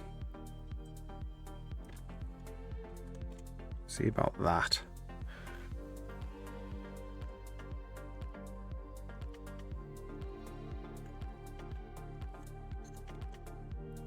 Actually, we need to do there as well.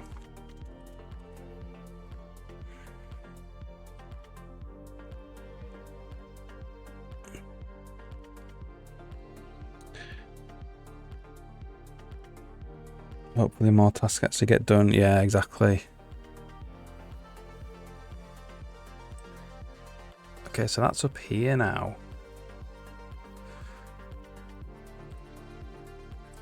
So this is world bounds dot center or XY, I can't remember.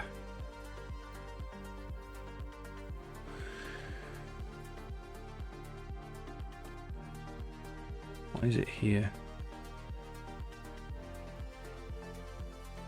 Just a position.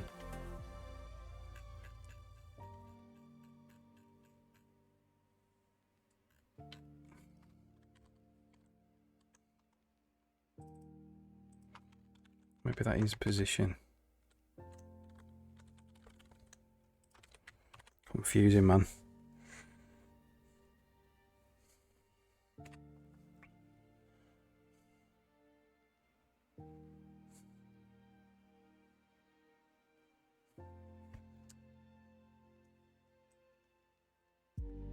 It's up here now.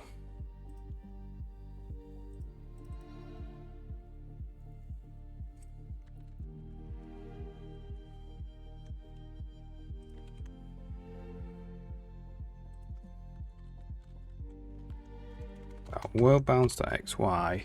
Ads running soon.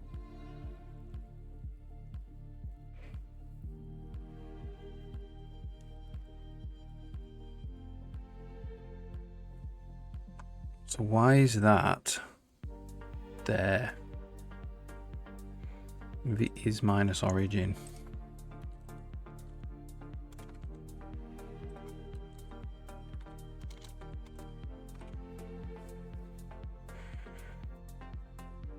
I think I'll keep the collision simple, not perfect. Get work done in other areas. Yeah, that's it. So what's this game going to be? Do you know? Or is this going to be the Mario Kart one? Or the Mario one you were doing?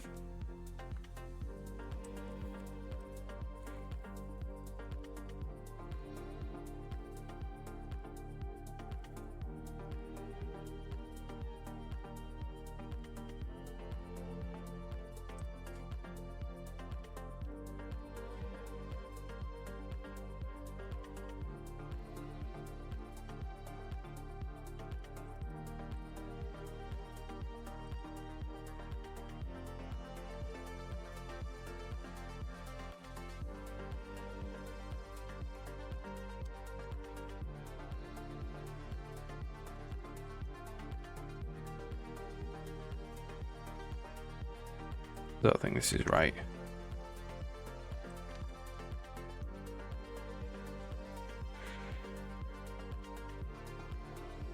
Yeah, so you might have had an ad there. I was going to ask you what kind of game you're gonna make this time.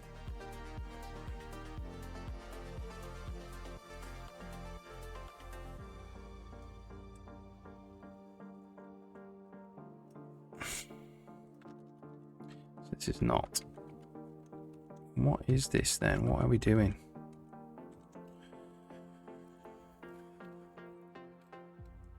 That is definitely the light bounds. The world bounds.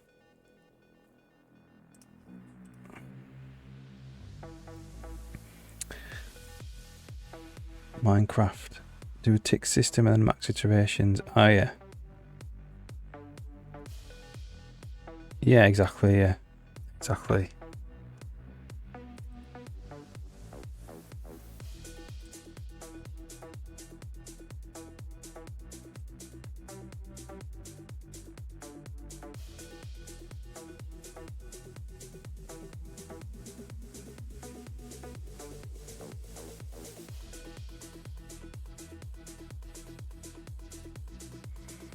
Alright, need to figure out then. So we've got this, it needs to come back, looks like by the origin.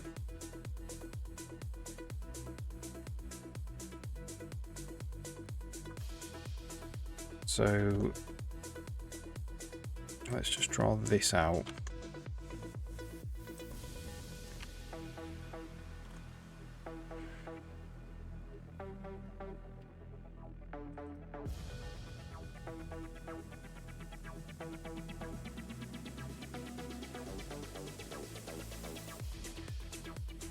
Yeah, exactly, yeah. You were. Can't get it bug free. Nothing's bug free. Bugs inspired by Mario. Okay, that's correct. So why are we not drawing? So that is the light bounds.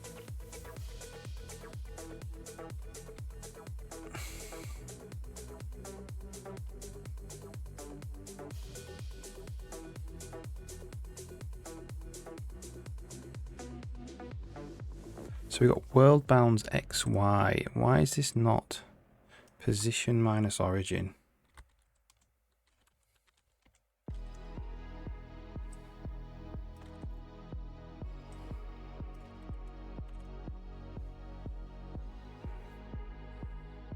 I'm assuming for copying their bugs. Gonna work on the world map. Nice one. Awesome.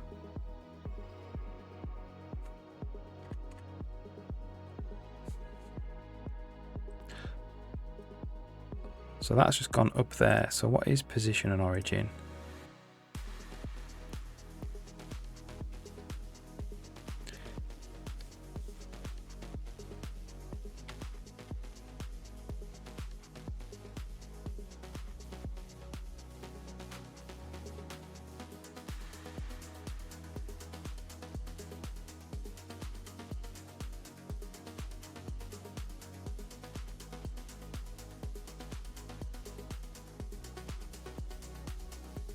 So is it world bounds dot center minus origin? See, I'm just guessing.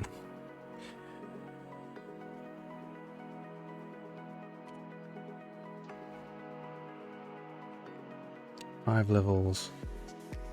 Right.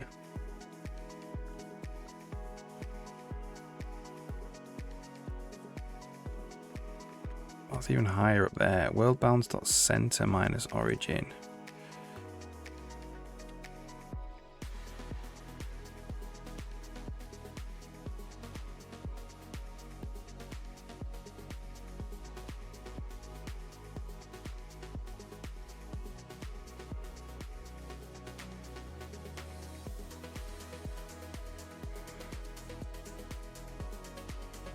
That's the offset. Let's just put 0.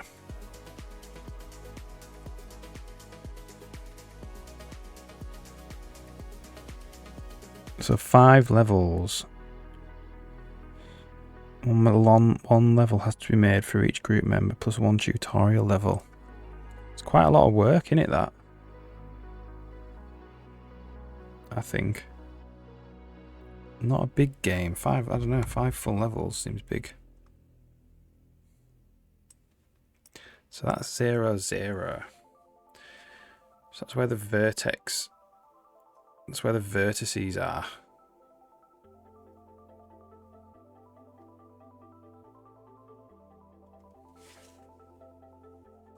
So what is position? Minus 7 in X.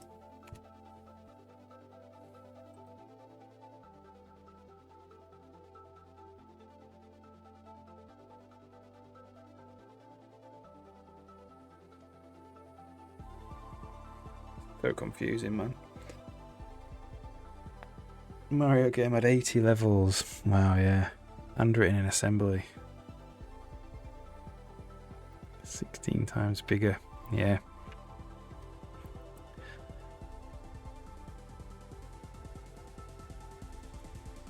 That's where the vertices are.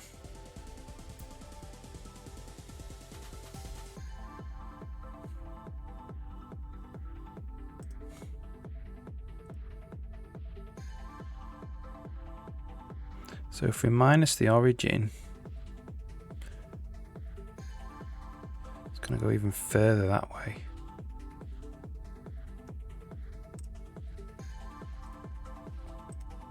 So if we just set it to the origin,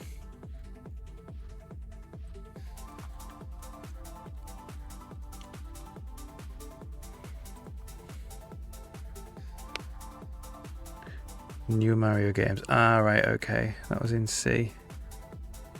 Okay, yeah, cool.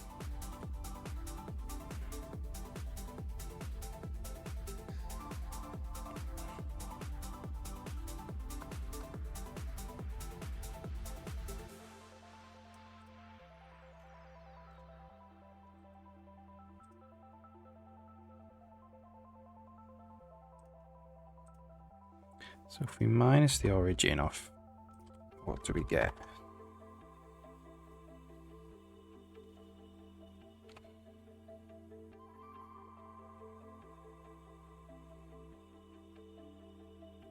Yeah, okay.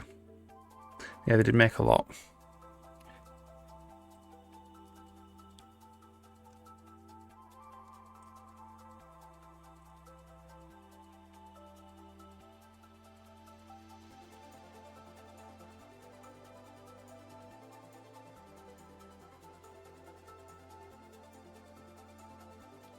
So what is position minus origin?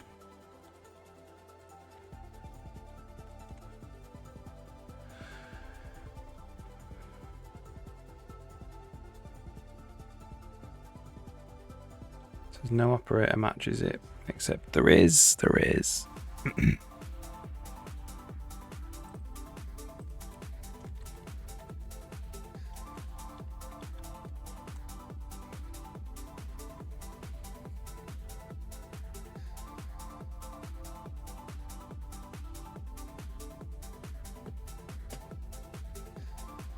The other one that, well, they have nostalgia as well.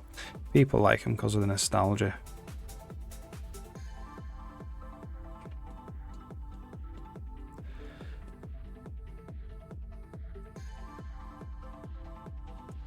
So that counts, I think. People grew up with it.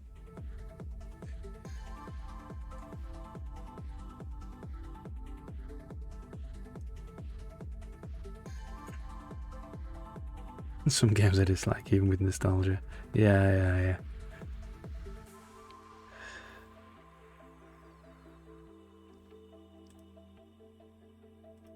Okay. So to get the light in the right place, what was it? Let's go back.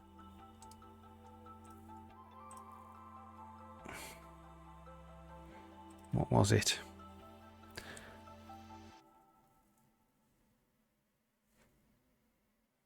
It was position,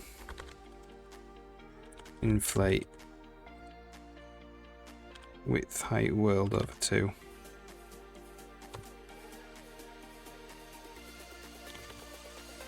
World bounds dot width height over 2. I think that's what it was. And that was light bounds xy minus origin.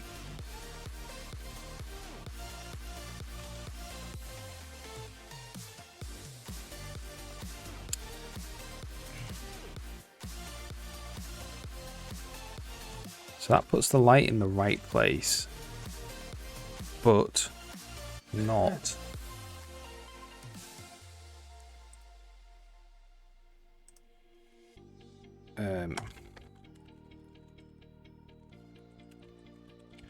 not the actual position of the shadowed area. We need to go up. We need to translate it by something.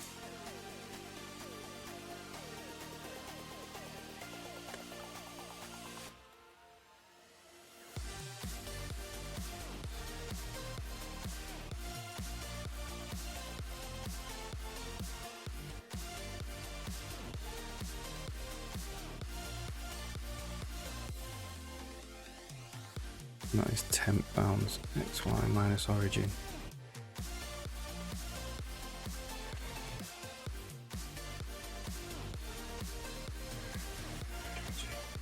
Oh yeah, that'd be great. Thank you very much. Cheers.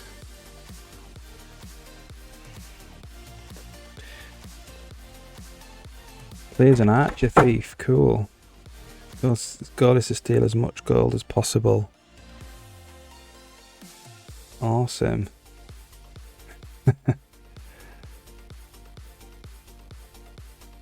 book abuses a puzzle mechanic. Yeah, that sounds great. Oh,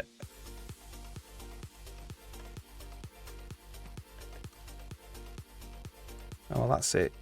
That just fixed it there. So what was I doing? Why wasn't it working? So temp bounds XY. So its position inflate by, so its position minus origin minus world bounds width height over 2.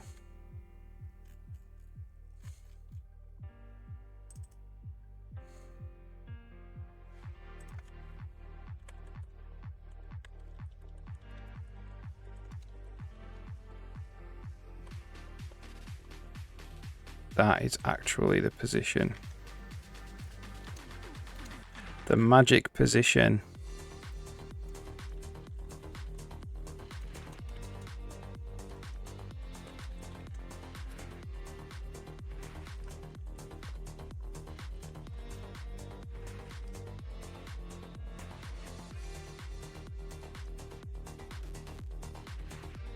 Idea is that almost shoot with an arrow to blow at things. Yeah, cool.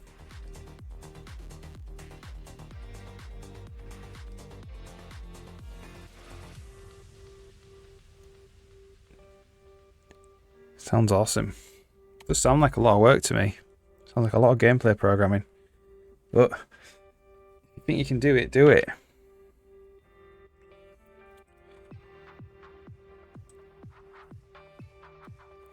Right, that looks banging to me now. That looks like it's fixed.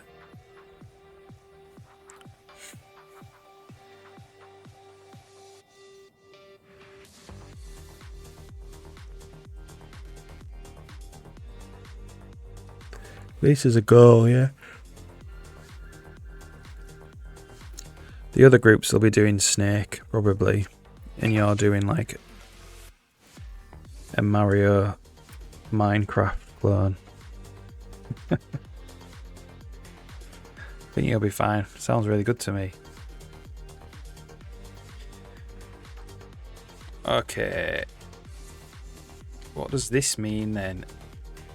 Does this mean shadows are in and shadows are working? Let's get back to where I was. Don't want to draw this quad anymore. And in the game board content, don't want to draw another quad. Brush lighting, draw this quad either. And then in the renderer, we want to do this. We do want to do this. We do want to do the thing, the time of day thing.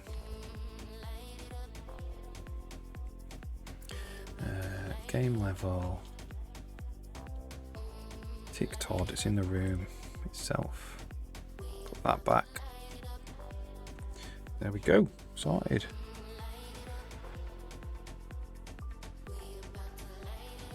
More planning than features, yeah. Getting everyone on board. Making sure to use the let's say you've got a level editor. So what's the level editor that you're using?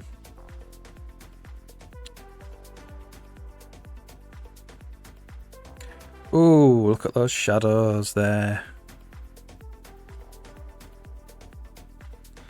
Look at them. Oh man, I'm tired. Oh, the tile map thing. Yeah, I remember you talking about that. Yeah, brill. Okay, so what I also need to do is calculate now the width of a grass blade. Now they move as well, unfortunately. So it might have to...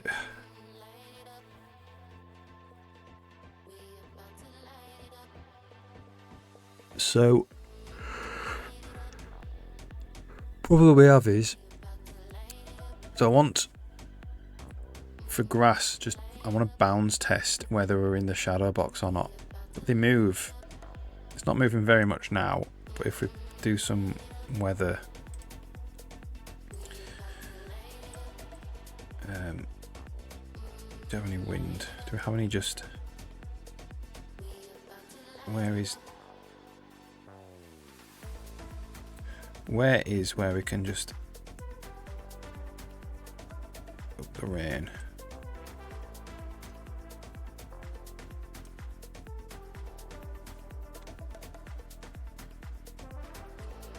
Weather scale, there we go.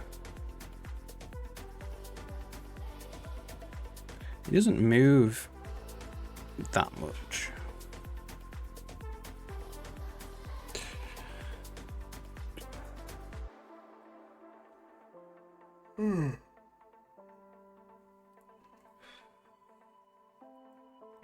So we have to make sure that we take into account, like,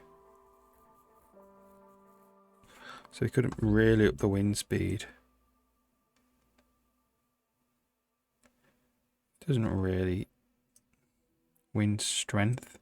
Oh, that's the one that really moves it.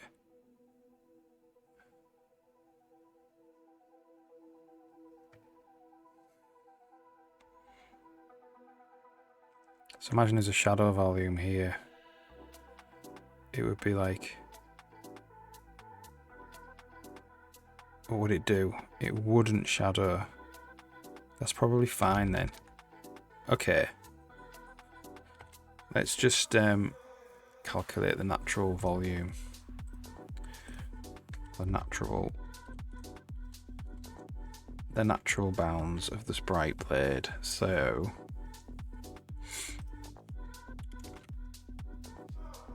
it's not the submesh, it's the vertex we want. So draw reflections, draw shadows. Oh, that's great. Thank you very much.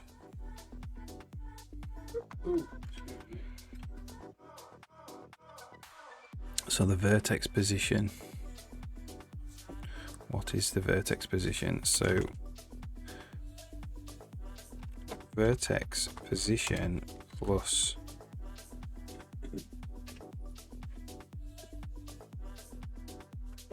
something. Sprite position? Is that the actual?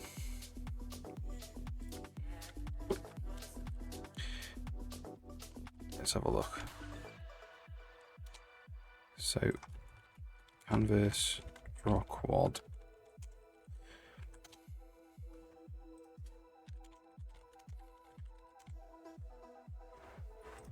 It's actually like this as well.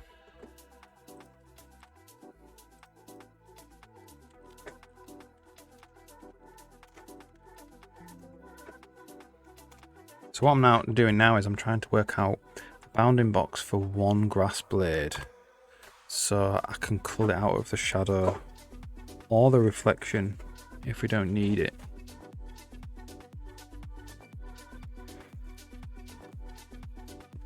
So I need to work out what that is.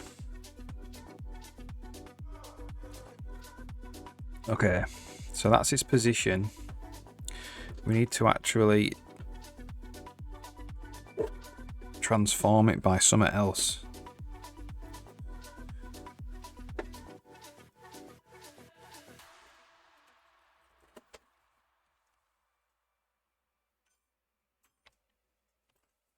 Vertex position plus position.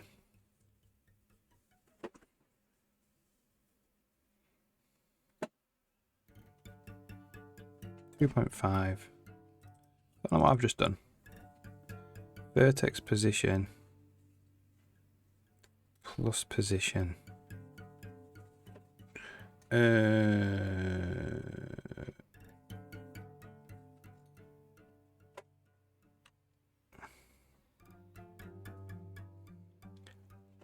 Well, that's kind of what I've done. Oh, we need to inflate actually by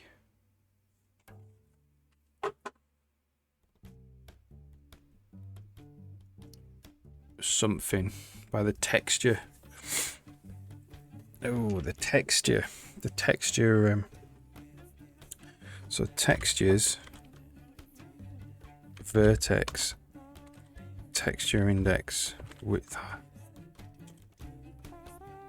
It's not actually inflate either. It's the bounds. It's this.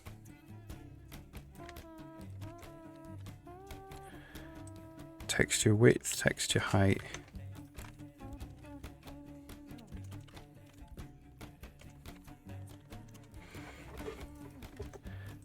This, the width and height, these are in screen space. So we have to go bounds.width height divided by get pixels, get pixels per world unit, divide equals.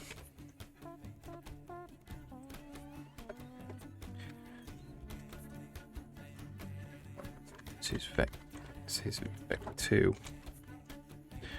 Static cast float.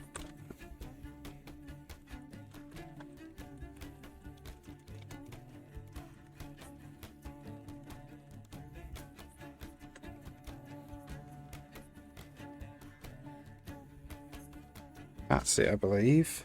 We'll see.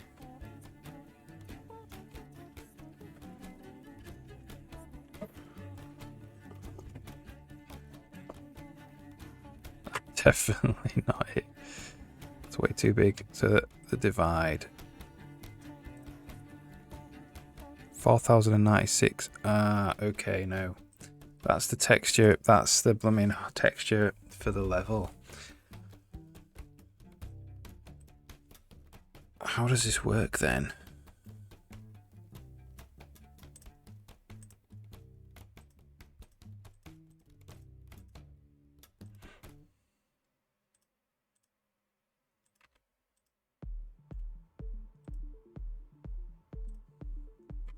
With height world.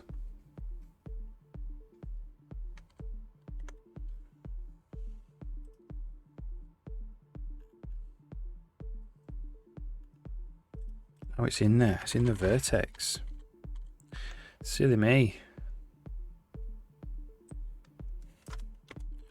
Vertex.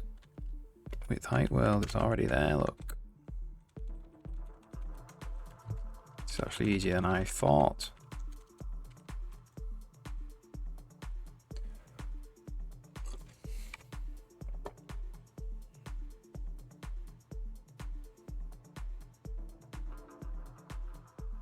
There we go. That will do for a bounds. So where are we now? We're in the we're in that. So we're going to say if not bounds intersect bounds, shadow token bounds continue, and then the same for reflections.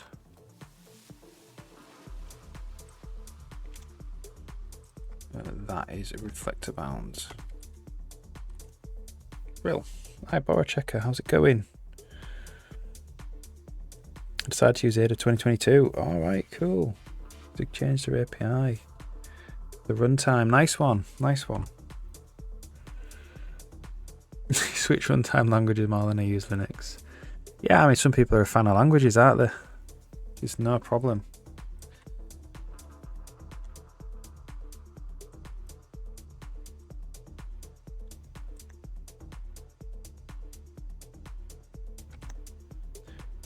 I'm just putting the finishing touches to these shadows now. And that's it, shadows are in, I think. So we've got shadows and reflections in.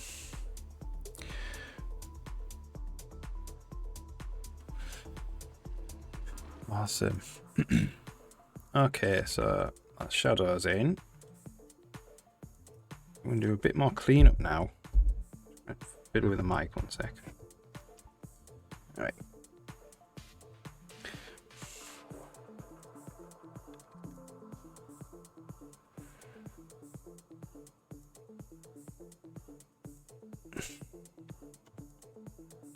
So, iBorrowchecker, what kind of languages have you been using? You've been trying all sorts. Because I'm really only a C. I do a bit of C#, but C++ really. Like a lot. Do you try a lot of languages? Because I more or less stick to one. But I know lots of people like to try lots of different languages. Okay.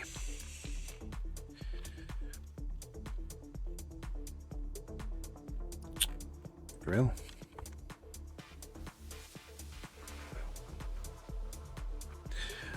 So what we're going to do now, tidy up game board content.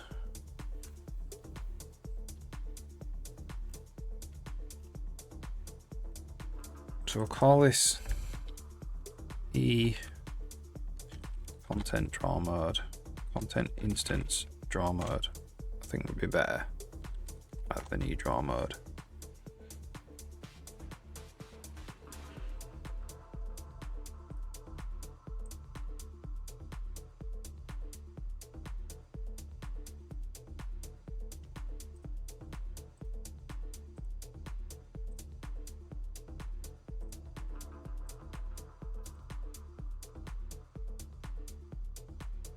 Yeah, you might have an. Oh, here we go.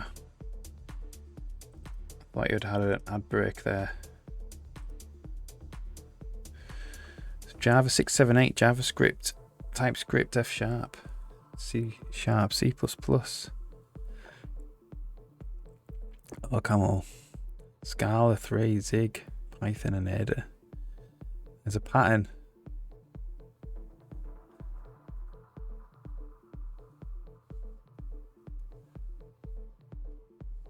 That's great though. That's a lot of experience.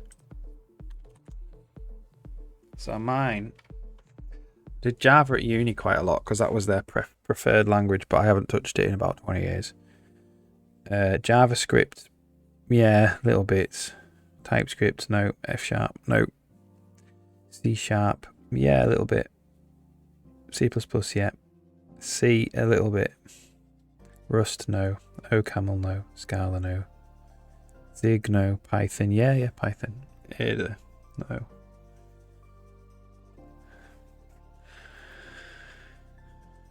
And good old HTML.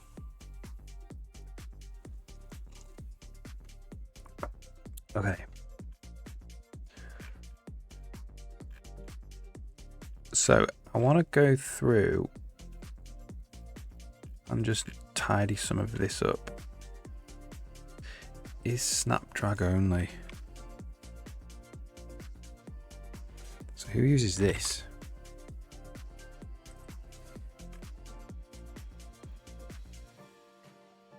Is Snapdrag only? Trigger or region?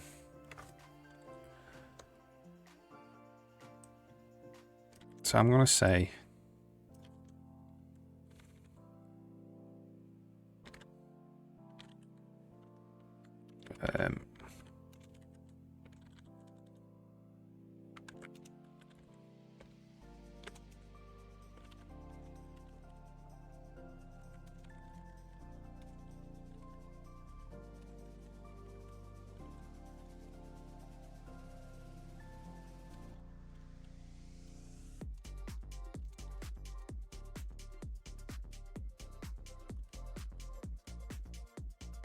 today, Kyron code is Snapdrag only. Content bridge instance data type, trigger or region.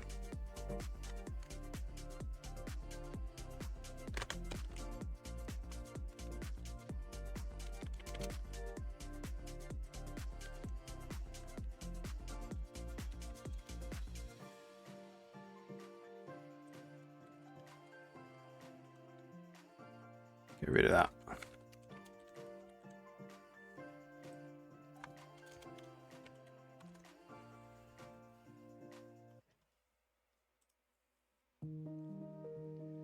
Content not viewable in my region, it says.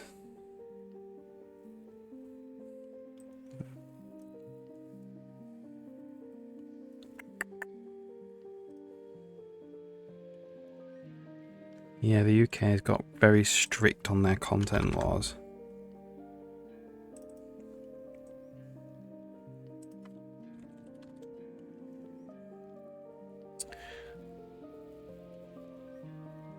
My VS Code is slow. Okay. Small extensions removed, but I'm lazy. Waiting for my M2 Pro Mini to arrive. I don't think it's... I think it's the... yeah, the UK is like...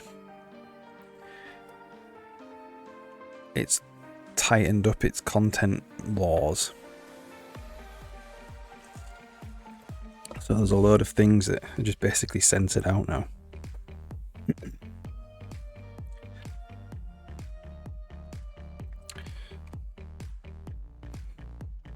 Alright, cool.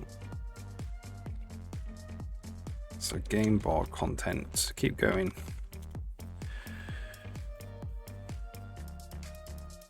Normal sprite content data, so all these are good.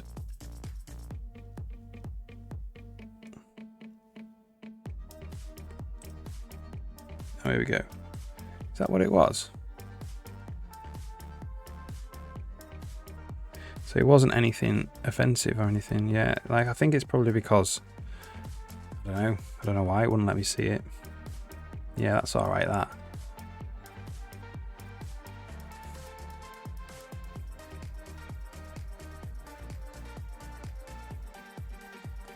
Two notifs. Cool. So is this your code base that I'm looking at? Built-in right line.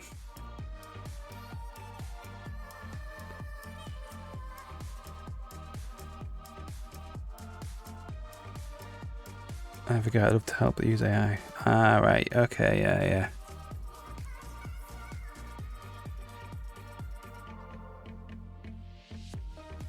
I've done a bit with Visual Studio Code as well. It's pretty good. Very different to Visual Studio. Can be grepped, yeah. Diff tools, yeah, cool.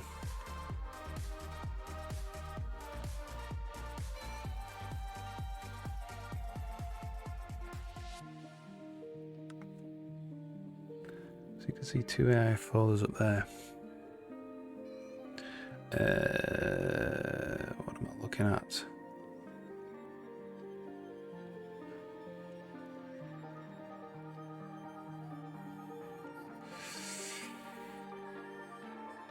Yeah, you gotta please both sides. Yeah.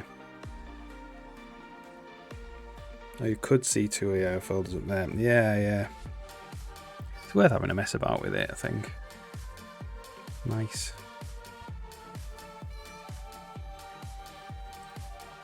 Okay.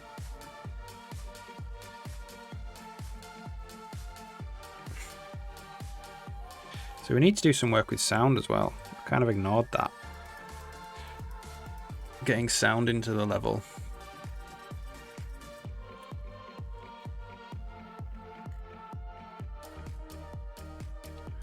It's nice that prefab content data is just that. That is literally all a prefab is. That's quite nice. Region point, all this stuff, trigger content data. So all this stuff needs to be kept.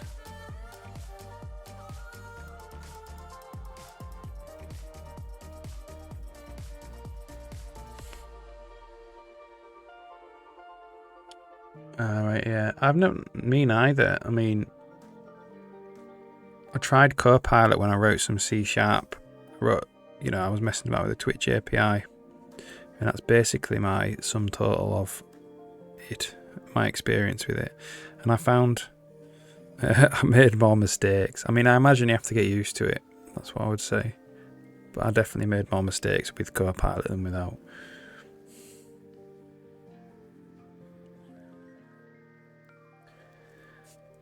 code base that can be understood by anyone trying to jump into it. Yeah. Python. Python has its place with Dragon in the plethora of languages.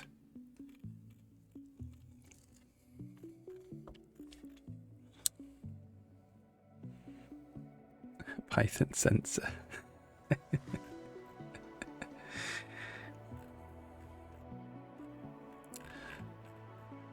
Okay.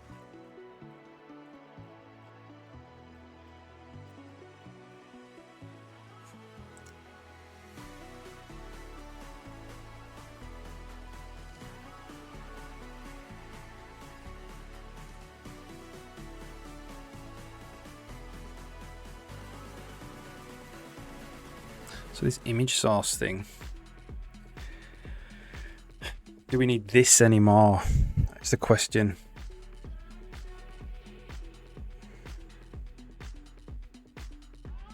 I hate Python so much that I only let AI write Python for me. Yeah. Yeah. My last big project with Python was a long time ago.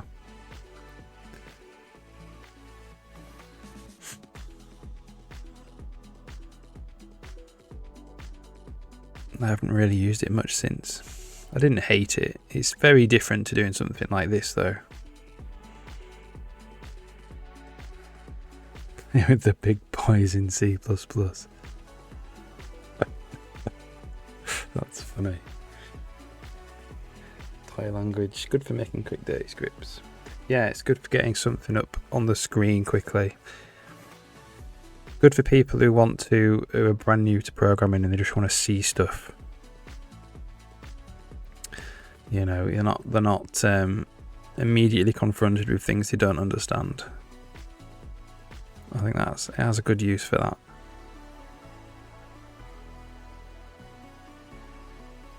It's like Python's the pop music of programming. It gets people into music and then they go off and find their own genres after that.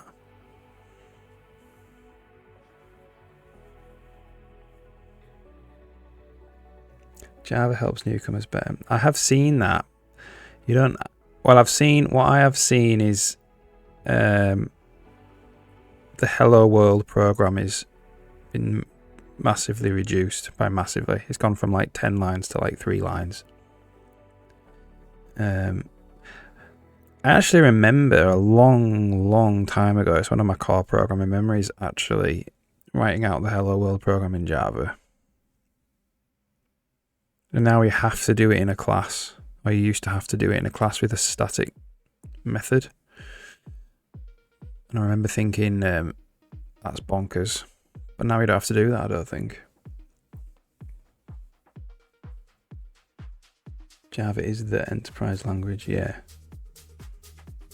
Pascal's the true learner's first. Really? Interesting. I often get asked on stream about what language to pick for a first language. Pascal, I'll have a look at that. See if I can recommend it to others. It looked the same as in C#, yeah.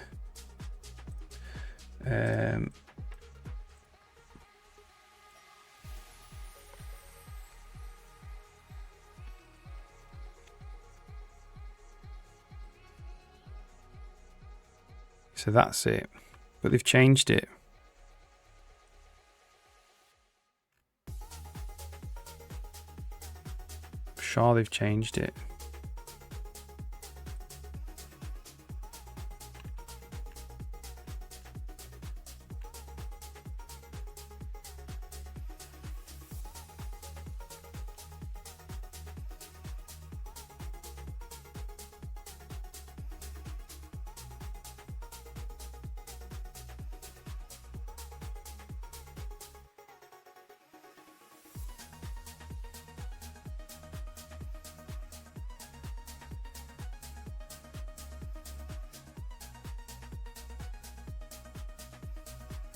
Java Force is what? Java Force, right? So I'm not I haven't programmed Java for a long time, but it used to be like one class, one file.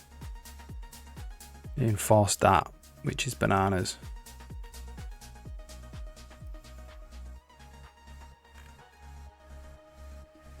This is it. With Java 21. Java 24. So it's the same as C. Almost.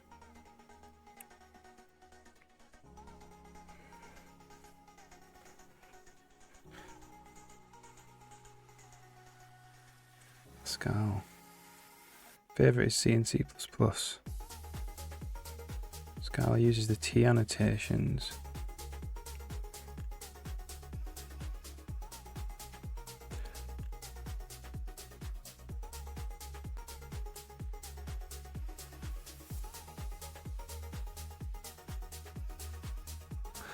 It looks old school to me, this.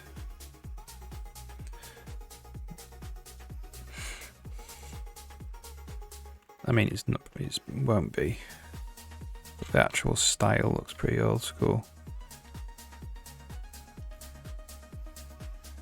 Begin and very Visual Basic style.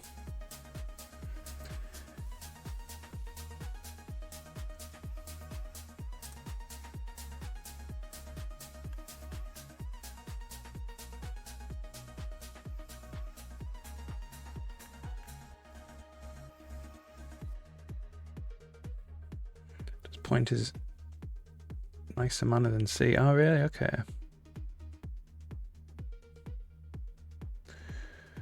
Woot Dragon. I see no pointer in learning too many languages. But ironically, I feel like it's very easy to transition if you know C++.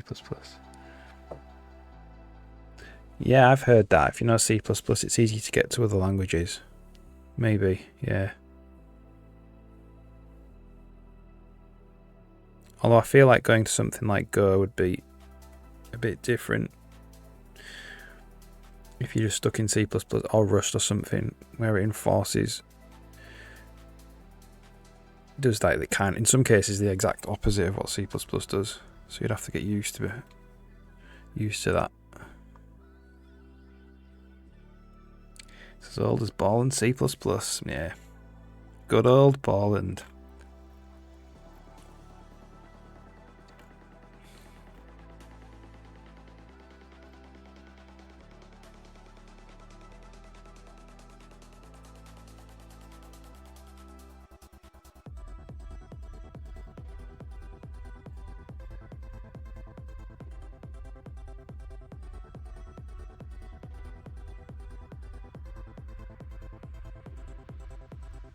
Pointer.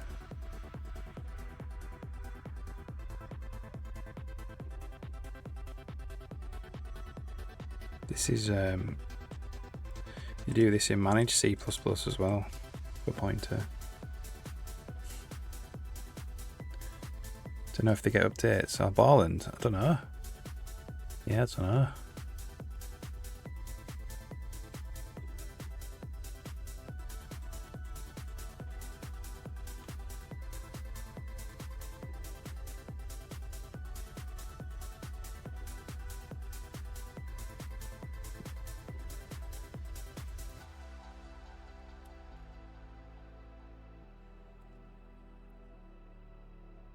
Pretty sure Pascal is not beginner friendly.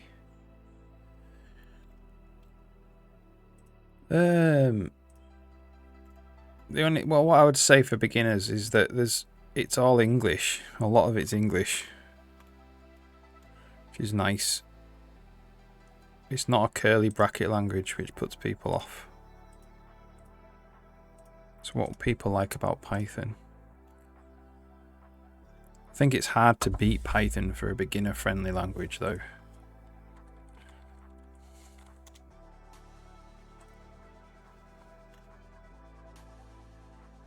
I mean, that is...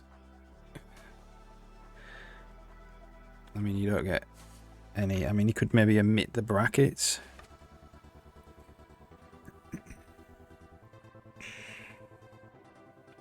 Even make, I don't know. I reckon there will be lots of legacy out there. Yeah. Lazarus.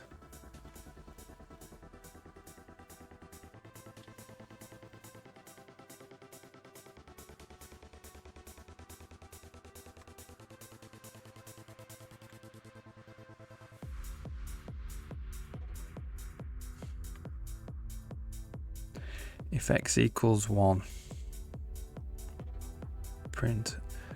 So it's very strict about its tabbing and things, but I think that's quite important for new programmers.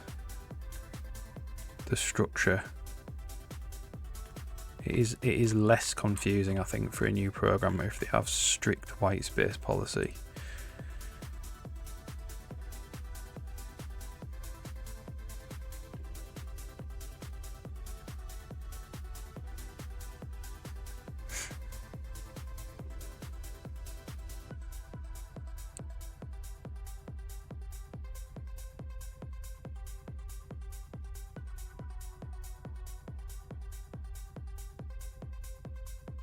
C++ very old. It is old. They do. I think what Boracheka's meaning is the language is old. Yeah, the genesis of the language is old, which is the same with Pascal and the same with C.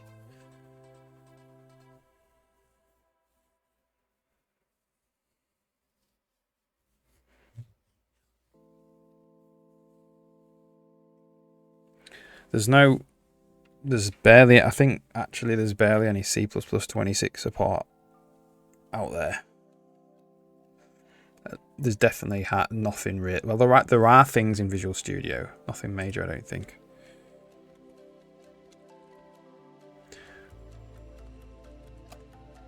STL C++26 features.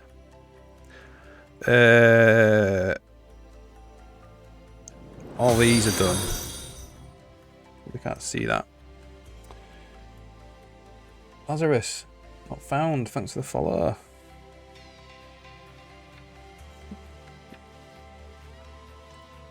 So, meta. Blocked. This is the one I want. Meta. Just been blocked since June.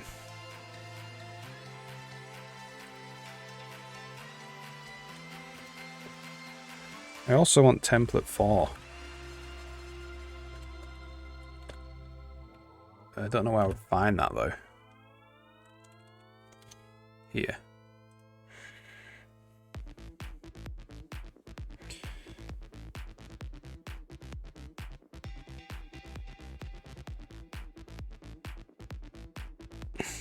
Lazarus mentioned. Yeah, we were just talking about you. Not really. Someone mentioned Lazarus, but I think it was a different one.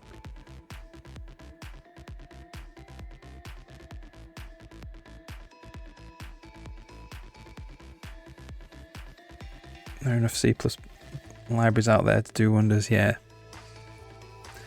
Most things are doable, it's just they're not in the standard.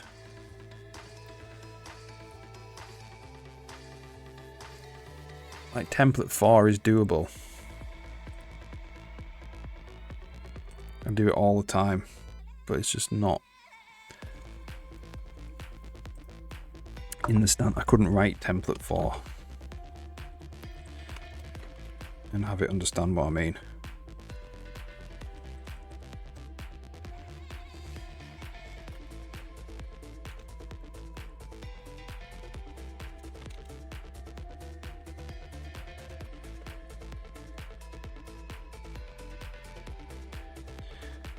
I don't actually think. I don't know if that would actually compile anyway for template 4. Let's try this.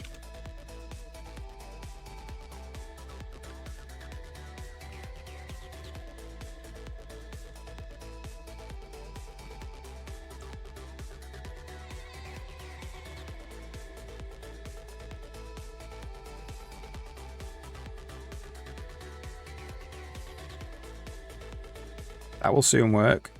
Should be nice. Lazarus, what are you up to? What am I up to? We're just talking about programming. languages at the moment. And then he mentioned, Borochecker mentioned Lazarus, and then you were like, he is here. I'm doing shadowing on the actual engine. Just finished these shadows here. I'm putting them in anyway, so things can shadow. And now I'm just doing a bit of cleanup for a bit. I'm a bit tired today, so I don't know if I'll begin anything new. I'm not sure. Got the count's name, Lazarus. Yeah. That was a good bit of serendipity there.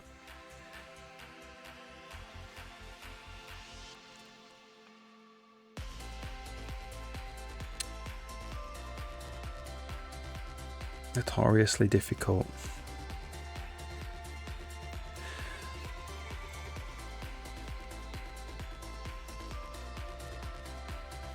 Yeah, maybe.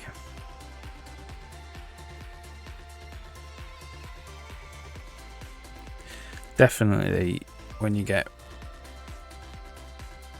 into the weeds of it, it is difficult.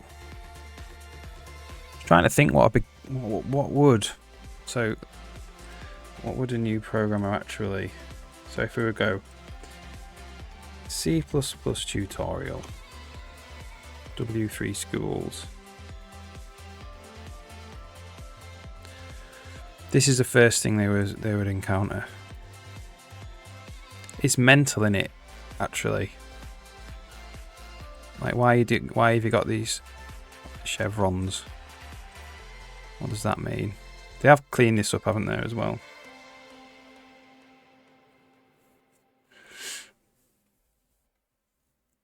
One step down from assembly. Standard variant is not a solution to choice types, variant records, lack of match cases, pattern matching. Don't even use standard variant. Just print. Yeah, exactly. This is W3 School, so this is what, like, if I was like, right, I'm going to learn C++, and then you just typed in C++ tutorial, this is the first hit. But it should be print. Yeah, I agree. And it should be modules, import standard. But none of that's there.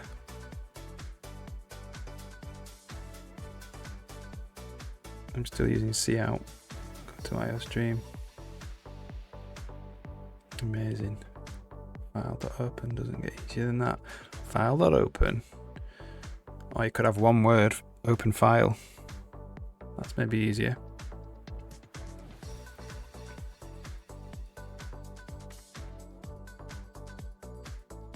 Cout is good once you understand how to use it. Yeah, cout's never going to go away. It's just the idea that you're a new programmer. This is the first thing you're confronted with. There's so much meta here. There's so much information. It's not a good impression.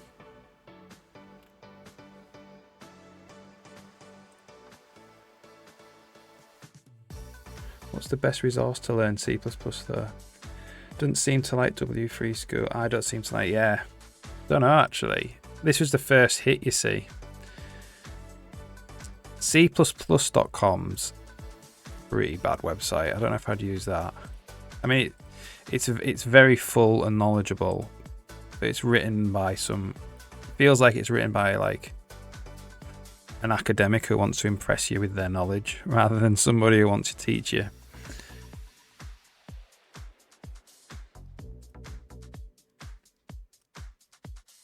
Introduction to the tutorials.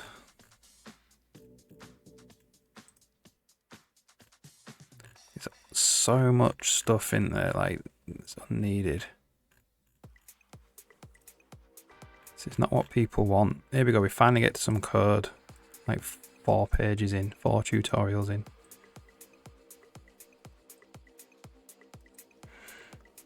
I'm not entirely sure how you would do it these days.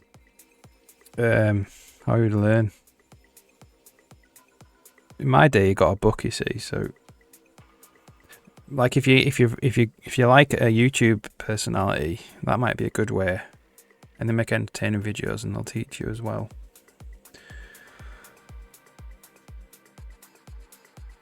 Standard CN. When the overload gets overloaded.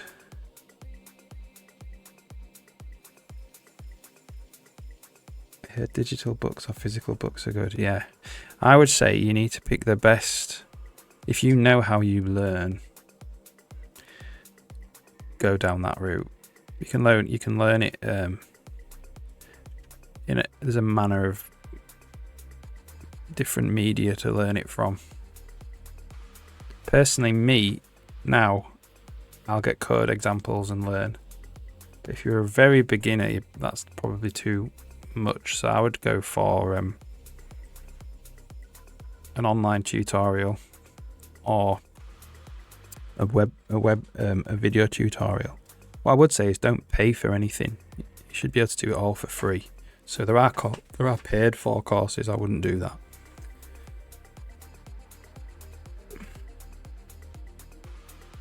If there's one thing wrong in your print function and every unfiltered input.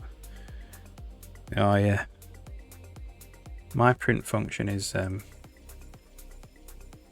logline.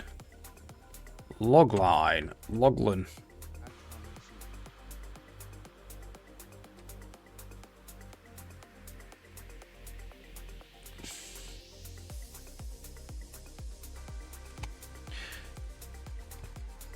So image source is used in a bunch of places.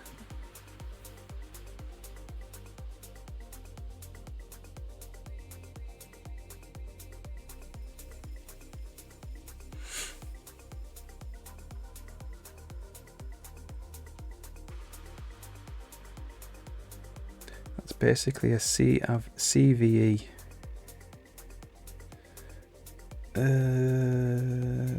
CVE. What do you mean by CVE? Have you already said? Sorry, I missed it.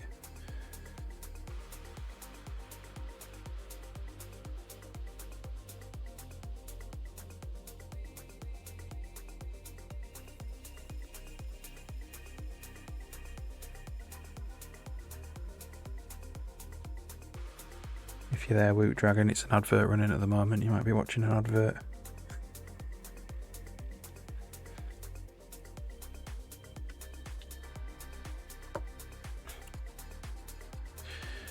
Okay, I'm tempted to have a go at getting rid of image source.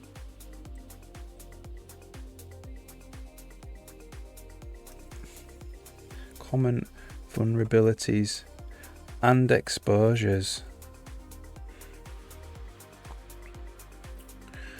So what's that? So I've just created one.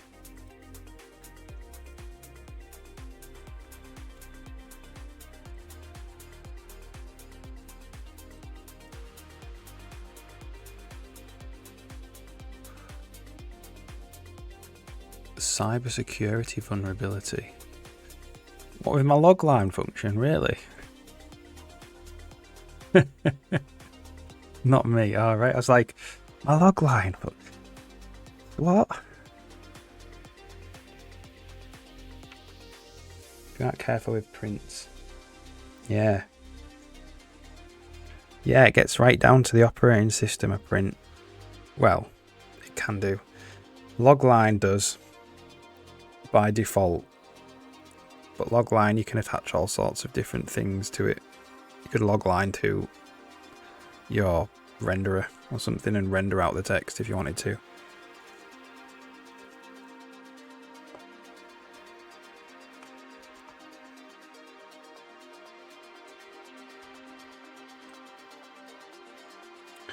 All right.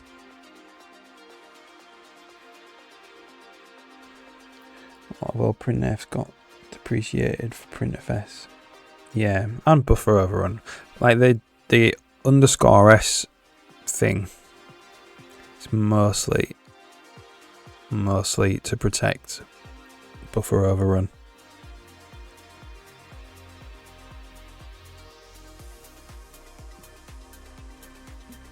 And it's Microsoft only. Although it wouldn't actually be too difficult to multi-platform it.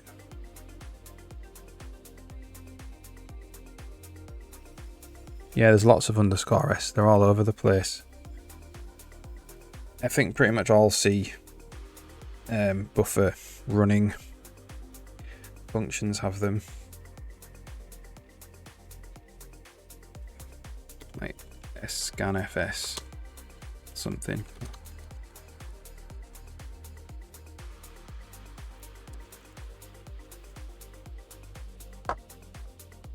But can I get rid of this without creating too much problem?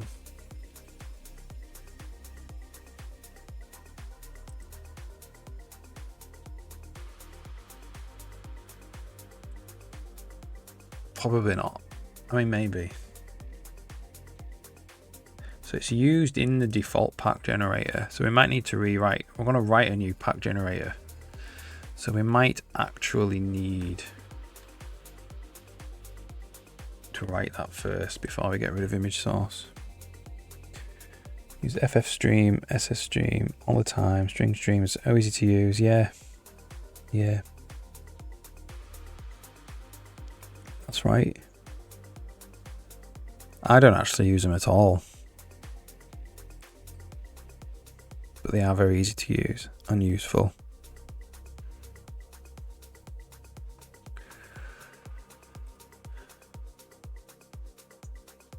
So, image source. Can we get rid of image source eventually? We do get rid. Need to actually write the pack file for the pack generator first. Standard file system. Yeah.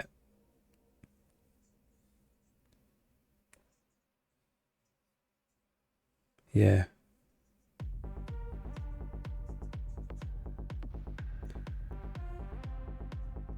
I have a similar thing that's very close to standard file system. Actually.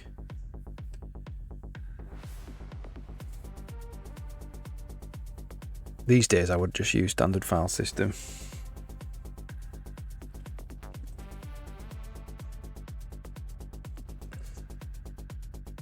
Alright, image source, board layer, we do need board layer, brush to layer, yep, need all these. Board region, not necessarily need that.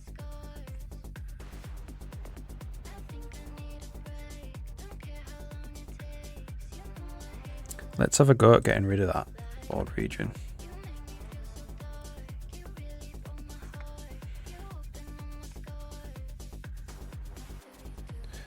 Standard variant, even standard optional. Yeah, standard optional is straightforward. You should learn that. I'll teach you some standard optional. So, oh, right there, look.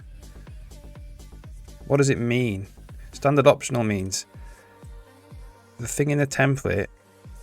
So it's like this.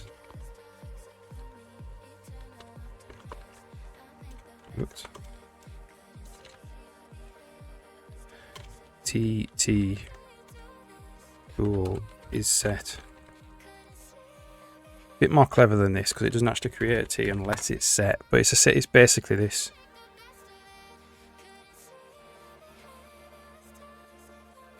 And what it will do. Well, I don't want to get in the weeds with it. But if T is not set, then this T is not constructed. That's the main thing you need to take away. So if I do standard optional image source, there's no image source in there yet. So if I did if I, it would I is false. If I do this, I equals image source, then this is true now. And if I wanted to get the image source, I have to just do that, dereference it. So they're very straightforward. They are very useful. I use them all the time. And what they actually do to stop it being constructed is they do this.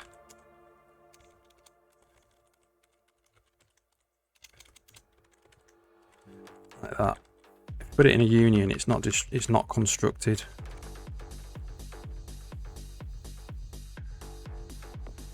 It's not a pointer. It's literally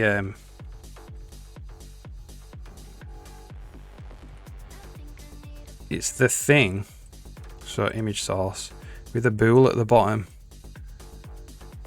So it just tags a bool onto your type, so you can test if it's set or not. Turns it into a bool, yeah. Yeah. So this is this. So if I just make one like this, this will be false. So it won't go in here. It won't go in here. If I assign it an image source, it'll be true and it will go in here, and then I can get the thing out.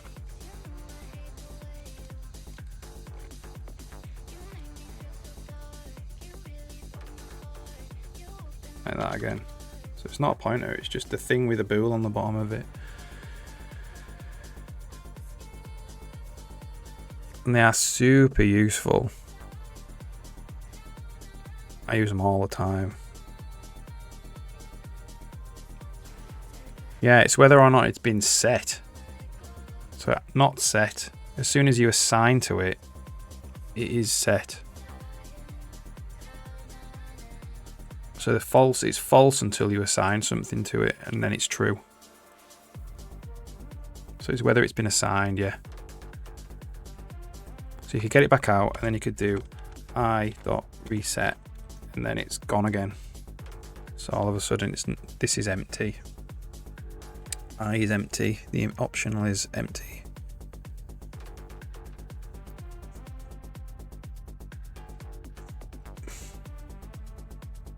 So if you assign null, it will still be assigned. If it's something that could be assigned to null, yeah, if this was a pointer, or if you did this, standard optional of pointer, and then you did this, it will, I imagine that would set it. I haven't actually tested it with a pointer before.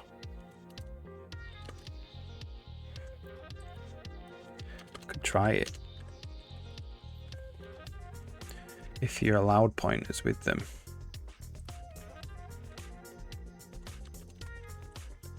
Let's test it.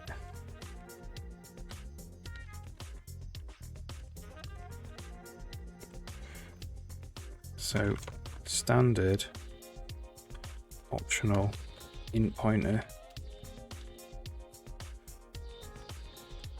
Let's check you can pass a pointer to it. You can. So I'll do if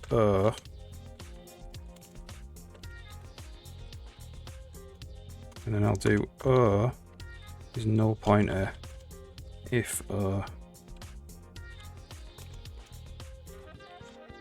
see what happens.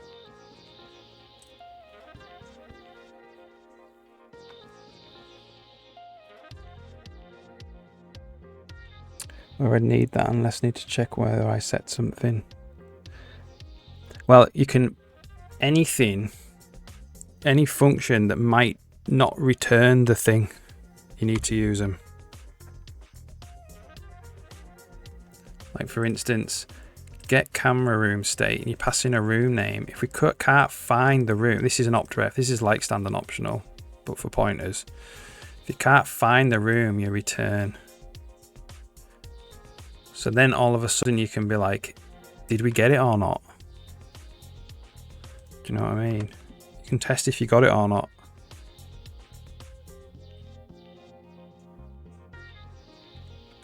So that didn't pass into there. Assign null pointer. And it did. So is now null pointer.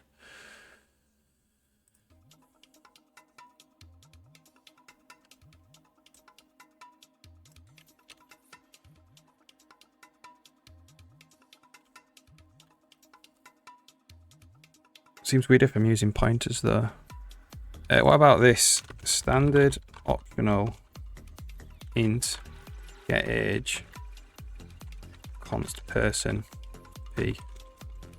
Then you can go if p exists, return p.age, else return standard optional int.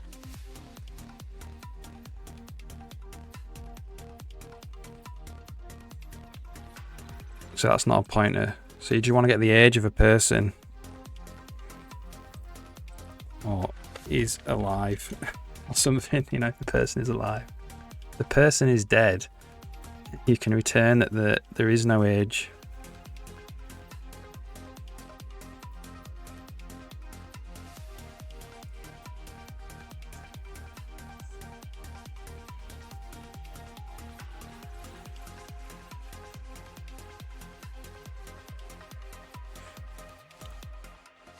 Like integers. Well, how would you do this without an optional? You know what I mean? How would you do this without an optional? It'd be int.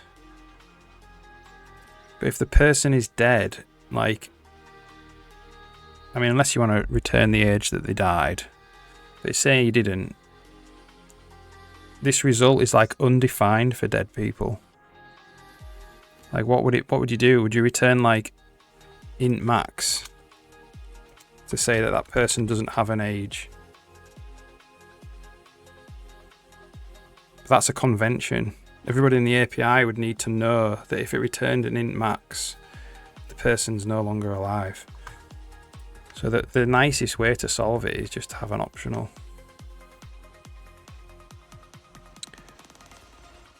Like an uninitialized integer would be int a, and you return, and you did return a. That's bad. Yeah, so that's undefined. It was an uninitialized variable. This is actually returning, like, technically it's like a bool really, with the thing inside it. If it's set, if it's true, it's got the thing inside it.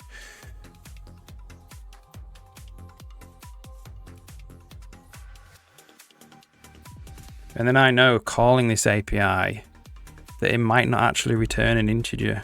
So it forces me to check. It forces me to check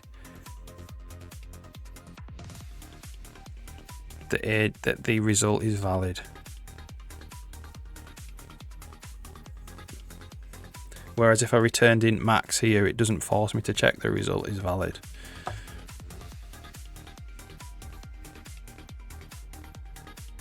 Yeah, it's a good any way you return something that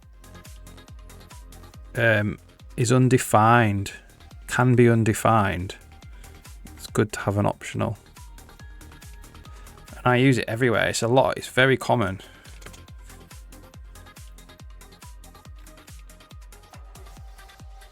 He says, optref is the same as standard optional. I use it like all over the place anyway.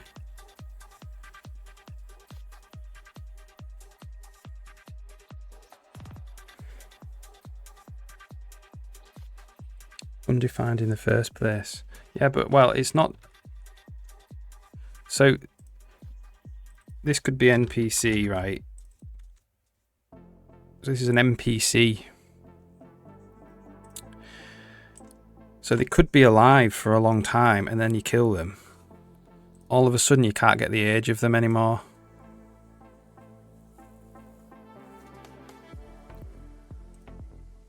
So age becomes undefined once they're dead. So this is a nicer API. See what you could do, the other way to do it, like I say, would be to like always return an int. If the person's not alive, you could return int max, which would be the C way to do it.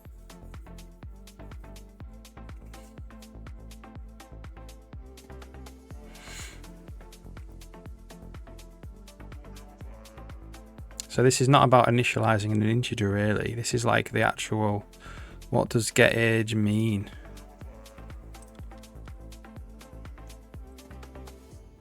Sometimes it's defined and sometimes it's not. And it's defined if the person is alive. It's not defined if the person is dead.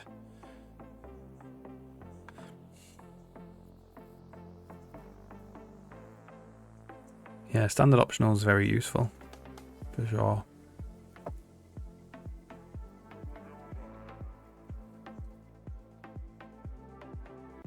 Optional is just a bool if you set something.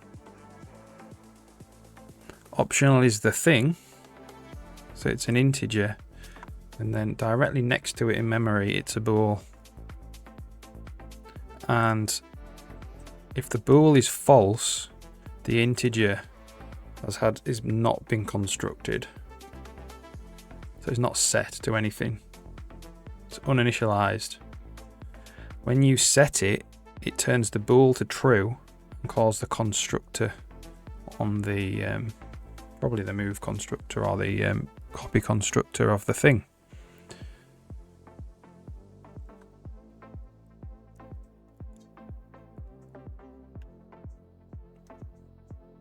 See if I can. It might not. I'll see if I could show it. So it looks like this.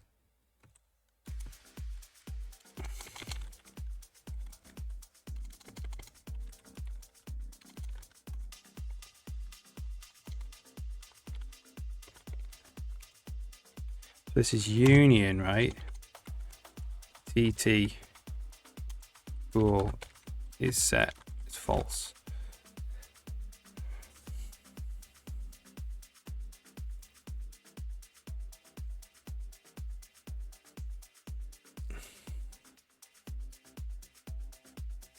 You just never need something.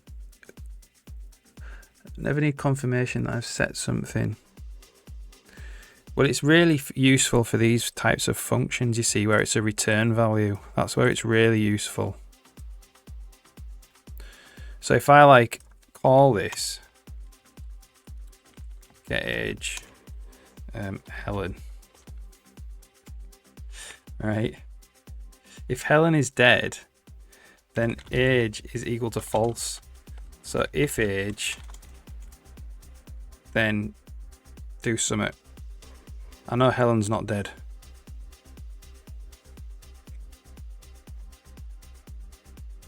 And then the actual age is the dereference like that. That's how it's meant to be used. It's like a bool wrapper. Yeah. It tags a bool on the end of your structure.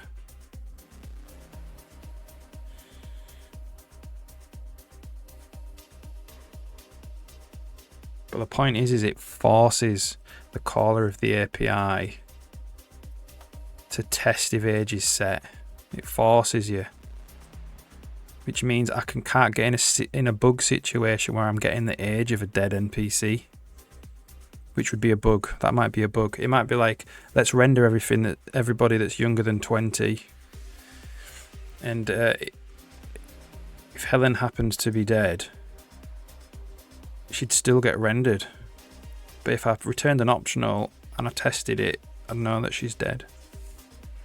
Still here, yeah, still here. Always use bools, yeah. What about this? Like, this is a good example. Standard optional bool is hungry. Hungry.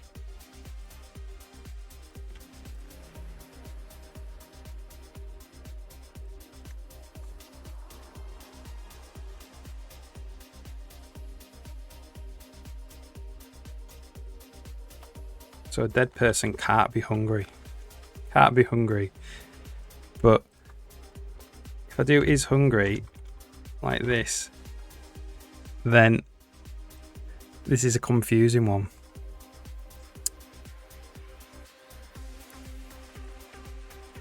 Or can be hungry. Might be better.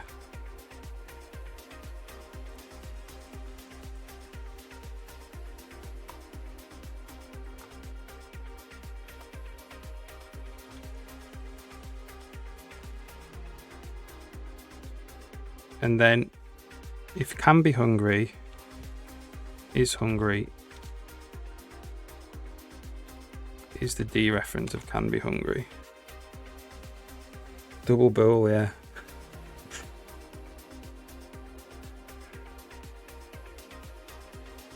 That makes a bit more sense doing it like that. The standard optional of a bool.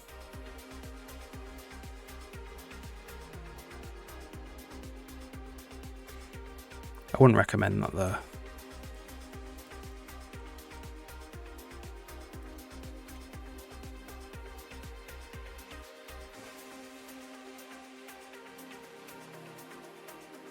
So rather than doing P is alive, I would either use a bool by itself.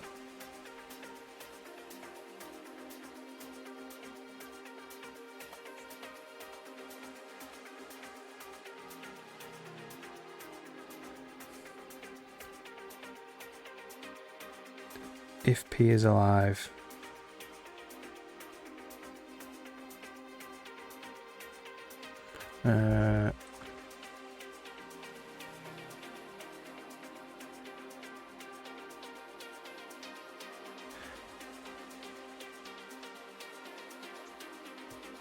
this one it. So the get age situation. So you could do it here, like basically do the optional is alive Helen.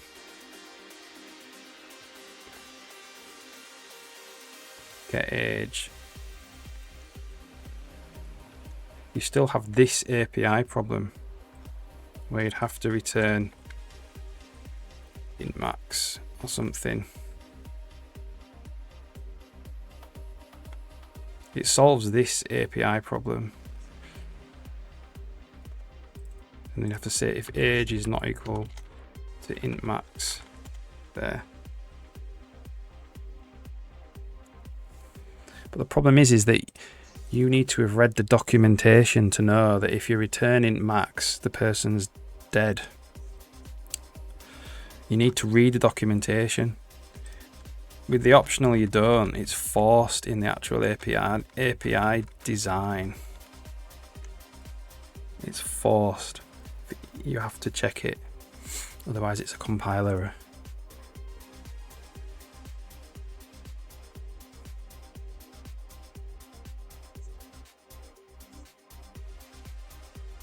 So you can you return a bool or return the, yeah, you return a bool or the actual age.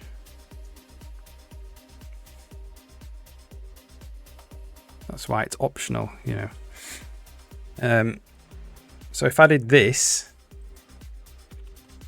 right, like that, that's a compiler error. Let's just change this to NPC instance. Don't know if I have it. Don't have an is alive, I don't think.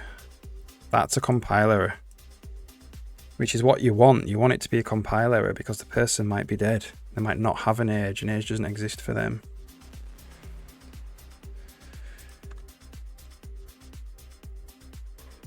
What you have to check it. If age int the age is age.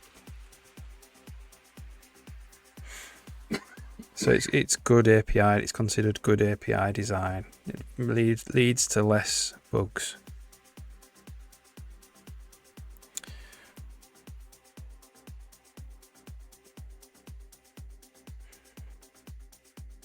So both returning an int. So is both returning an int. So this returns, if the person is alive, it returns their age. Yeah. And if the person is not alive, it returns nothing. If the optional is set, meaning this case, then the result here can be tested. Well, it can always be tested. And if the optional is set, then there is a result in there. It's in there. And you get it out by doing that.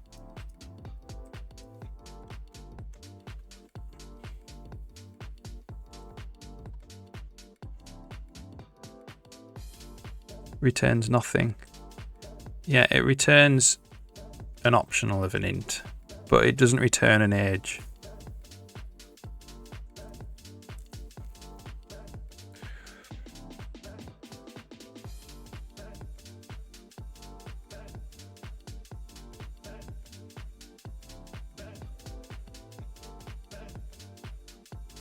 Int age equals get age.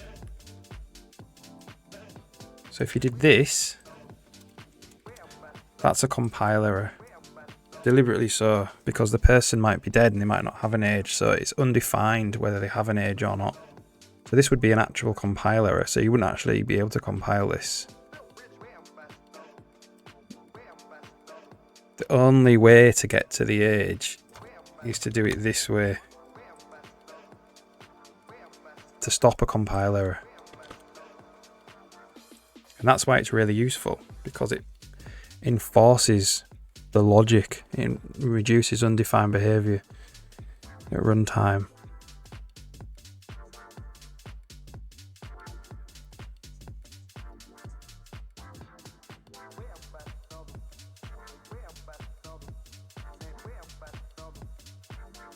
So why is int a compile error? Because it's not returning an int, it's returning a standard optional int. And you can't implicitly convert from standard optional int to int. You just can't do that, it's not allowed. Yeah, auto, so this auto, it's this.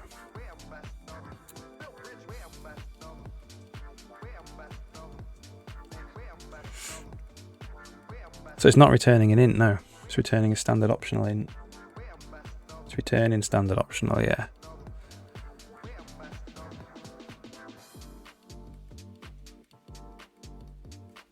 That's it, that's the return value.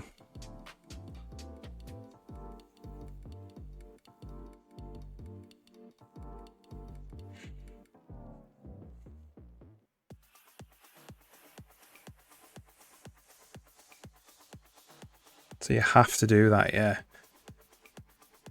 There are a couple of ways. You could do age, or you could do age dot value, I think. Or you can be like age dot has value.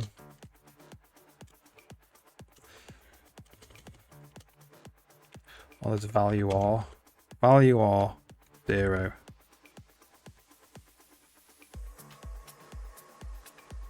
The most common way is just to use, yeah, the star.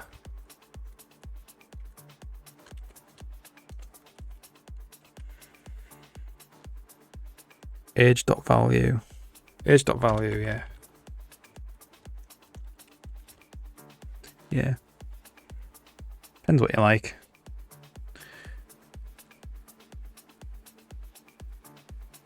Oh, they're both equivalent. I use a star. So does it get room camera state? If it exists, then set it.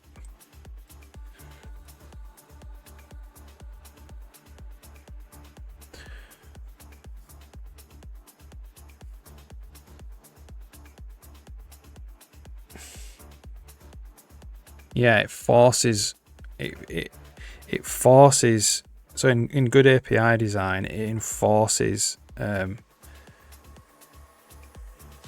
the use of defined behavior over undefined behavior.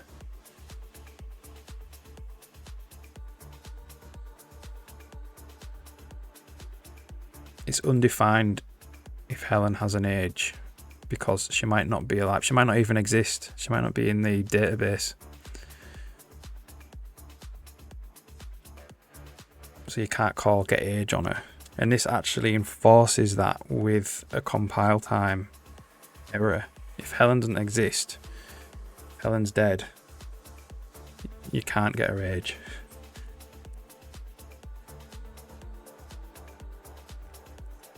Doesn't stop your actual integer from overflowing. No, it doesn't. No, you need to do something else for that. So this would be a compile error, because get age might not work for Helen. And you can get that at compile time.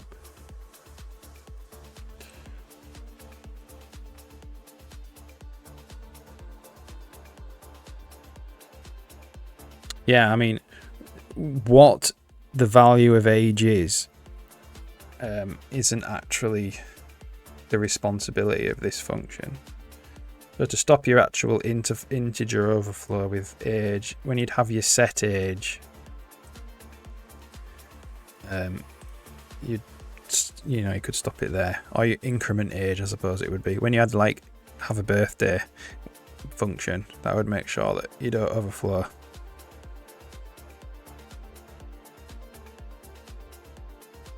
You know it's been set, you don't know if it's overflowed, no. No. So you would have, yeah, you would have like, I don't know. Ooh. Have birthday.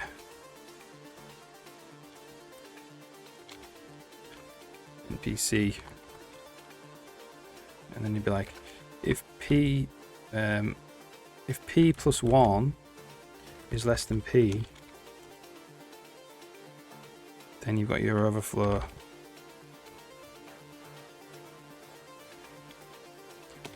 Else P plus plus.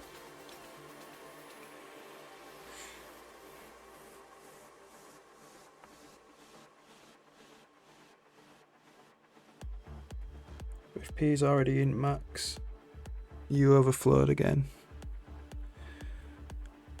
So if P is in max, it would go to here, wouldn't it? Because P plus 1 would be minus int max. So you'd just be like return false. Couldn't do it.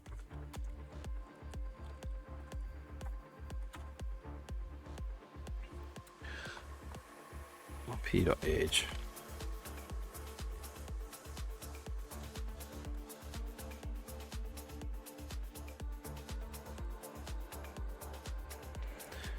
P plus 1 would overflow if P equals int max. It would. It wouldn't crash. No, it wouldn't crash. No, not on integers. It would wrap. It would wrap.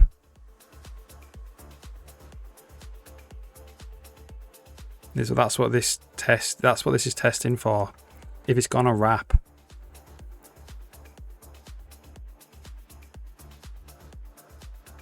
If you add 1 to the age and it ends up being less than the age, it's wrapped around again, hasn't it?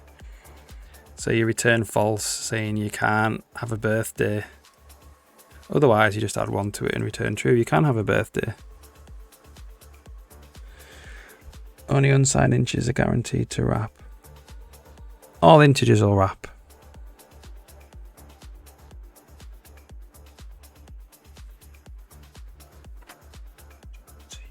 Yeah, thanks. That'd be great. Yeah.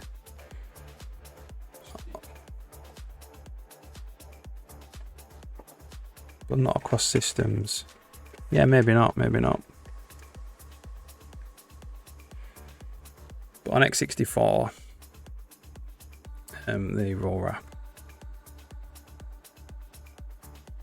Unsigned integers will.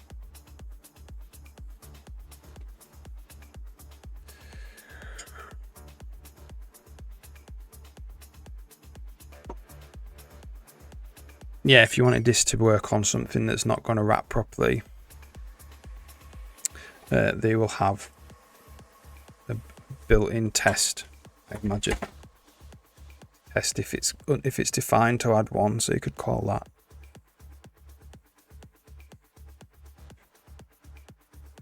But this is okay. If this is a signed integer on an x64, this will work fine.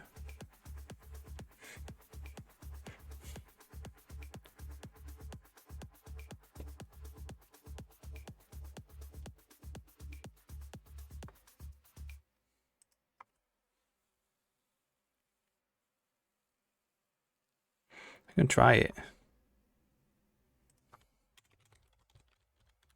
Maybe I'm wrong.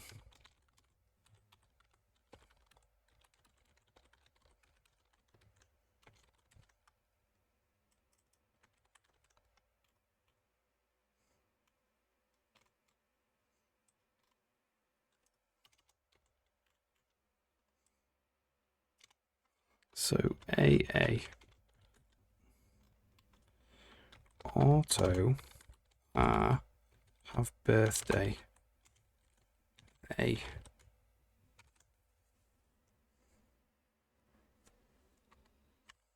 C.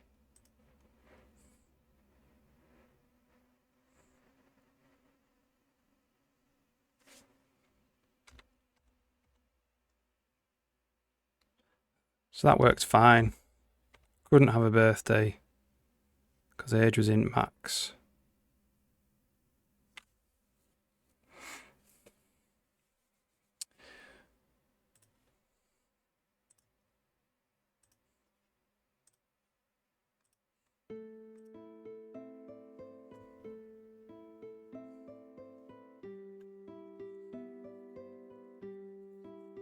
If A is greater than T max minus B.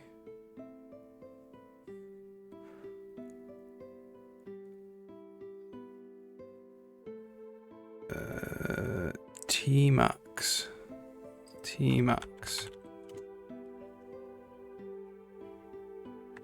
No, do you mean int max? A is greater than int max minus B. That's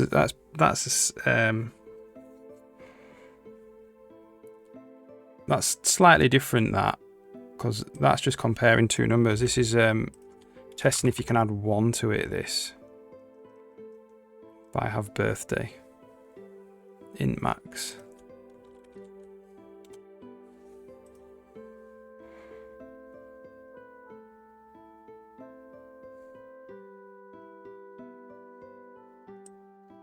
But yeah.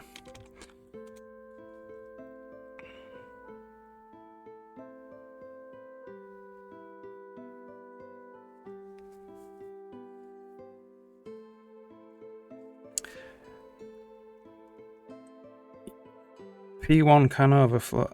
This is meant to be royalty free. There are a lot of so it's probably not by a few notes, because there's like Skyrim and Lord of the Rings things that I've picked out, but they're not actually it. So this, you're relying on the overflow, but the overflow is perfectly fine. Thanks, Dad. The overflow is perfectly fine on x64 to just wrap back round. 2004 RuneScape music, yeah. Like, overflow is a safe operation on x64. To test for it is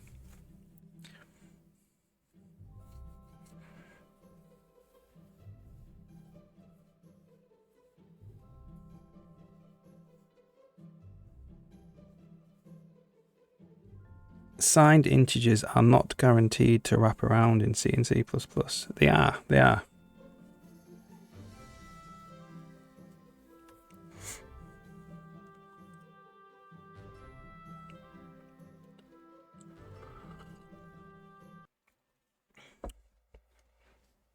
The compiler is not required to produce a wraparound result. Okay, well,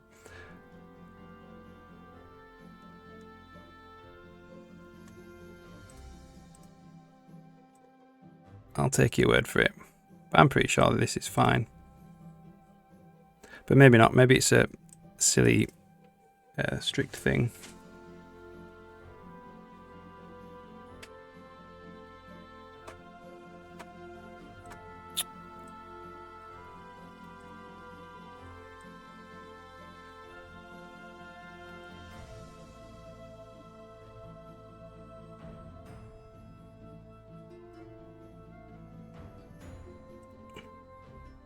I'll take your word for it. But this works fine. I mean, this totally works fine.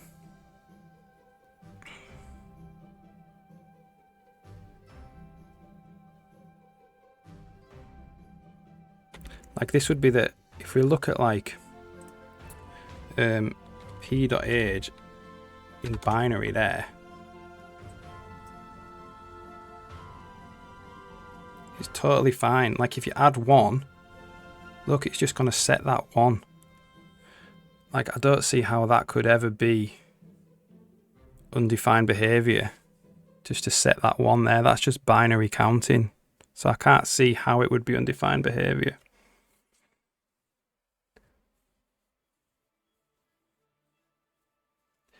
In C, I equals int max. Yeah, let's just...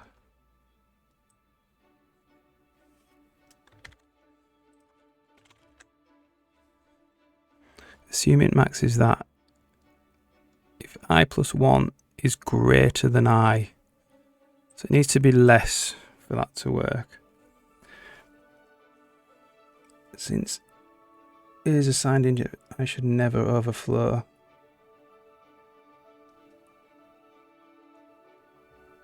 Since I is assigned integer, the expression I plus 1 should never overflow.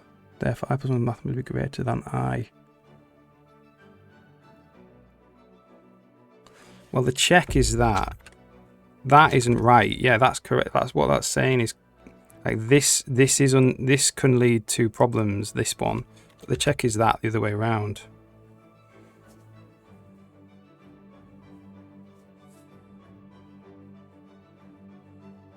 Yeah, I agree with what it's saying. That's like saying do this, which is not right.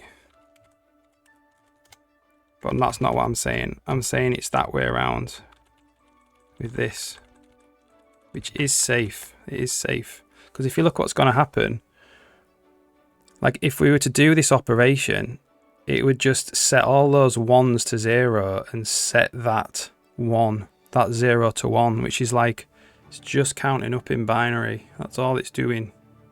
It should never result in a crash.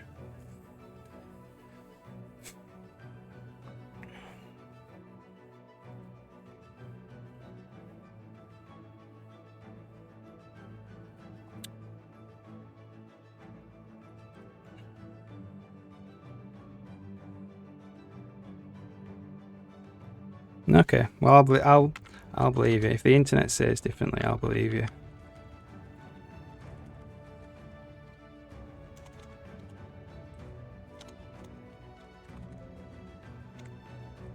There's no way. I cannot see why the binary counter on the CPU would just not add 1 to the number.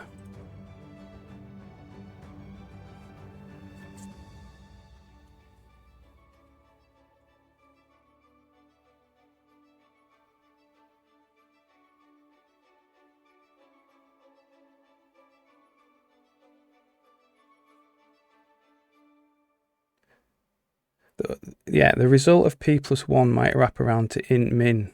So that's exactly what the test is testing for. I think you're getting mixed up with, it can introduce bugs, yes, but the check is valid to see if you can increment an integer by 1. So int min is what you're actually test it, like that's why it works, because it's going to result in int min. The compiler assumes overflow never happens. To if false. The compiler could do that. Yeah, the compiler could do that. But not in this situation where it's a member variable.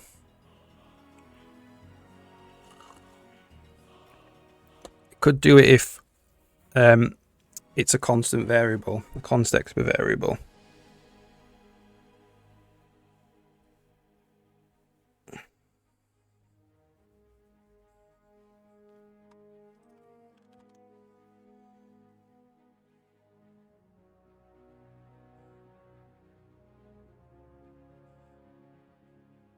Yeah, maybe it can. Maybe it can.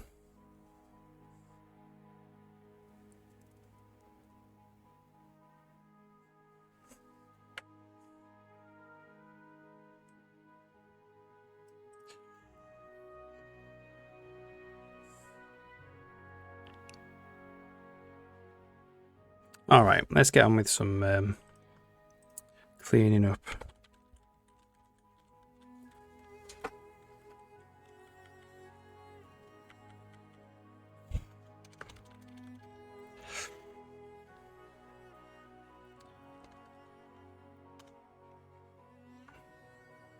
Don't believe it either. Yeah, maybe it's rather than like a CPU rule, a compiler might want to make that assumption for optimization, maybe. I can't see how, but maybe it will. As it as it can, yeah.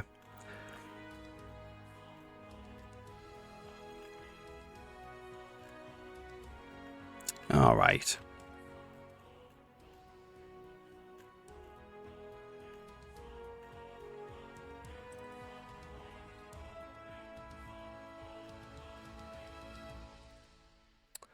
Board display options. So board region, board path. Maybe we try and get rid of this. So why they have new functions to safely check for overflow. I didn't know. I mean, I expected something in the standard, yeah. Standard template library for that, because they have everything like that.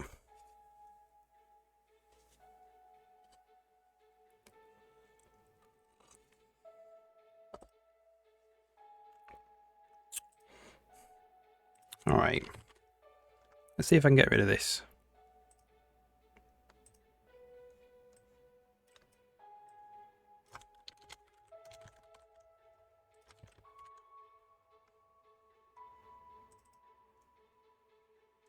Get nav mesh. So nav mesh, that goes away. And regions goes away.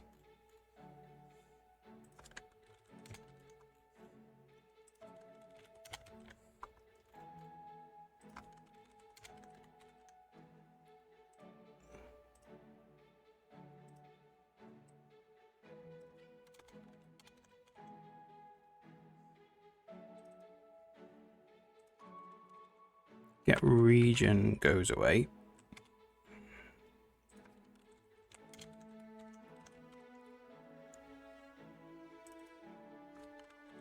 And regions. Two of these things gone.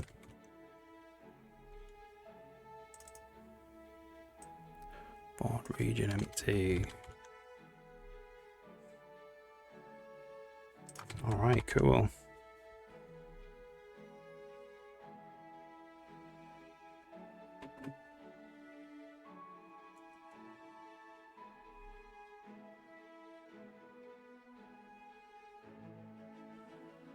I could definitely see how a compiler could optimize that out in some situations where the number is known at compile time.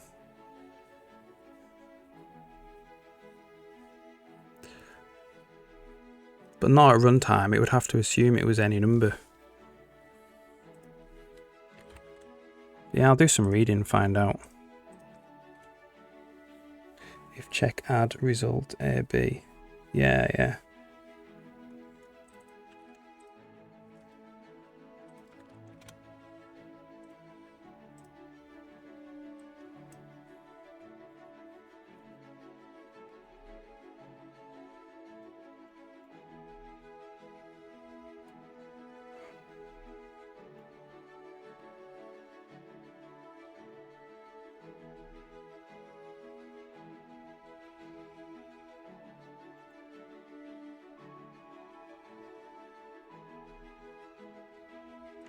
Does it have an implementation?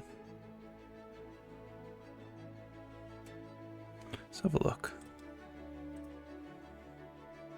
Yeah.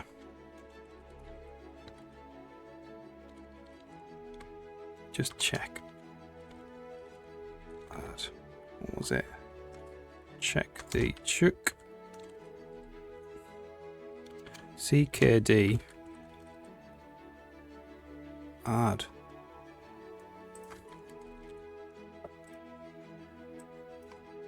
Can't get it on mine. Whoops.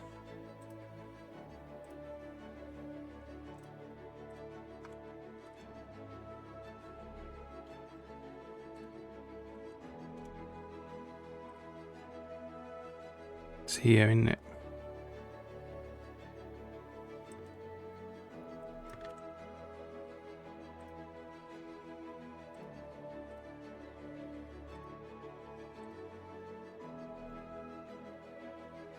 Let's have a look. Game level, put it in there for now.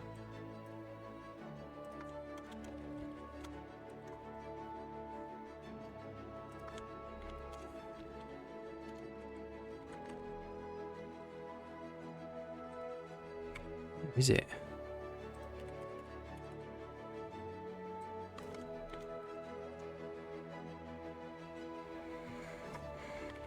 Can't find it.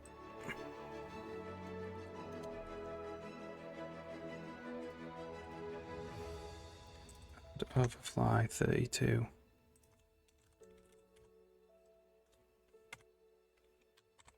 Well, that's in like an intrinsic one. Include limits.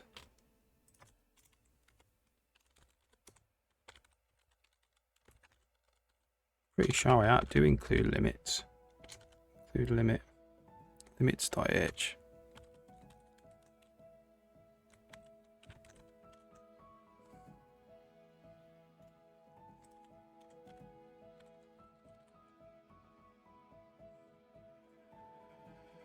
Yeah, I tried that. Couldn't find it.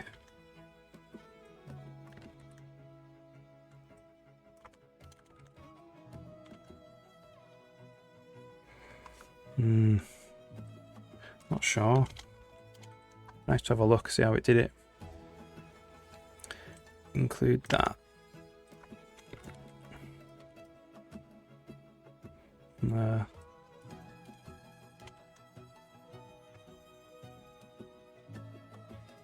Yeah, I can't find it.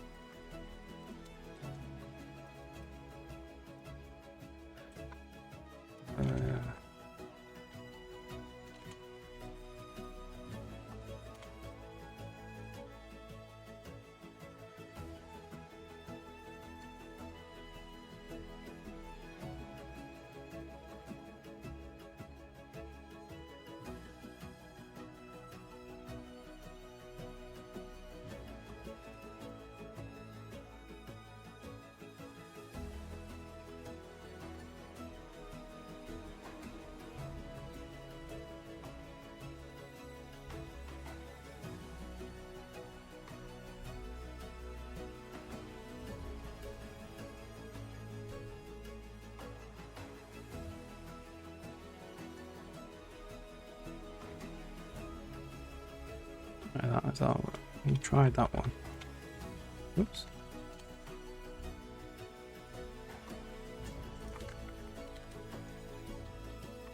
Well, I love reading this here. They're doing this one.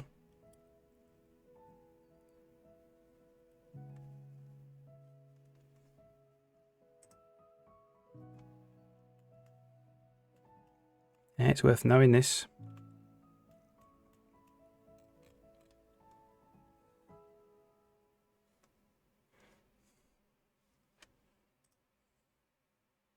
Yeah, thanks, Root Dragon. I'll learn about it.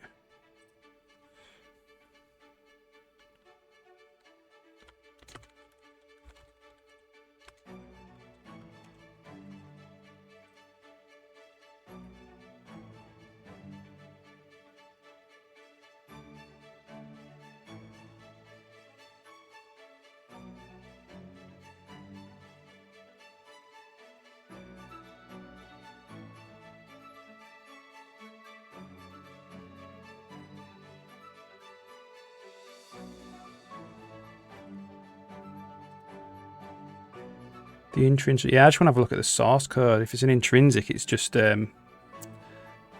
injected into the like bytecode. Oh well. Oh well.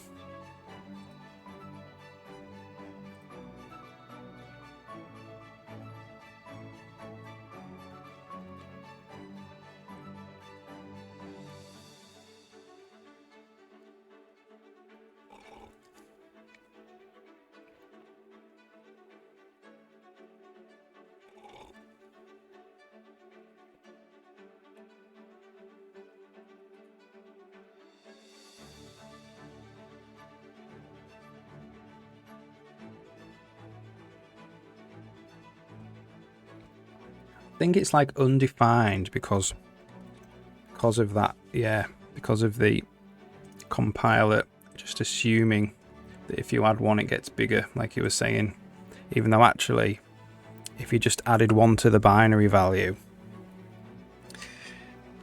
it would give you the right result, but the compiler could change it. I think that's where I'm getting confused with it. So it's not like well,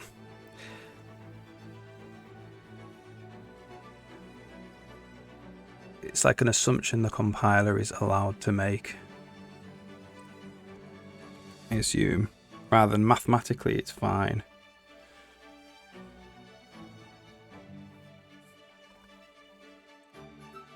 Anyway, board path. Let's delete this.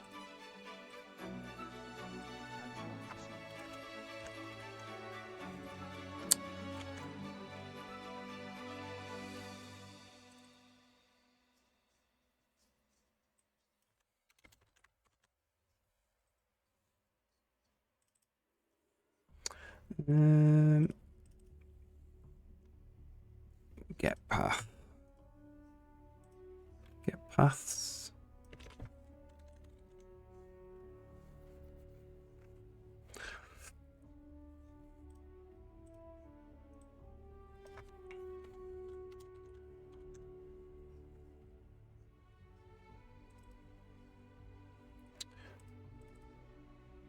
Paths.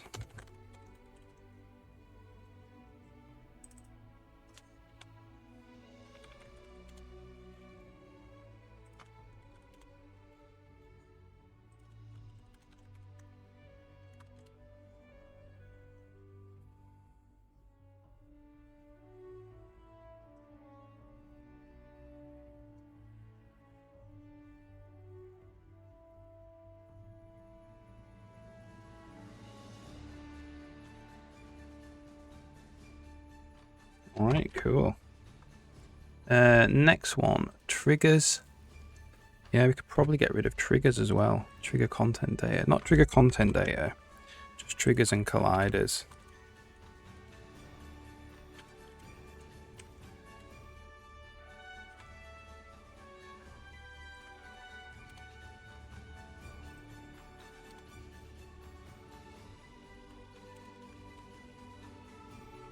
There we go. That's all them gone. Awesome. Get rid of that.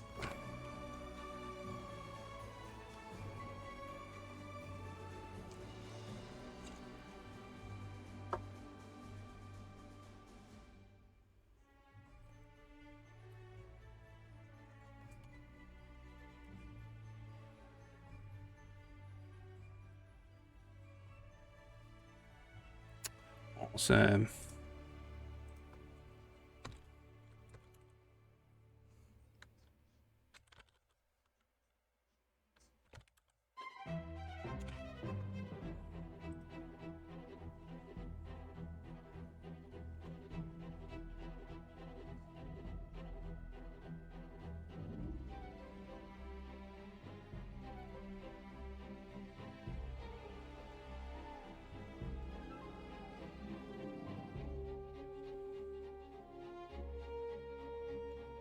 Yeah, I'm just reading about this undefined behavior thing. See why it is the case. Most compilers just used whatever overflow behavior was easiest to implement.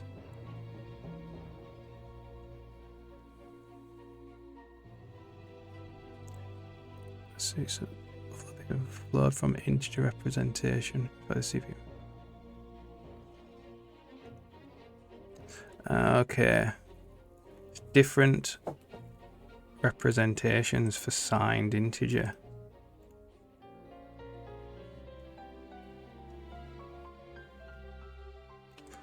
So,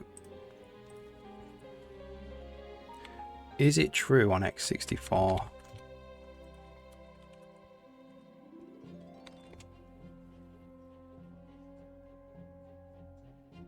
Signed overflows undefined behavior. Well, unsigned I think.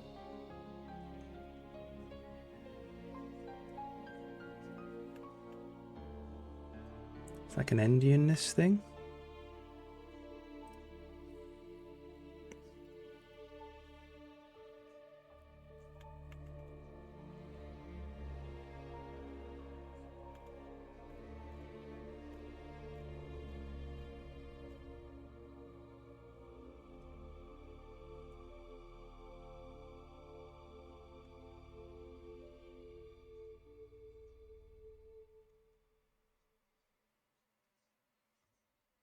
Yeah. Okay, that's great. I got 10 more minutes. What can I do in 10 minutes?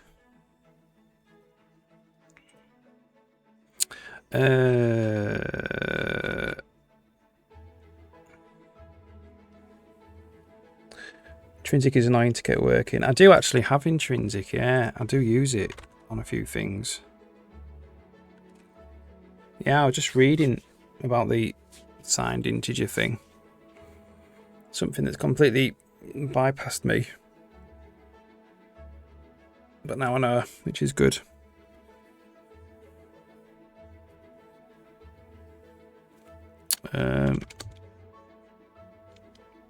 What would it be? Win 32 common.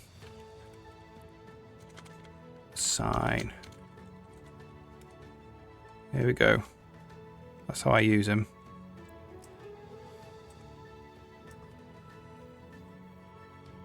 Yeah, I still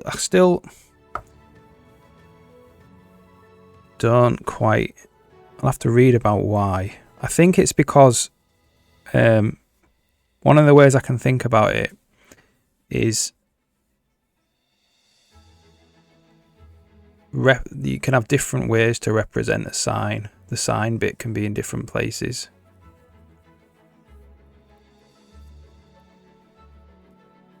If the sign bit was at the start, the lowest significant bit, or the other end, then it might not work. Maybe that's the only way. Need to figure out why. Need to try and understand why. Yeah, I use these use them like that. So wherever I include it somewhere. Probably maybe in Windows.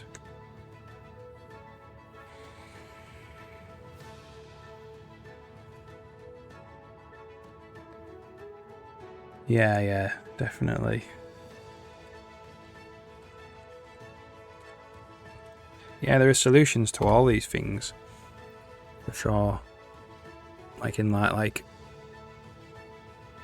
doing the integer overflow. I'll have to check then. I do an integer overflow thing. I'll have to check.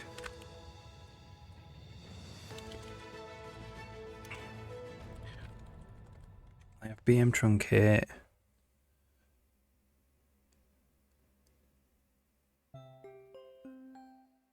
I actually think that's okay.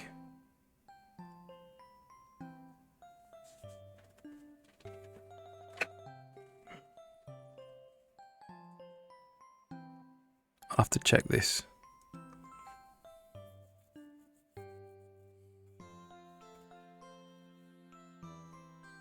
May not be immediately obvious. Yeah.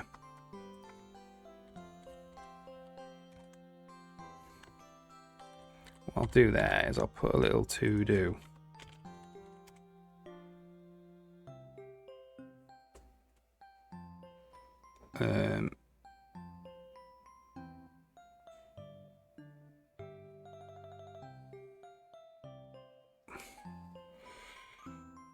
So what happens if this comes in at like -1? That will end up being... Let's check this.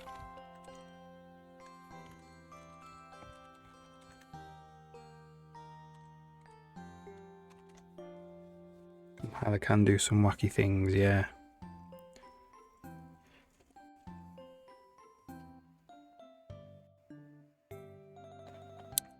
Jump over, yeah.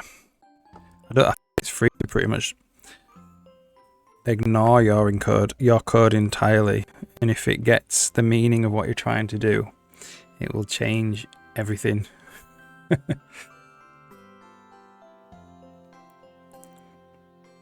As long as the input and the output are the same, it's free to do anything else.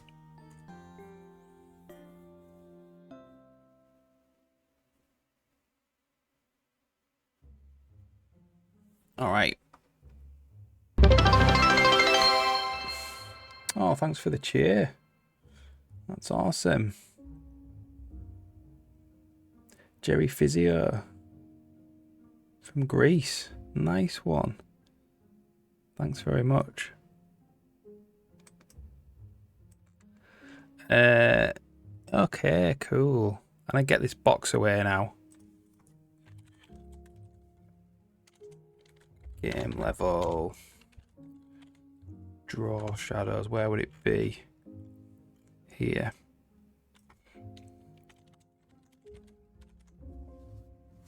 Hope you're doing all right, Jerry Physio.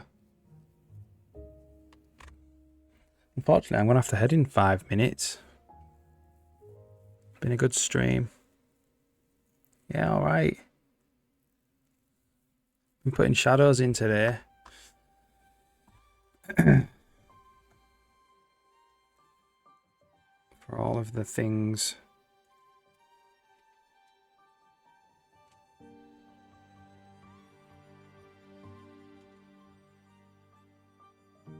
And talking code and learning new things.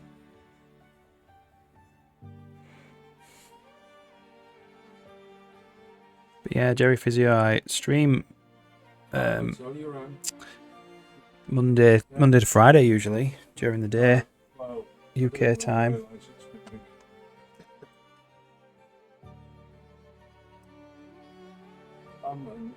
And also just want to check in the last 5 minutes if we actually are doing the God Ray thing.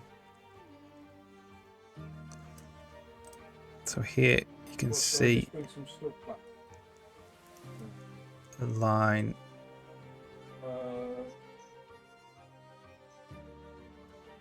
Yeah, what time? Just hard to see because it's so subtle. Maybe I can turn it up in the shader. Lighting. Okay. Glow. Glow, glow, glow. Glow with shadow. Glow without shadow. PS main glow. Shadow text. Let's just see then. Oh yeah, yeah. Well, I can tell you that anyway. Although I don't think there's any enough. I think I'm used to I'll call in Shadow text. Go into the middle and get some. Well, give me another half hour and I'll sort of get that. Is that alright?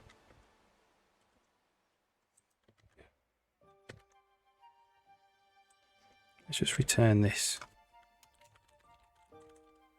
Check it's actually working. Get some more then.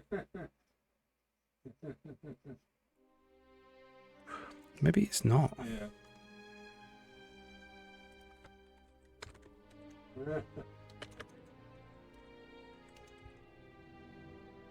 What am I meant to be seeing here?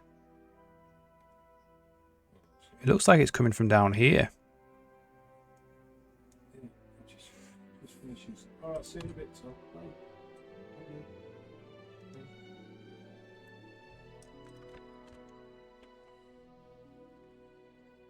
Check ad. Yeah, I've had a look at this.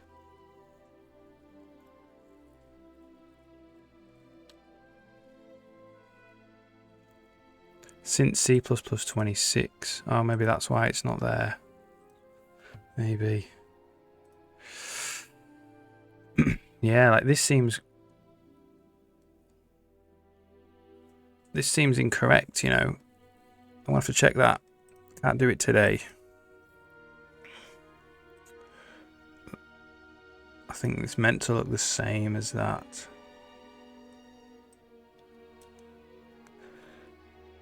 Well, we are doing a discard.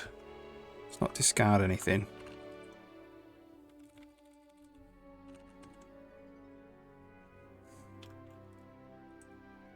Alright, cool. Something to look at then. Tomorrow. Can't finish it today, unfortunately. But we nearly got shadows in. There'll be a couple of bugs.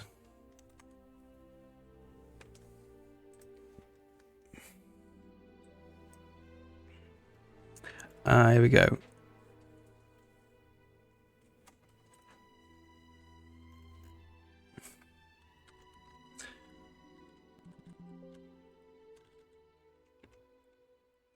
CKD add.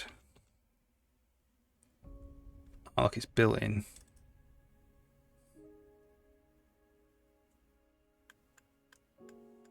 Wow, look how complicated this is.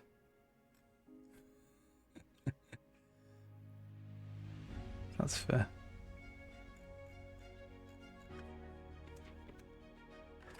Right, nice one. Thanks, Woot Dragon. I'm gonna have to head off now, though. Checked I've gotten it wrong. Even GNU Intel have shipped incorrect implementations. Interesting, interesting. Alright. Thanks for the good chats. I'll be back tomorrow for more chats.